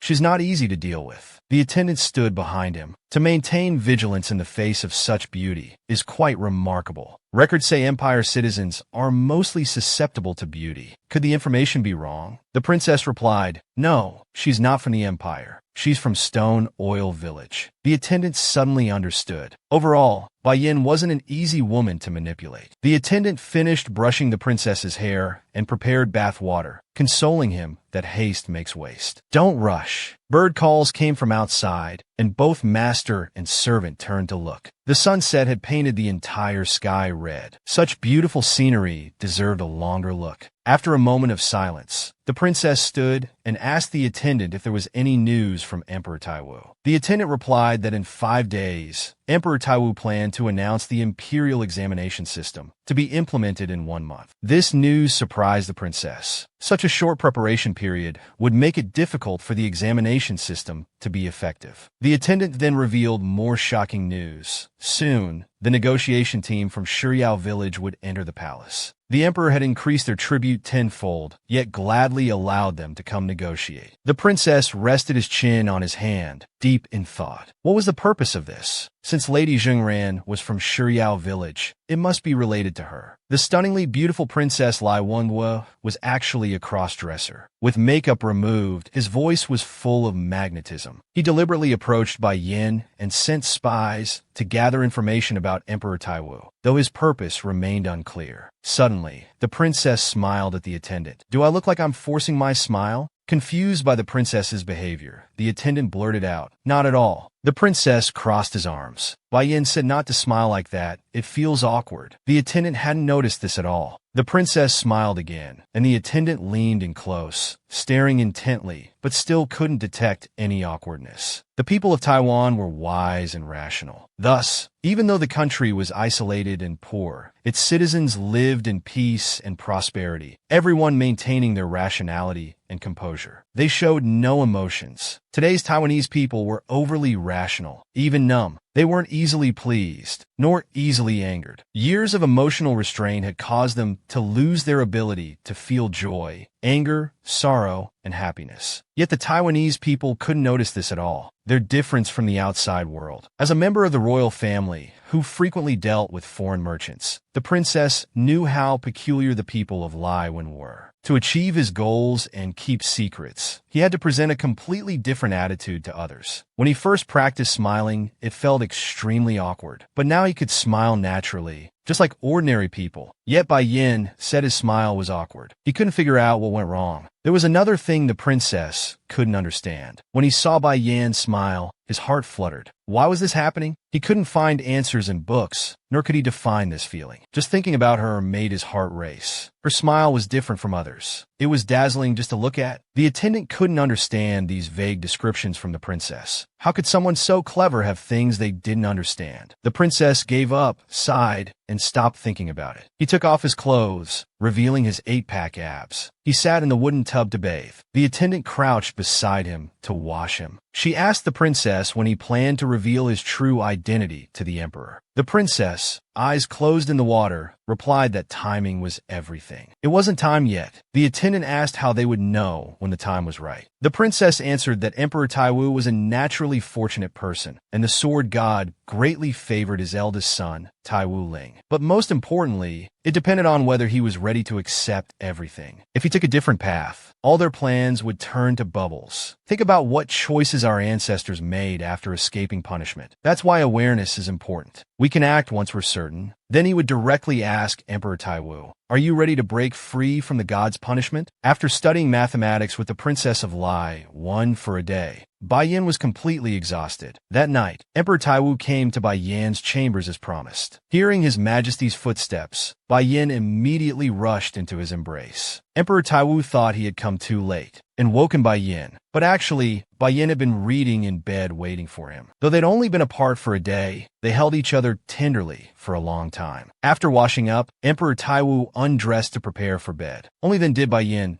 ask why he came so late. You look haggard. Emperor Taiwu lovingly patted Bai Yan's head. He had been busy implementing the imperial examination system. The preparations were complicated. More than that, he was concerned about how Bai Yan's first day with a new teacher had gone. Was it suitable? Bai Yan sighed and said it started well, but was severely interrupted. Midway, Emperor Taiwu looked confused, asking why. He hadn't been there. Bai Yan pointed to the carefully placed bouquet on the table. After you sent the flowers, I couldn't concentrate. She lowered her head, self-deprecatingly shy. I kept looking at the flowers. Emperor Taiwu blushed. These words meant more than thousands of compliments. Sending flowers had been just a whim, hardly a royal gift. He hadn't expected Bai Yan to like them so much. He spoke of the flowers, yet he was the one moved. A warmth spread through Emperor Taiwu's heart. Bai Yan continued beside Emperor Taiwu. I can't help thinking about you. Even though we meet every night, I still can't control my feelings. She sighed deeply. I always want to study with you. I can't focus. Emperor Taiwu expressed contentedly that the examination system would be announced in a few days. After its formal implementation in a month, you can freely enter the administrative office then. Just be patient. These days, Emperor Taiwu had been worried that 1 month was too short for candidates to prepare. They would have to lower the selection standards. Bai Yan sensed Emperor Taiwu's reluctance. Then her clever mind had a brilliant idea. She asked excitedly, Your Majesty, wouldn't increasing the number of candidates solve this? Emperor Taiwu replied, That's right. If we increase the candidates, the success rate will naturally rise. Bai Yan held up one finger, saying she could easily solve His Majesty's troubles. Emperor Taiwu couldn't resist kissing Bai Yan's cheek. What brilliant idea do you have? I'm all ears. Bai Yan confidently suggested, Please allow women to take the examination. Bai Yan made an earth-shattering suggestion to Emperor Taiwu. Please allow women to take the imperial examination. This suggestion caught His Majesty off guard. Sitting by the window, he stammered after a few seconds. Women can't participate in politics, but you came up with a solution so quickly. That's impressive. Bai Yan didn't understand why it wasn't possible. Emperor Taiwu explained that currently, women's education levels were low. Ordinary girls could only learn basic literacy. Officials needed to care for the people and ensure their welfare. If incompetent people held power, Emperor Taiwu was clearly shifting concepts. This displeased Bai Yan. She wasn't asking His Majesty to exclusively choose women just to give them a chance. They could be evaluated using the same standards. Those who didn't meet the standards would be eliminated. Faced with Bai Yan's questioning, Emperor Taiwu gave a stereotypical answer. But women tend to make emotional judgments when facing national affairs. Before Emperor Taiwu could finish, Bai Yan interrupted him. How much better are those male officials?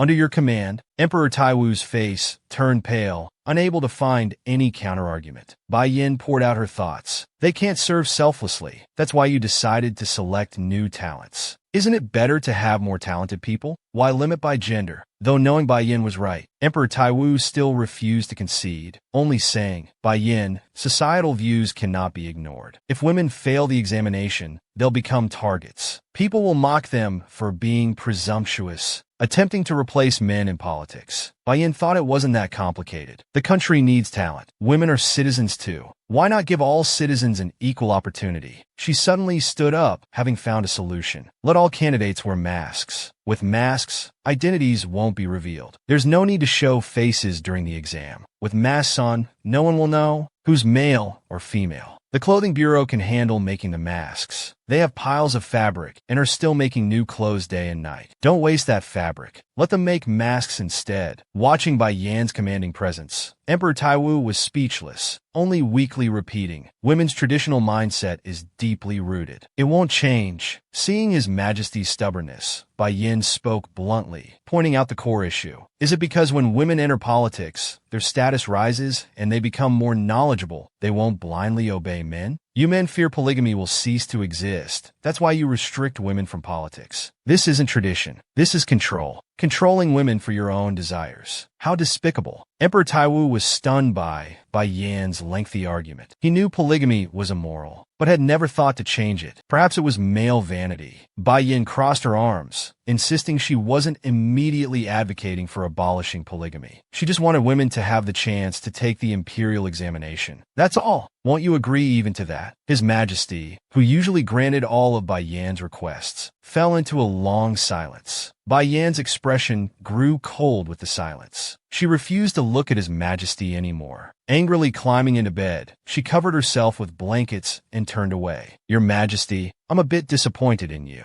The word disappointed exploded in Emperor Taiwu's mind. He called out meekly, Bai Yan, Bai Yan. She closed her eyes, pretending to sleep. Emperor Taiwu could only climb into bed and move closer to her face. Bai Yan, look at me. Since the Princess of Lai, when officially became Bai Yan's teacher, she came to Bai Yan's chambers daily to teach mathematics. They had progressed to equations now. Bai Yan was a student with severe subject preferences, quick to understand literature, but struggling with mathematics. Faced with complex equations, Bai Yan scratched her head in frustration, complaining that equations were useless in daily life. Isn't knowing addition and subtraction enough? The princess wrote her merciless critique on paper. But you can't even do basic arithmetic well. The fear of mathematics made Bai Yan regret. She shouldn't have let the princess be her teacher. She really wanted to go back in time and slap herself. The princess maintained her smile. After class you can rest, but now start writing. Bai Yan couldn't get away with it and had to comply. I know. The princess was usually very kind to Bai Yan, but once class started, she became extremely strict. She warned Bai Yan, you must master mathematics. As the head of the harem, you'll need to manage budgets and handle bills. Bai Yan wanted to shout in the princess's ear, just hire someone good at math to do those things. But she only dared think it, not say it aloud. She couldn't be so willful, so she silently cheered herself on. 10 minutes later, Bai Yan surrendered again. She collapsed on the desk, complaining that math was too difficult. With tears in her eyes, she declared to the princess, I hate math the most. And you're second. Bai Yan's childish tantrum made the princess laugh. This time her smile was different. It was genuine. Bai Yan stared at the princess's serious expression and sighed. Although they had spent some time together, she still couldn't fully trust the princess. Who knew what her true motives were? To Bai Yan, the princess was just a teacher substituting for His Majesty. Her identity was unclear, with too many suspicious points. She changed the subject. By the way, when you came the second time, you said you'd help find the culprit. Did you want something from me? The princess was honest. Yes, I have a request, and only you can fulfill it. These ambiguous words made Bai Yan more curious. What is it? Tell me. The princess said it wasn't time to reveal it yet. Having grown familiar with the princess, Bai Yan boldly guessed, could it be that you want His Majesty's favor?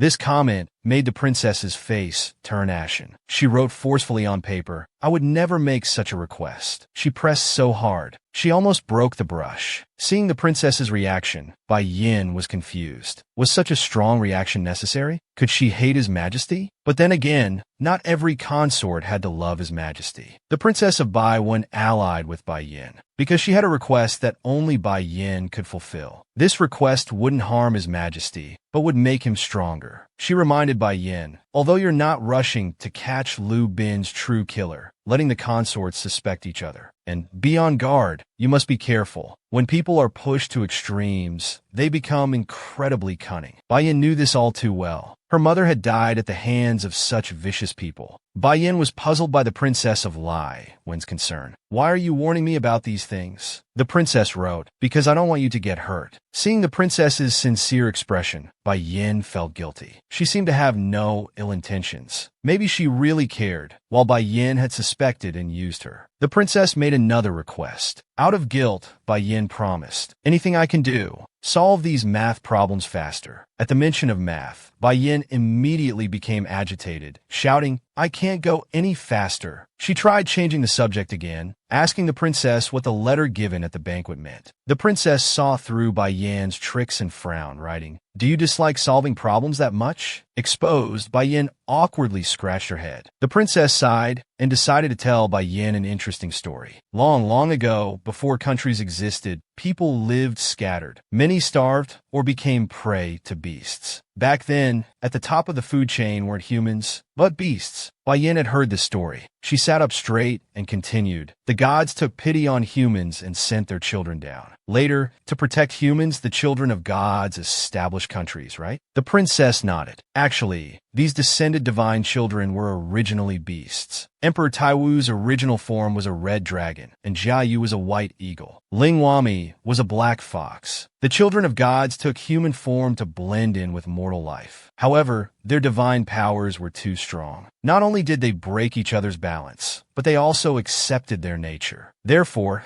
the gods had to create certain beings to maintain balance, like masters taming fierce beasts. However, the divine children were very dissatisfied with this. They refused to acknowledge the master's existence. Eventually, the corrupted divine children tore the masters to pieces. The gods were furious and punished their children. Only then did they repent and beg for forgiveness. They stated that if they could find their masters, they could escape the divine punishment. However, to prevent this from happening again, the gods took measures, making the divine children subordinate to their masters. Like in a family, caring for their masters became natural, and the divine children would follow their instincts. To love their masters, to find their masters, the divine children must gather together. Though whether this can be achieved remains uncertain. The story isn't over yet. Bai Yin looked at the princess's serious expression and interrupted. "Isn't this just a myth?" The princess shook her head. "No, the gods haven't lifted their punishment yet. They're still searching for their masters." The Laiwan Kingdom. The myth the princess told Bai Yin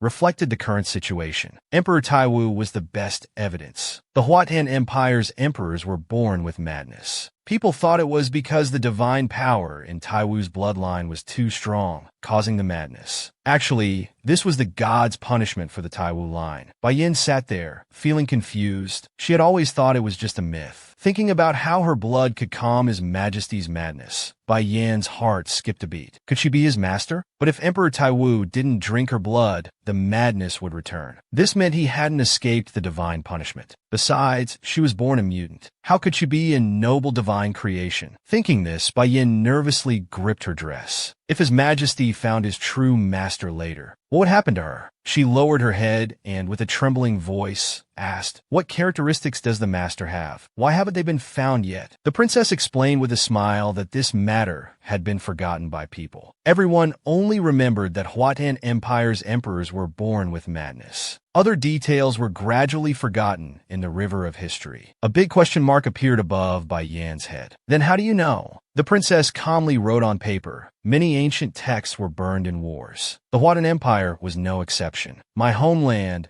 being remote and isolated, never suffered invasion. That's why those records were preserved. I've read those records, so I know the myth is historical fact. Moreover, she knew that the divine children's masters possessed special abilities unlike normal people. Hearing this, cold sweat appeared on Bai Yan's forehead. She anxiously asked, "What abilities?" The princess wrote that the divine children's masters had healing abilities, and the gods called them Shi Yao. Bai Yan's mind exploded. So it wasn't mutants like her, but true Shi Yao. So the divine children's masters were among the stone-kiln villagers? If His Majesty learned of this, what would happen to her? Could she still stay by His Majesty's side? But as long as His Majesty continued drinking her blood, it would calm his madness. His Majesty didn't need any master. Then Bai Yin suddenly realized His Majesty hadn't drunk her blood for a long time. She abruptly stood up, looking uneasy, and questioned the princess loudly. "How can you prove all this is true? You said the Shi Yao clan had healing abilities, but the real Shi Yao clan clearly doesn't have healing powers. The Shi Yao clan you speak of doesn't exist. This alone proves the records are wrong." Seeing Bai Yin so agitated, the princess hurriedly waved her hands trying to explain. However, Bai Yin didn't want to hear more. She turned to dismiss her guest. At that moment, little Peepa and the yellow-haired consort came to see Bai Yin, giving her an excuse to make the princess leave quickly. The princess couldn't speak, so she could only hesitantly withdraw. Now, Bai Yin lived solely for His Majesty and revenge. Losing either would cause her to collapse. She absolutely couldn't lose His Majesty. She couldn't believe the princess's one-sided words. Just as the princess of Baiwan left, little Peepa and the yellow-haired consort arrived. Bai Yin put on her veil and went out to greet them. They came with smiling faces to report something to the consort. Regarding the ice powder incident, their accusations could help catch the culprit. Bai Yin sighed. She asked them to explain. Little Peepa confidently blurted out that the culprit was Sima Xian. Hearing this, Bai Yin wasn't surprised and calmly asked how they knew. This calm attitude stunned the two consorts. Little Peepa anxiously asked if she had already suspected him. Bai Yin didn't say directly, only asking for evidence. Little Peepa told what happened that night. After the banquet, he met consort Sima Xian. Sima Xian spoke cryptically to him. A bird foolishly dreams of possessing the sun alone. Do you know what happened to it? Little Peepa was dismissive then, saying everyone knew that story. Its wings turned black, and that bird was Weya. Sima Xian smiled and shook her head, saying she'd heard a different version. This sparked Little Peepa's curiosity. Sima Xian explained that crows were naturally black, so the story wasn't about a crow. It coveted the sun and, as punishment, was buried in the Soul Sea. Since no remains were found, it wasn't a bird, just some unknown flying creature. After this conversation, news came that the consort was injured by the ice powder. The ice powder's characteristic was to slowly burn the skin. It was too coincidental, so Little Peepa concluded Sima Xian was the culprit. Bai Yin didn't take this seriously and asked if they had other evidence. Little Peepa thought the consort didn't believe him. Bai Yin said Sima Xian might have just been telling a story. Everything needs evidence. Little Peepa urgently argued. This is evidence. Seeing their stubbornness, Bai Yin slowly pulled out an account book from under her desk. It recorded every transaction of the makeup artist. This is what you call solid evidence. Little Peepa and the yellow-haired consort, who had hoped to take down Sima Xian, were outmaneuvered by Bai Yin. The shrewd Little Peepa noticed something unusual about Bai Yin. He had seen women injured by ice powder. Their faces were horrific, and their hands were left disabled, unable to hold things steadily. Yet Bai Yin's hands could hold the account book firmly and were pristine white, without scars. A thought flashed through his mind. The veiled consort before him must have already healed. Thinking this, Little Peepa smirked. He asked to speak with the consort alone. After the yellow-haired consort left, Bai Yin asked what he wanted to say. Little Peepa, confident in his position, brought up rumors about the Naki tribe. Recently, the palace was in turmoil with rumors that the consort was from the Naki tribe. The Naki tribe was skilled in dark arts and used blood to bewitch men. Affected men would have their vitality drained. Then their limbs would gradually rot. When the previous emperor died, people said it was the Naki tribe's doing. The Huatan Empire's people greatly feared the Naki tribe, considering them treacherous and evil. Little Peepa stated directly that, most importantly, people already suspected she was from the Naki tribe. Such offensive words displeased Bai Yin, but Little Peepa remained unfazed, smiling as he pointed out that ice powder injuries always left large scars. If the injured person had no scars, why was that? Bai Yin sat there, silent. Little Peepa pressed on aggressively. Consort, I feel you have no scars. Please remove your veil and rebuke me, so I won't foolishly suspect you anymore. Bai Yin clenched her fist, coughed twice, and weakly replied that rumors shouldn't be believed. The consort looked flustered. Little Peepa, emotionally charged, felt his heart racing. This was a perfect opportunity. He had to seize it, so he continued speaking endlessly before Bai Yin. I don't know how you avoided the ice powder, and I'm not curious about that. But the nobles will be curious. They will make you remove your veil to prove yourself. Seeing Little Peepa threatening her with the nobles, Bai Yin sensed trouble and asked what his real purpose was. Little Peepa, like someone who had won a battle, proudly stated he wanted the emperor's favor. He just wanted to resolve the immediate issue, like dealing with the criminal Sima Xian. Bai Yin stated that without evidence, no one could be arrested. Little Peepa, hands on hips, instructed Bai Yin to simply change his name to Sima Xian's in the account book. That would solve everything. In truth, Bai Yin didn't have the real account book. What she showed was just a practice notebook used as a bluff. She had prepared this trap in advance for anyone who might come forward. It worked surprisingly well. After sending Little Peepa away, Bai Yin removed her veil and sighed at the desk, thinking how she had only saved 2 people so far. Bai Yin used her beauty to entice Emperor Taiwu to share her chamber. The emperor hadn't drunk her blood for 20 full days. The meticulous Bai Yin deduced that before the ice powder incident, when the emperor drank her blood,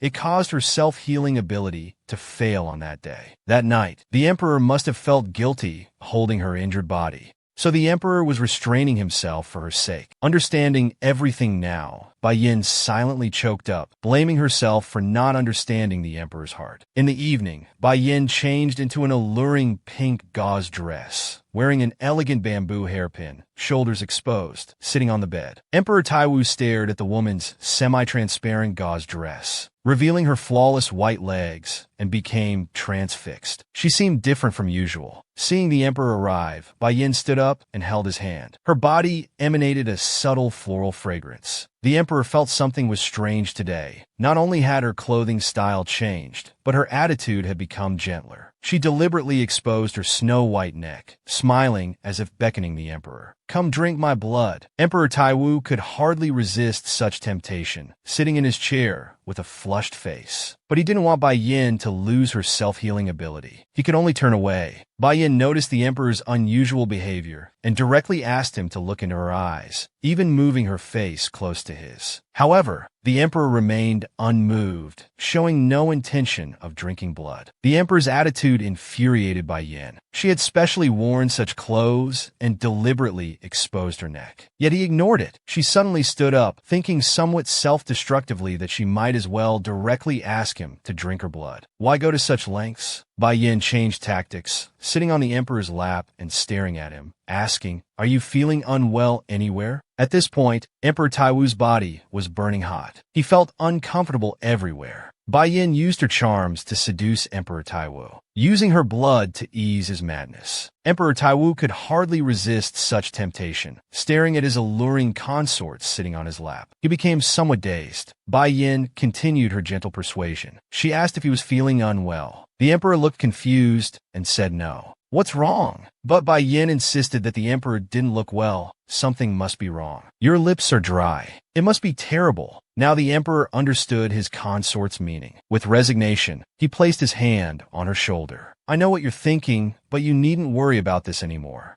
Bai Yin pressed aggressively. "Have you completely overcome your madness then? How come I don't know about this?" The emperor quickly waved his hands, explaining, "No, that's not it." Bai Yin clenched her fists, knowing the emperor was thinking of her. But without drinking her blood, could he endure it? Or do you plan to ease your madness through killing like before? Will you kill everyone in the palace and then select new people to replace them? Faced with his consort's questioning, Emperor Taiwu looked away, refusing to answer. Bai Yin trembled with anger and grievance. Her voice choked with emotion. "Just drink my blood. Why must you kill people? Do you also think my blood is evil? Do you think I bewitched you?" Seeing his consort's thoughts going astray, Emperor Taiwu was startled and loudly protested. "Who's been saying such things to you? You know I would never think that way." Sitting on Emperor Taiwu's lap, Bai Yin shook her head repeatedly. She knew nothing except that the emperor was clearly suffering, yet he was enduring it. She firmly insisted that the emperor drink her blood. "Stop enduring it." The emperor stared at the wine cup on the table, speaking with difficulty. "Listen to me. If I drink your blood, and then you encounter danger, I can only watch helplessly as you suffer." In the emperor's eyes, his madness compared to Bai Yan's pain was nothing. If back then Bai Yan had encountered not ice powder, but other poison, without her self-healing ability, she might have died. After that lucky escape, the emperor would never allow her to be hurt because of him. After hearing the emperor's heartfelt words, Bai Yin patted her chest and assured him, "But your majesty, I'm very safe now. So many people guard my palace. You embrace me every night when we sleep. Who could hurt me?" Emperor Taiwu remained resolute, shaking his head. He had vowed never to let Bai Yin bleed again. The emperor was so stubborn. She clicked her tongue. Since childhood, she needed her mother to draw blood to survive. Previously afraid of being seen as a monster by the emperor, she hadn't mentioned it. Now if the emperor wouldn't drink her blood, she wouldn't live long. Without regular bloodletting, her blood would surge, causing unbearable pain until she exploded to death. "So will you still refuse me, even if I die?" Bai Yin had played her trump card, but Emperor Taiwu still wouldn't yield. He said he would order eunuchs to regularly draw her blood. That was the safest way. Bai Yin was furious, shouting madly in Emperor Taiwu's ear, "Bloodletting will also disable my self-healing ability. You stubborn old man." Fuming, Bai Yin clenched her fists, full of fighting spirit. She wouldn't easily compromise. The beauty strategy wasn't working on Emperor Taiwu. No matter what she said, he refused to drink her blood. However, Bai Yin was prepared. She picked up the wine pot, sat on the chair, and poured 2 cups of wine. She said meaningfully, "In that case, you'll have to face the consequences." The emperor was confused. What did she mean? Bai Yin handed him the wine cup, decisively clinked glasses, and downed hers in one gulp. Though puzzled, seeing Bai Yin drink so decisively, the emperor hesitantly drank his wine, 1 cup after another. Bai Yin remained silent, continuously pouring wine for the emperor, as if trying to get the man before her drunk. After he had drunk countless cups, he suddenly felt dizzy, and his wine cup dropped onto the table with a clang. Meanwhile, his body grew hot, feeling like it was burning. His heart raced, and his breathing became rapid. Panting heavily, he asked Bai Yin what she had put in the wine. Bai Yin calmly replied, "A drug that causes passion and confusion." The emperor clutched his chest, incredulous that Bai Yin had drugged him. Bai Yin explained that the drug came from the eunuch. "Don't worry." Hearing it was from the eunuch who had always been by his side, Emperor Taiwu was even more confused. Bai Yin sighed and explained, "I wrote him a letter this afternoon, saying you haven't had blood for nearly 20 days. I wanted to give you blood, but you kept refusing, so I asked for his help." In his reply, he mentioned that your majesty has been exhausted lately, and your madness has returned. He not only asked me to take care of you, but also sent this medicine. Betrayed by those closest to him, the emperor's head buzzed. Then Bai Yin, while he was distracted, took out hemp rope and tied his hands to the chair. If gentle methods wouldn't work, she'd use force. She would tie him up and force him to drink blood. This idea came from the general.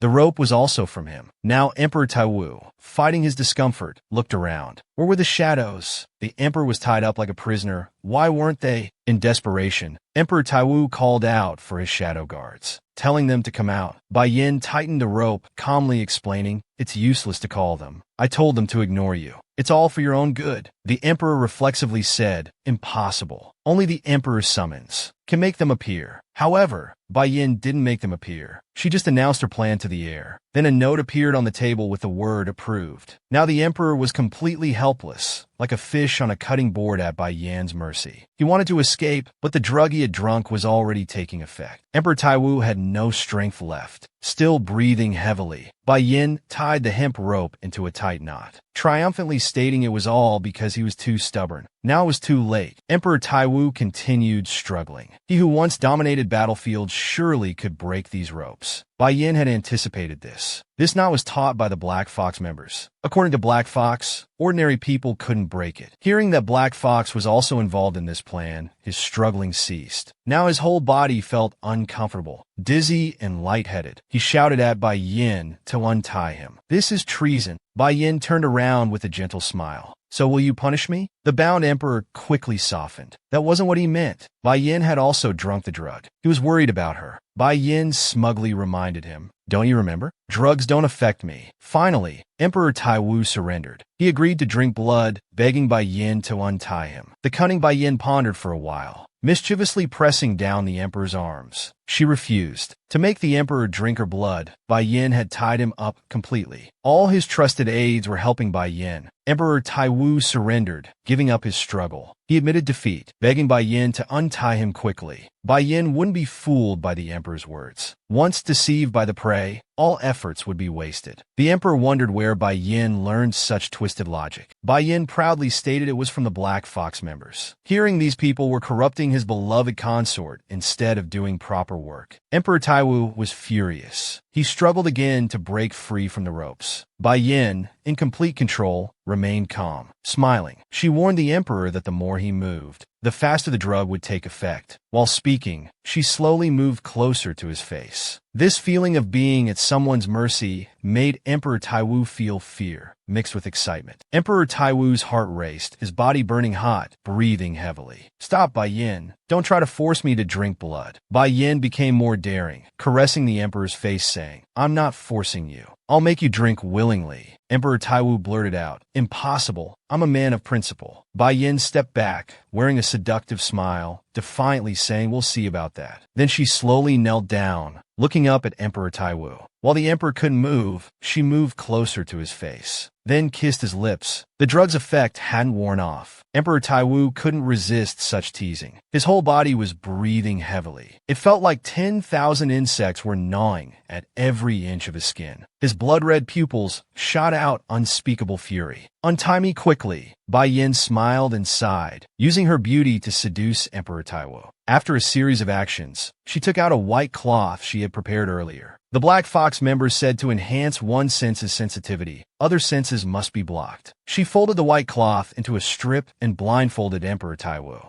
unable to move his limbs, and now unable to see. Emperor Taiwu couldn't help but curse. Those damn Black Fox members. Under Bai Yan's teasing assault, Emperor Taiwu could barely hold back. Bai Yan blindfolded Emperor Taiwu with the cloth strip, then kissed his lips. The usually imposing and mighty Emperor Taiwu had now become docile. Bai Yan held Emperor Taiwu's waist. "I'll be gentle." Not knowing what would happen next, Emperor Taiwu nervously asked, "What do you mean?" After an unexpected kiss, Bai Yan put her thumb in Emperor Taiwu's mouth, forcing him to drink her blood. However, Emperor Taiwu remained firm, refusing to bite. With no choice, Bai Yan took out her hairpin, using the sharp pin to pierce the skin on her shoulder. The moment blood flowed out, Emperor Taiwu was like a cat smelling catnip. His whole body shuddered. The scent was intoxicating. Bai Yan intensified her attack, whispering in Emperor Taiwu's ear, "I love you so much I want to make you mine. So, Your Majesty, let me share this love and pain with you." Emperor Taiwu's heart was pounding wildly. These soft and seductive ambiguous words made Emperor Taiwu unable to resist anymore. He calmly accepted Bai Yan's embrace. His tongue touched Bai Yan's warm blood. Just one sip was like opening Pandora's box. He could no longer control his impulses. He bit down hard. Emperor Taiwu greedily sucked Bai Yan's blood. The pain from the wound made Bai Yan tear up. The frenzied Emperor Taiwu finally understood that he had long been captured by Bai Yan. Bai Yan was his mate. She was his master, and he needed his master's blood. If he tried to resist, his master would suffer immensely. Emperor Taiwu surrendered both body and soul. With trembling hands, Bai Yan removed the white cloth covering His Majesty's eyes. Mission accomplished. While breathing heavily, she praised His Majesty for doing well. However, in the next moment,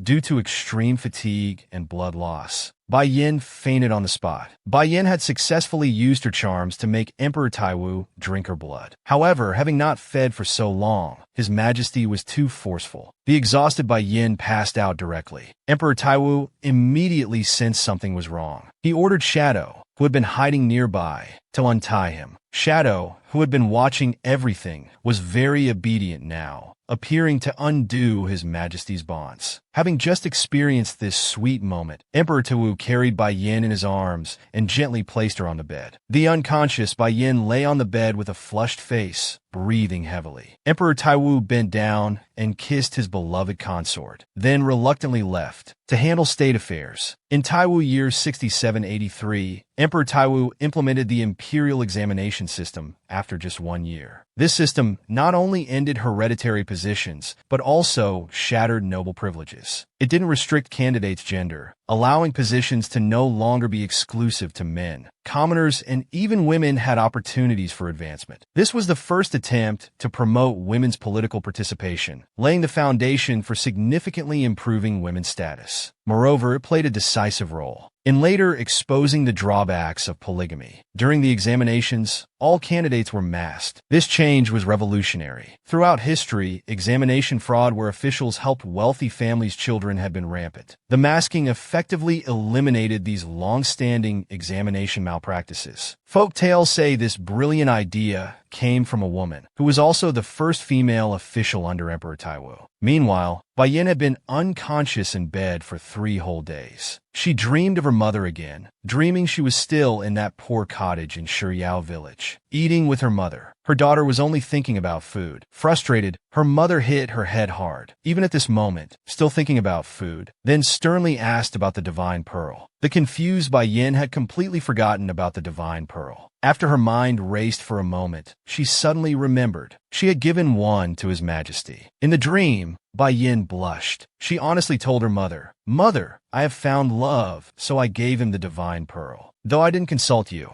I've already decided on him." Bai Yan nervously fidgeted with her hands, worried her mother wouldn't approve. But her mother wasn't surprised at all. The divine pearl was Bai Yan's. She could give it to whoever she wanted. This made Bai Yan very confused. "Then why are you angry?" Mother was angry because, having given him the divine pearl, why hadn't she quickly made him eat the red pearl? She had mentioned eating the red pearl many times. Bai Yan had lost too much blood to Emperor Taiwu, falling unconscious. In her dream, she saw her mother again. Her mother urged her to quickly make Emperor Taiwu swallow the divine pearl. However, Bai Yan had completely forgotten about the divine pearl. Her main concern now was avenging her mother. After revenge, hearing her foolish daughter say such things, her mother angrily roared, "Who told you to avenge me? I told you I was waiting for the right time." But Bai Yin wouldn't listen. She insisted on personally avenging her mother. In the dream, her mother sighed helplessly, somewhat regretting leaving too early. Seeing her mother angry, Bai Yin humbly suggested she could eat the divine pearl herself. Her mother was exasperated by her foolish daughter. "Don't touch your portion. Let him eat it first." Bai Yin thought that once His Majesty ate the divine pearl, he could escape the divine punishment. Mo Qing scoffed disdainfully. Punishment isn't so easily escaped. Besides, as a mother, she only cared about her daughter. That reckless boy didn't know how to cherish a woman at all. When this intimate topic came up, Bai Yin shyly fidgeted with her hands in the middle of the night, defending him with a red face. That little pain was nothing compared to blood drawing. She lowered her head and pleaded with her mother, "So please don't hate him so much." Seeing her daughter so deeply in love, her mother's tone softened. "It's all for your own good. You need to be together forever." Mother was no longer angry. Bai Yin firmly stated that she would definitely stay united with His Majesty forever. Mother turned away, not looking at her daughter. "I never said you would be united forever." This completely confused Bai Yin. Hadn't she said before that the divine pearl could cure all illnesses and let her stay with her loved one forever? In the dream, her mother didn't want to explain further to her foolish daughter. She stood up to leave. "You wouldn't understand anyway. Just make him eat the divine pearl quickly." Before leaving, her mother dropped one last line. "Before it's time for you to open your eyes." Then she vanished into a beam of light.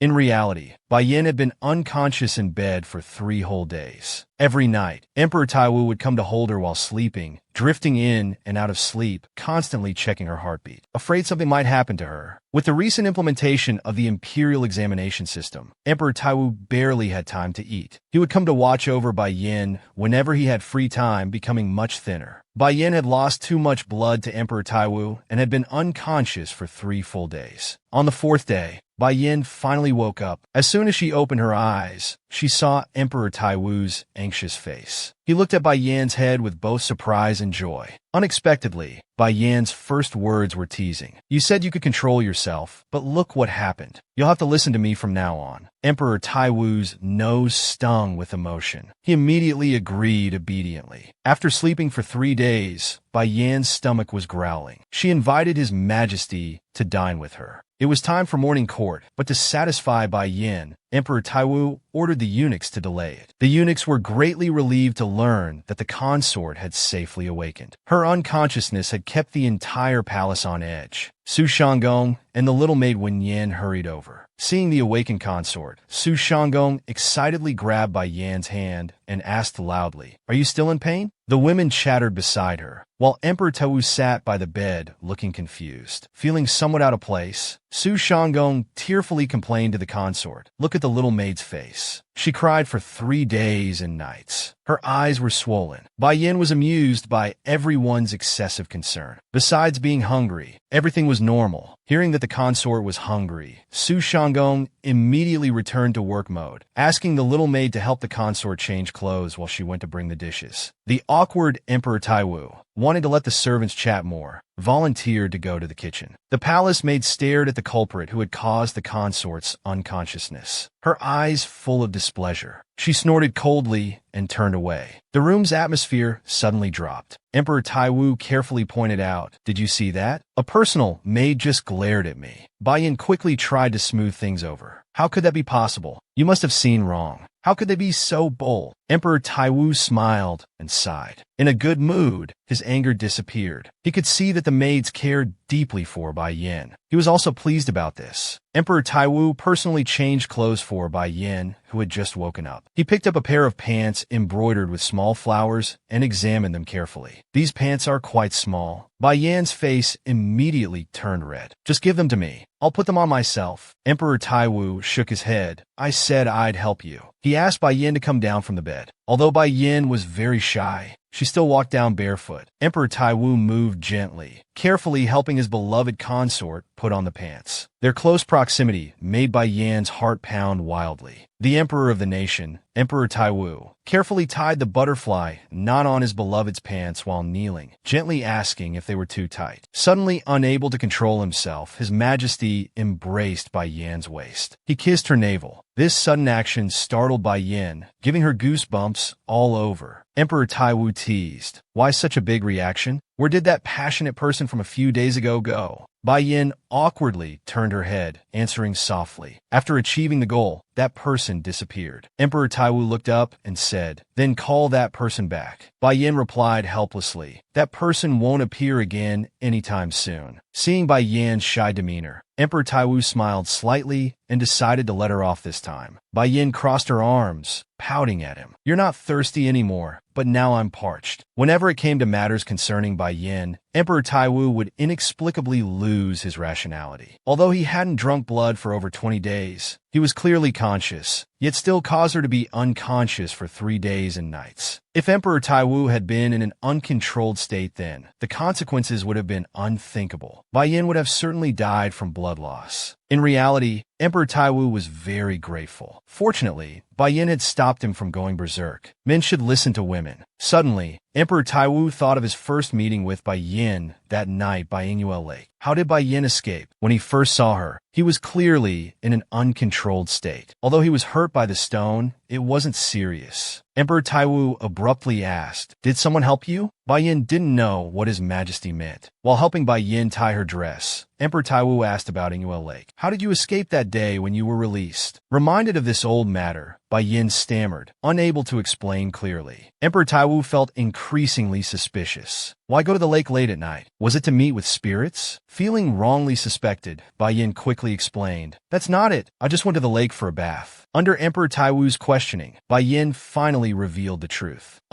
I used sleeping powder." Hearing that his beloved used sleeping powder to knock him out, Emperor Taiwu became more confused. "Who gave you the sleeping powder?" "Let me guess. Why would that person give you sleeping powder?" Having figured it out, Emperor Taiwu laughed heartily. "To help you deal with me." Bai Yan became anxious. Nothing could fool him. He who had given her the powder out of concern. Would he be punished? While Emperor Taiwu was guessing who it was, he had already figured it out. Before he could say whose name, Bai Yan couldn't let him continue. In a moment of quick thinking, she hugged His Majesty's head tightly, burying his face in her chest, preventing him from continuing his guesses about who had given her the sleeping powder. Emperor Taiwu was bewildered. Why was she suddenly not letting him speak? Looking at the woman's silly, smiling face, Emperor Taiwu understood immediately. "So you're afraid I'll punish Gue?" Hands on his hips, he sighed helplessly. "You're so clever. You know exactly how to handle me." Bai Yan begged like a puppy, "Please show mercy, Your Majesty. Don't pursue this matter anymore." Emperor Taiwu picked up her previous words, thinking that without the sleeping powder that day, she definitely wouldn't have escaped and wouldn't be standing properly before him now. While lovingly arranging her hair, he explained that a ruler shouldn't be stingy with rewards. They should be given based on merit. As they talked, Emperor Taiwu had skillfully braided her hair. Bai Yan played with the ends of her hair, doubting her judgment. Did I speak too much? Did I cause Gue to miss out on rewards? So, she immediately turned back and revealed the person's name. It was Mo Lin who gave me the sleeping powder. Besides him, many others from Gue also helped her a lot. On her way down to the palace, they gave her flowers and rabbit meat and beautiful small pebbles. She had been gloomy the whole way then, thanks to the Gue's careful attention. Emperor Taiwu watched Bai Yan's happy expression as she recalled these memories. He finally understood why she always said the Gue were gentle. So this was why. Before, except for her mother, no one had ever been so kind to her.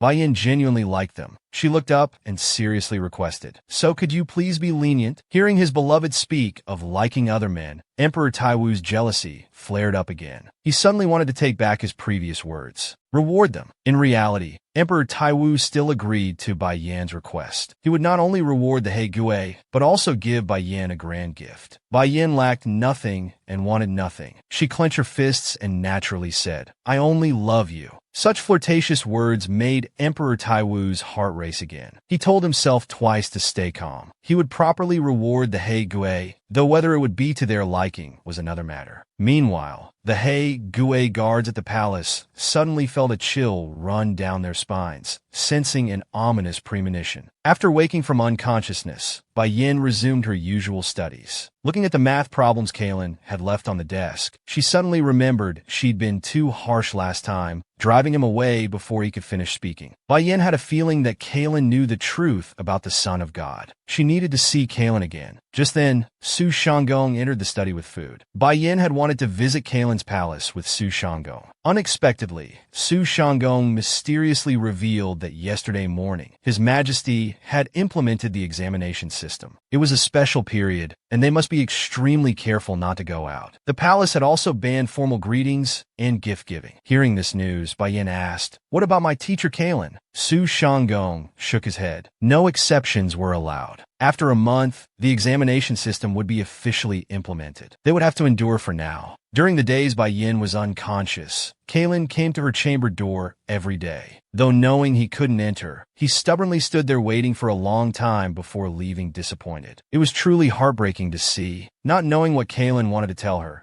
Bai Yin instructed Su Shanggong to quickly call him, saying His Majesty was in a meeting. To explain, Su Shanggong dared not act without permission. Bai Yin stood up anxiously, pleading, "I really need him now." Since the Empress insisted on going to the palace, he could only reluctantly say he would have a palace maid deliver a message. Bai Yin immediately wrote a letter. "That day was my fault. I won't avoid it anymore. Please tell me all the information you know." That night, Emperor Taiwu was still busy with state affairs. A minister reported to His Majesty. Recently, rumors had spread in the palace saying the Empress was bewitching His Majesty. The nobles were getting restless. Emperor Taiwu hadn't expected them to act so quickly, counterattacking as soon as they received the news. However, he was well prepared this time. After the examinations, when the scholars performed the heaven worship ceremony, he would personally preside over it. Since ancient times, when scholars of the Huatai Empire entered official service, they would hold a grand ceremony. The ceremony was originally presided over by the emperor, but previous emperors often had others substitute, making it merely a formality. If His Majesty personally presided this time, it would not only correct lax discipline, but also demonstrate imperial authority. The close minister bowed. He would give the orders immediately. Before leaving, the minister tentatively asked, "Your Majesty,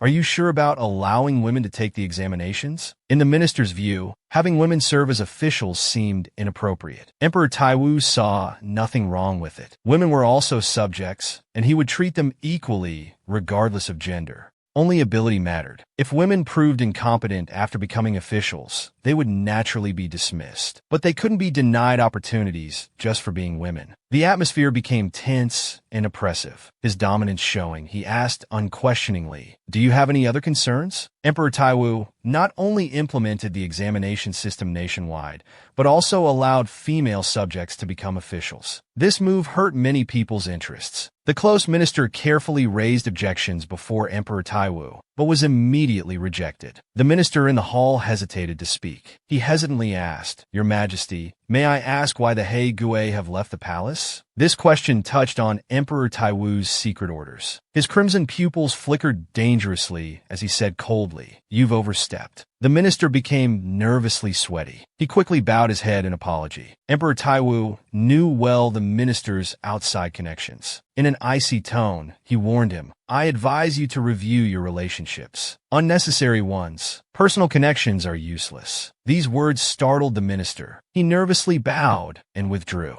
The next day, imperial guards in golden armor stood at the entrance of Bai Yan's chambers. The imperial guards maintained stern expressions, completely different from the Hei Gui. Bai Yan didn't know where the Hei Gui had gone, only hearing they were on a mission from His Majesty. They would return in 2 or 3 days. Today, Bai Yan had arranged for Lady Kaylin to visit, instructing the guards at the door not to stop her. An imperial guard standing beside Bai Yan overheard their conversation. When Bai Yan noticed, she laughed softly. "So these guards can move after all?" I thought they were human statues. Suddenly, Bai Yan's hand touched something strange on the floor. The shiny object turned out to be a needle. Su Changong picked up the needle from the ground, holding it for the Empress to examine. Bai Yan couldn't figure out what it was. The slender Su Changong held the silver needle up to the sunlight. It didn't seem like a needle. It was too small and had no eye. After their fruitless inspection, they wrapped the needle in cloth and disposed of it to prevent injuries. Just then, a young palace maid brought in some shaved ice. The stuttering palace maid whispered in the Empress's ear, "Your Highness, aren't the Imperial Guards much better than the He Gay?" Bai Yin suddenly understood and teased. "So you like the Imperial Guard type?" The young maid blushed and explained that wasn't what she meant, just that they seemed more reliable. However, Bai Yin preferred the He Gui, feeling more at ease with them. Overly serious people were harder to get along with. She learned a shocking secret from Lady Kaelin. She wasn't a mutant, and those silver-haired villagers with healing abilities weren't Shiryao at all. They weren't Shiryao, nor were they mutants. They were merely humans. The only difference was their extreme foolishness in calling themselves Shiryao, unknowingly digging their own graves. Kaelin lowered her head and wrote on paper, warning never to call them Shiryao, as it would be an insult to real Shiryao. Hearing this, Bai Yin excitedly slapped the table. What does this mean? Long ago, when humans learned that Shiryao flesh could cure all diseases, they began frantically hunting Shiryao. These so-called Shiryao not only consumed God's gift,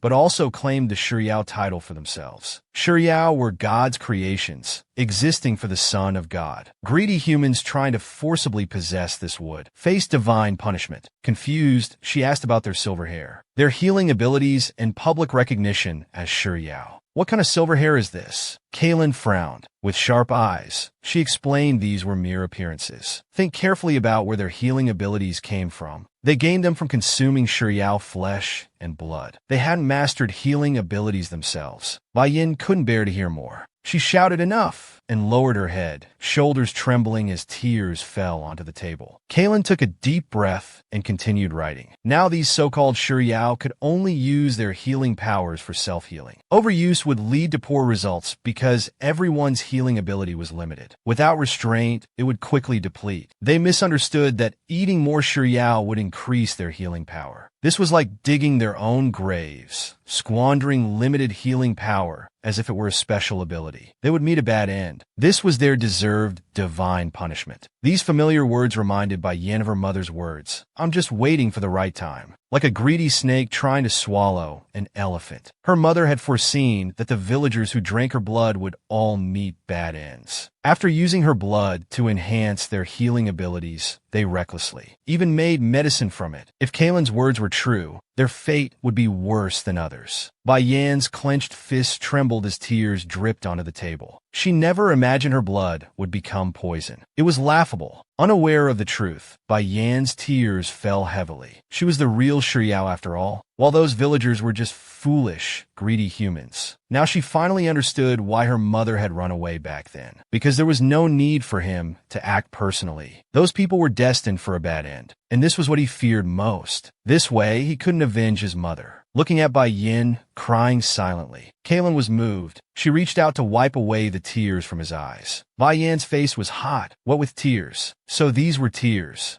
It was Kaelin's first time seeing them. Bai Yin roughly wiped his tears with his sleeve, mumbling that his mother was so thoughtful, afraid he might get blood on his hands. Kaelin didn't understand Bai Yan's meaning. She wrote on paper, "What do you mean?" Before Kaelin finished writing, Bai Yin walked to the window, speaking as if sleepwalking. "Mother, what should I do next?" His steps faltered, voice breaking. "I don't know what to do anymore. Mother, please tell me." At sunset, Kaelin took small steps, heavily walking back to her palace. Her personal maid had been waiting at the door for a long time. Just after returning, Kaelin asked, "Did that person reply?" The maid cautiously said, "The door isn't fully closed yet. Be careful, someone might hear." Kaelin carelessly undid her hair bun and asked again. The maid finally answered that they just received a reply. The tax was indeed a ruse. The emperor lured these merchant groups into the palace because of Bai Yin. Kaelin continued asking, Did something happen between them? The maid replied that the person wasn't sure of the details, but certainly there had been unpleasantness between Bai Yin and the villagers. It must have been serious. He even developed sleepwalking because of it. Hearing sleepwalking, Kalen turned around, asking somewhat surprised, "Sleepwalking? I didn't notice. Could it be he hasn't realized his own sleepwalking condition?" The maid pulled out a folded paper from her sleeve and handed it to Kalen. Some suspected Bai Yin was using his sleepwalking to gain the emperor's attention. The maid was also somewhat suspicious, given how infatuated the emperor was with him. Kalen immediately objected. The son of God is destined to be attracted to Shiryao. It's instinct in their blood. Even without using sleepwalking, the emperor would eventually be his. After reading, Kalen picked up the memorial, reading the defamatory words describing Bai Yin as calculating and malicious. She angrily explained that Bai Yin wasn't that kind of person. He would rather act recklessly and directly than scheme. He was pure, lovely, and upright. To suspect he gained favor through illness was truly blind. The maid standing nearby interrupted Kalen. "Your Highness, why are you angry?" Kalen stood there somewhat shocked. She didn't know why either. After reading about Bai Yan's purity, loveliness, and uprightness, that someone would suspect he gained favor through illness was truly blind. The personal maid saw her mistress angry for someone else's sake for the first time. She questioned doubtfully about the raised voice and unusual agitation. Kalen turned her head and denied it, saying she was just dissatisfied with false information confusing judgment. The memorial in her hands. They had agreed to exchange only useful information, not personal feelings and grudges. The maid thought she had misunderstood and bowed to apologize. Kalen gestured it was fine. She put down the memorial and changed the subject. Speaking of the village merchant group, their chances of returning alive are almost zero, right? You think so too? The emperor will take back everything they owe Bai Yin. Even a normally rational emperor can lose control over emotional matters. However, there were different views on this. If this matter reached noble ears, rumors of the emperor being controlled by tribal sorcery would become fact. Soon, palace rumors would spread that Bai Yin, to hide his Nashi identity, controlled the emperor and silenced his fellow tribesmen. The personal maid thought this was good for them. Why not give it a push? Kalen pondered, suddenly saying, "I want to help him." The personal maid was confused. Kalen explained, swinging her leg. If he chooses revenge now, it's like admitting he's an evil Nashi. The common people won't care if he's innocent. They'll only believe what the nobles say. The maid standing nearby couldn't help interrupting, reminding her, "This is exactly what we hope for. We need to make the emperor and Bai Yan's situation dangerous. This way, they will choose the path we hope for." Kalen shook her head, disagreeing. She must help Bai Yin. Just one help wouldn't affect anything. She wanted Bai Yin to smoothly become the empress. Kalen's unusual attitude made the maid anxiously cry out, "My lady, he can never become the empress." The usually meticulous Kalen had forgotten this point. Pressing her forehead, her mind in chaos, she didn't know why she felt so anxious. This was too strange. Until the end, Kalen still insisted on helping Bai Yin. The maid seemed to see through that her mistress had developed feelings for Bai Yin. With a gloomy face, she threatened, "Our family has placed their lives in your hands. Qingyun must remember this." Helplessly, Kalen ordered the maid to send a message to Shinran, saying it was time for her to consummate with the emperor. After learning the truth about being Yaozuan, Bai Yin lay in bed without eating or drinking, as if falling ill. That night, Emperor Taiwu summoned Li to report to the upper palace. The lady hadn't eaten since noon and was in low spirits. It might be related to Lady Kalen's visit. Emperor Taiwu said not to enter the palace, just send in some light food. When he pushed open the palace doors, Bai Yin, like a clingy cat, threw himself into Emperor Taiwu's embrace. He buried his face in the man's chest, holding tightly to his waist. Emperor Taiwu called Bai Yan's name. The woman didn't answer, so he lovingly patted Bai Yan's head. The personal attendant was right. He was indeed unhappy. After a few minutes, Emperor Hongwu asked again in a gentle voice, "Bai Yan, look at me." When the woman raised her head, Emperor Hongwu saw her face covered in tears, eyes red and swollen. It was clear she had been crying for a long time. He urgently asked who had bullied her. Bai Yin didn't answer, instead coyly requesting, "Your Majesty, please hold me." Before Emperor Taiwu could react, Bai Yin took the initiative to kiss him. Their kiss deepened, and Bai Yin pulled off Emperor Taiwu's outer robe. Thus, Half an hour early, Emperor Taiwu, lost in passion, broke the teacup on the table. Trying to calm himself, he breathed heavily while warning Bai Yin, "Don't provoke me. You can't handle it." But Bai Yin wrapped his arms around His Majesty's neck, coyly saying, "I can." As they caressed intimately, Emperor Taiwu realized Bai Yin was serious. So, he also got into the mood. Late at night, Bai Yin lay exhausted on the bed while Emperor Taiwu sat beside, watching his beloved consort. The emperor had taken much blood earlier, and Bai Yin's fair skin was covered in bite marks. Previously, when Bai Yin had directly asked Emperor Kaiwu for power, he carefully probed, "Your Majesty, don't you have anything to ask?" Emperor Taiwu rested his chin and countered, "What do you want me to ask?" Bai Yin said anything would do. However, Emperor Taiwu had nothing to ask. Hearing this, Bai Yin sat up and pressed, "Aren't you curious what I'll use the power for?" Emperor Taiwu wasn't curious at all. More than that, he was curious why Bai Yin hadn't eaten dinner. Having just regained his appetite, why wasn't he eating again? Emperor Taiwu took Bai Yin's hand, bringing it to his lips for a passionate kiss. This tender gesture made Bai Yin blush and his heart race again. Though Emperor Taiwu knew nothing of Bai Yin's situation, he had unknowingly comforted him. Bai Yin lowered his head, somewhat choked up. He confessed everything to His Majesty again. After learning his true identity, he confessed to His Majesty that he had wanted to abuse power, to destroy the village where he grew up. He lowered his head in self-doubt. "Am I terribly vengeful?" Emperor Taiwu listened without concern. "I think you must have your reasons." His Majesty's understanding deeply moved Bai Yin. He should have known His Majesty would always be on his side. No matter what he did, His Majesty would support him. Bai Yin shared his most painful, darkest memories with His Majesty. "Maybe Mother was killed by the villagers. They wanted me to enter the palace as a consort, so Mother was their biggest obstacle to remove." Whenever Bai Yin closed his eyes, he could remember carrying his mother, wandering on mountain paths. In the heavy snow under their gaze, his legs were numb from cold, and the ropes securing his mother cut into him like knives. The despair was that he had no idea where he was. Bai Yin was cold and afraid, but no one came to help him. He just held his dead mother like that, waiting for days and nights. He thought if he just held Mother tight enough, she would wake up. But Mother never woke up. At the cemetery, Yushi choked up saying, "If it were me, I would do the same." Thinking if the dead person was Bai Yin, he would be as good as dead too.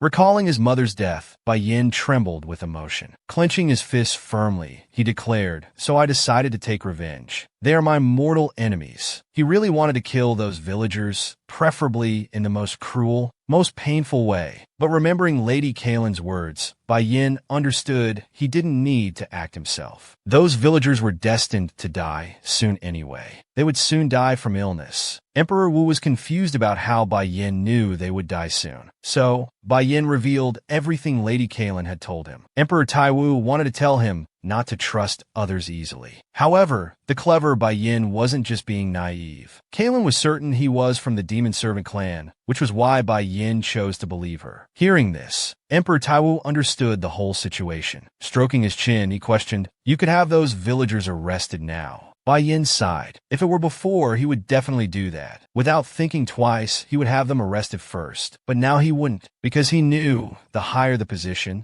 the more restricted one's use of power becomes. Bai Yin raised one finger to explain to His Majesty, "So, I need a legitimate status to exercise power. Personal grudges won't convince people. I need a righteous status to openly exercise power." Bai Yin asked Emperor Taiwu for the position of Empress. It seemed the lady had said the Empress has the right and duty to manage reputations. When his beloved consort made this request, Emperor Taiwu wasn't angry at all. Instead, he happily asked, "So you want to manage the national treasury? And you say it so righteously." Bai Yin instantly became nervous. To be precise, "I just want to manage the tax affairs of the demon world." Because Bai Yin knew the demon lords feared paying protection tax the most. If their taxes were raised, even selling a lot wouldn't be enough, so they would soon fail to pay taxes. This way, Bai Yin would have legitimate reason to attack Shiryao village. He would lead troops and tell the terrified villagers, "Your suffering has just begun." After hearing Bai Yin's grand plan, Emperor Taiwu pointed out several flaws. First, the Empress could only manage palace finances. Citizen taxes and protection taxes from other countries were all under Emperor Taiwu's direct jurisdiction. But Bai Yin had a solution. He could whisper sweet words to His Majesty in bed. That would work. This was Bai Yan's exclusive right, and his fifth brother liked it best. Second, Bai Yin had no military power. The emperor's consort couldn't participate in warfare. After hearing His Majesty's analysis, Bai Yin sighed. Anyway, my plan won't work. I can't wait for that day. They should die soon anyway. At this point, Emperor Taiwu raised a third question. Why wait until then? Those villagers are already on their way to the palace, and no one knows, so as long as Bai Yin is prepared, he can deal with them as he wishes. Hearing this, Bai Yin excitedly asked what preparation he needed. The cunning Emperor Taiwu smiled wickedly. You need to become ruthless. Meanwhile, the red-haired general and the black guards were heading to Shiyu village. They argued along the way about His Majesty replacing the black guards with imperial guards. Unable to resolve the dispute, Commander Puling first captured several village leaders, locking them in carriages. After meeting with the general, he threw the carriage keys to the general. Opening the carriage door,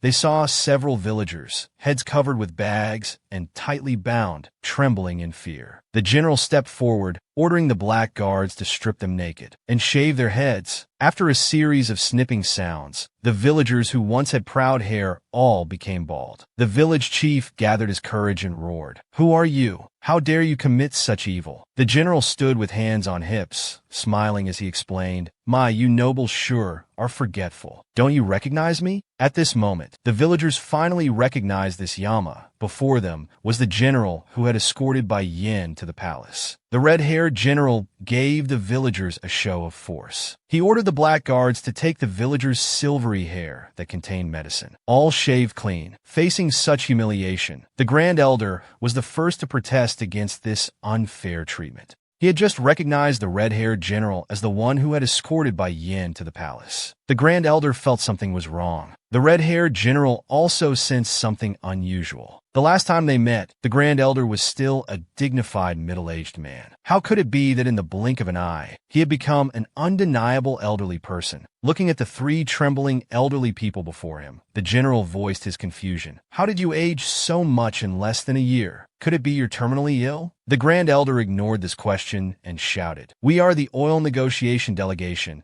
invited by His Majesty to discuss protection matters. You should treat us with respect." The general, ears hurting from the elder's loud voice, picked at his ears while saying nonchalantly, "There's no negotiation at all." He pointed to the broken carriage behind him. "Your negotiation team was killed by bandits in the mountains, became food for wild beasts. All evidence is gone. What negotiation could there be? This carriage is the evidence." The bound elder didn't understand why the general, with whom they had no grudge, would strike so ruthlessly. After a moment's thought, the elder understood the reason. "Is it because of Bai Yin?" As soon as he asked, "Is this Bai Yan's order?" the general angrily rebuked, "How dare you? How dare you directly speak Her Majesty's name?" The Grand Elder gritted his teeth. He was now certain Bai Yin was behind this. The negotiation was just a pretense. Thinking about how he had raised Bai Yin despite the clan's criticism, and now this woman was repaying kindness with enmity. She was truly an ungrateful wolf. He questioned Bai Yan's birth, thinking they should have killed her then. They shouldn't have kept her just because of blood relations. The Grand Elder foolishly threatened, "You dare to offend the Oil Tribe's representatives for a mere consort?" The Black Guard glared at the presumptuous elder, reminding him that she was Empress Jingren, not some mere consort. The words Empress Jingren left the elder completely speechless. He hadn't expected Bai Yin to not only survive in the palace but also become the empress. This must have been achieved through seduction. The Yao village elders plotted to expose Bai Yan's true nature to His Majesty. The red-haired general, unwilling to continue their wordplay, reminded them darkly, "Very well, while you're at it, confess to murdering Her Majesty's mother." These words struck the Grand Elder like lightning. He hurriedly defended, "That was our internal clan matter. The Empire has no right to interfere. It was just an internal mistake." However, the general wouldn't listen to their excuses. He had already declared that the negotiation team was killed by bandits. No amount of argument would help now. The Grand Elder broke into a cold sweat. This was truly the end. He had always known the palace was Bai Yan's territory. How could they have come so unprepared? The Grand Elder clenched his teeth, thinking angrily that even if he died, he would drag others down with him. So he shouted, "General, You'll regret your actions. The general waved his hand, saying these people talked too much even facing death. He ordered the black guards to put them in the carriage. After locking the carriage door, the general ordered the black guards to proceed down the mountain. The black guard leader was confused. Since tigers often appeared in the mountains, these people's deaths wouldn't be suspicious. Was it necessary to deliberately spread rumors? But the general disagreed. Several people had already died. It would be strange if no rumors spread. Learning of his father's death, the Grand Elder's son rushed to the mountain path and found his father's shaved silver hair on the ground.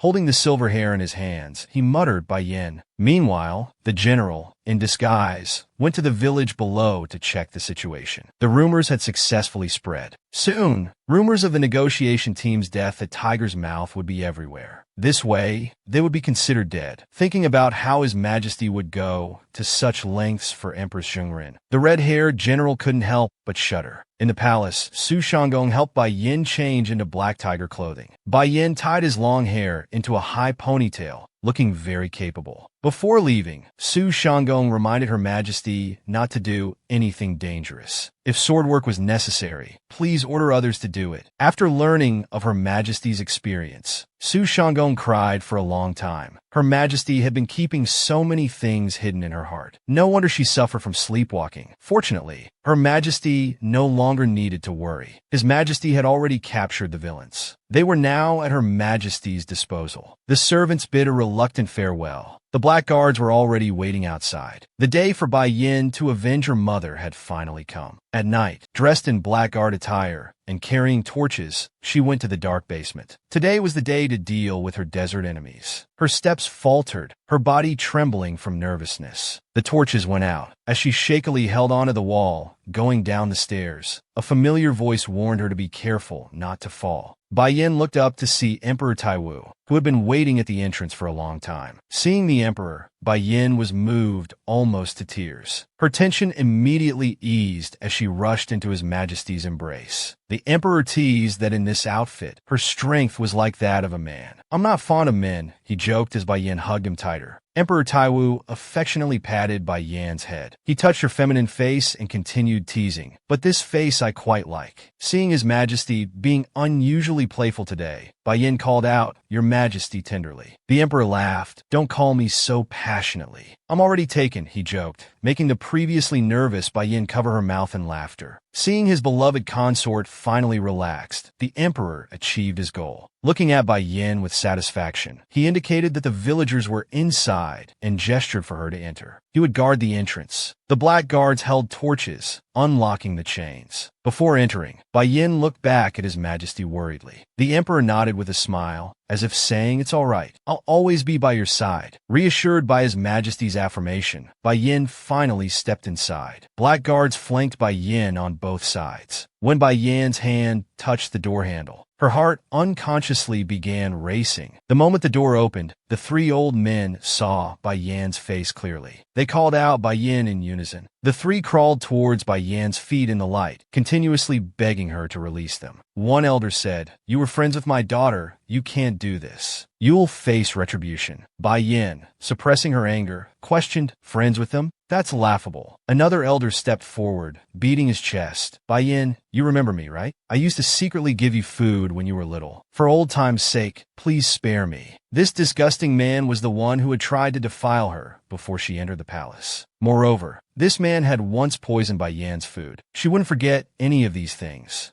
The two elders from Shiryao village begged for their lives at Bai Yan's feet. This scene was truly satisfying. Except for the Grand Elder, the other two elders were pleading their case, claiming how much they had cared for Bai Yin. However, these excuses were ridiculous. Bai Yin stared at the crying elders, her eyes cold. Only the Grand Elder remained silent. The Grand Elder coldly laughed, knowing Bai Yin wouldn't forgive them, and his words struck her heart like knives. "Old Fei was just a burden to you. Thanks to me for eliminating her. Look how well off you are now. You should be grateful to me." Many thanks indeed. These words hit like thunder, eliminating any remaining mercy in Bai Yan's heart. These murderers even dared to mention her mother in front of her. She bit her lips and intermittently uttered die. What right do you have to act? She clenched her fists to maintain control. After taking a deep breath, she told these despicable men, "You seem to misunderstand the situation. I brought you here not just because you killed my mother." She had long known that these men were the ones who had ordered it. They had defiled her mother. One of the elders, hearing this, immediately covered his mouth in shock. How did Master Bai know? The elders' reactions betrayed them. Master Bai was relieved they admitted it so easily. The black guard standing nearby heard these disturbing matters. They frowned and sighed. The two elders frantically begged for mercy, trembling as they kowtowed and apologized. In their view, those were mistakes made in their reckless youth. Such crimes weren't worthy of death. Bai Yin coldly raised her head, indicating she hadn't said she would kill them. After all, the three elders would soon die from illness. Killing them now would be too merciful. These cryptic words confused the elders. The Grand Elder thought Master Bai was just trying to frighten them. Bai Yin crossed her arms and explained, "Look how old you've become. Haven't you noticed your healing abilities aren't what they used to be? Before, the villagers' wounds would heal on their own, but now they need your power to heal. Haven't you noticed something's wrong?" The Grand Elder was struck by Bai Yan's words. A surge of anger rose in his heart. He thought the other two elders had revealed this secret. The two elders quickly waved their hands to deny any involvement. Bai Yin interrupted them, her eyes flashing with murderous intent.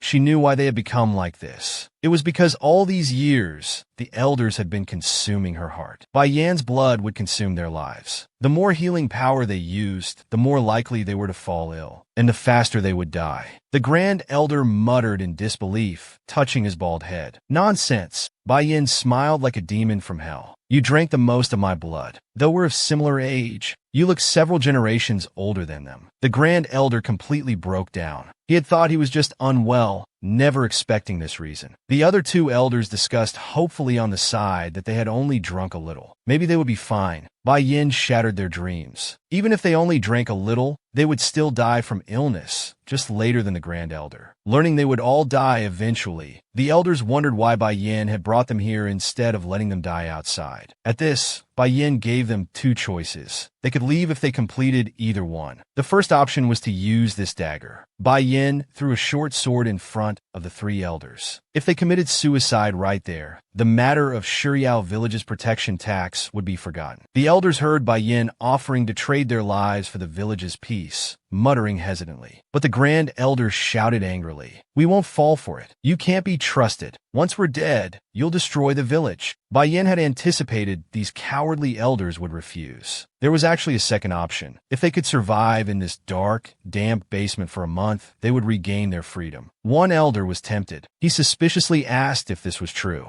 Bai Yin firmly confirmed. She wouldn't go back on her word. The elders realized there was nothing in the basement. How could they survive? They wouldn't last 10 days. They would starve to death. Bai Yin, hands on her hips, replied that she would bring them food. 1 meal a day. Though only enough for one person, they could share it. For the past 18 years, every meal Bai Yin and her parents had was far less than this single portion. One fat elder, his stomach already growling with hunger, hoped Bai Yin would let them eat now. They had only had water for 6 days. "We're really hungry." Bai Yin smiled and clapped lightly, signaling the black guards to bring food. The black guards brought the prepared meal. A bowl of rice, some soup, and a few pickled vegetables. Seeing the white rice, the elders' eyes lit up. The portion was enough to share. As the elders reached for the bowl, Bai Yin reminded them that her mother's last meal was meat soup with rice and wild vegetables. Realizing these were the same dishes, the elders dared not eat. They feared the food was poisoned. Though starving, someone had to taste test to check for poison. They decided to force someone to eat it. When the two turned their gaze toward the Grand Elder, he suddenly grabbed the dagger in defense. Arms crossed, Bai Yin thought poisoning them would be a good method. But could they last a month in this state? As the Grand Elder held the dagger, trembling as he sat up, Bai Yin told them another interesting fact. The three elders weren't corpse demons, but cannibals who had preyed heavily on corpse demons. Their inferior healing abilities were all obtained through devouring corpse demons. Bai Yin casually mentioned these words, knowing they would turn on each other, and the weakest Grand Elder might become the other's meal. To save his life, the Grand Elder hurriedly spoke up. "Let me step aside first. I know important information. Don't be so stubborn. You'll regret it." Bai Yin smiled and shook her head, leaving a meaningful remark. "You haven't eaten for 6 days. You must be starving. I'm leaving. Good luck." Bai Yin left the 3 elders who had killed her mother locked in the dark, damp basement. Let them kill each other. Meanwhile, the Grand Elder's son became the new Shiryao village chief. After hearing his father died at the lake, the boy came to a nobleman's mansion. The Grand Elder had previously sent a letter to this nobleman. The nobleman wasn't surprised by the boy's arrival. The letter mentioned there was a Nashi person in the palace, disguised as a servant, deceiving the emperor and disrupting court politics. They must expose this person's true identity quickly. But the nobles were still at a loss. Earlier, the elder had written saying they could testify, but now he was dead. The nobleman sighed at this. The boy's face darkened, stating firmly that they hadn't died at the lake. The nobleman was shocked. The boy speculated that his father must be imprisoned in the palace. That night, after finishing his work, Emperor Taiwu came to Bai Yan's chambers. Bai Yan was already asleep, but her breathing was uneven. Emperor Taiwu pondered, stroking his chin. After ascending the throne, he had immediately eliminated those who had looked down on him. Though officially it was for anti-corruption, it was essentially revenge. This was what Emperor Taiwu had long dreamed of. But after getting his wish, he felt no satisfaction. Now, Emperor Taiwu guessed Bai Yin felt the same. He gently adjusted Bai Yan's blanket, but Bai Yin kept sighing in her sleep. Perhaps she was dreaming of sad memories. Maybe she was dreaming of that snowy day, carrying her deceased mother alone on the mountain path, and her father holding the woman lovingly, kissing her forehead. "Don't cry in dreams where I'm not there." Emperor Taiwu worried that during this time, when he couldn't accompany her, Bai Yan's sleepwalking might recur. Fortunately, it hadn't happened. It must be heartache causing her such suffering. Just then, Emperor Taiwu's eyes turned cold. He sensed something unusual outside. The guards became alert. The black guards had also mobilized, and he sensed a strong killing intent.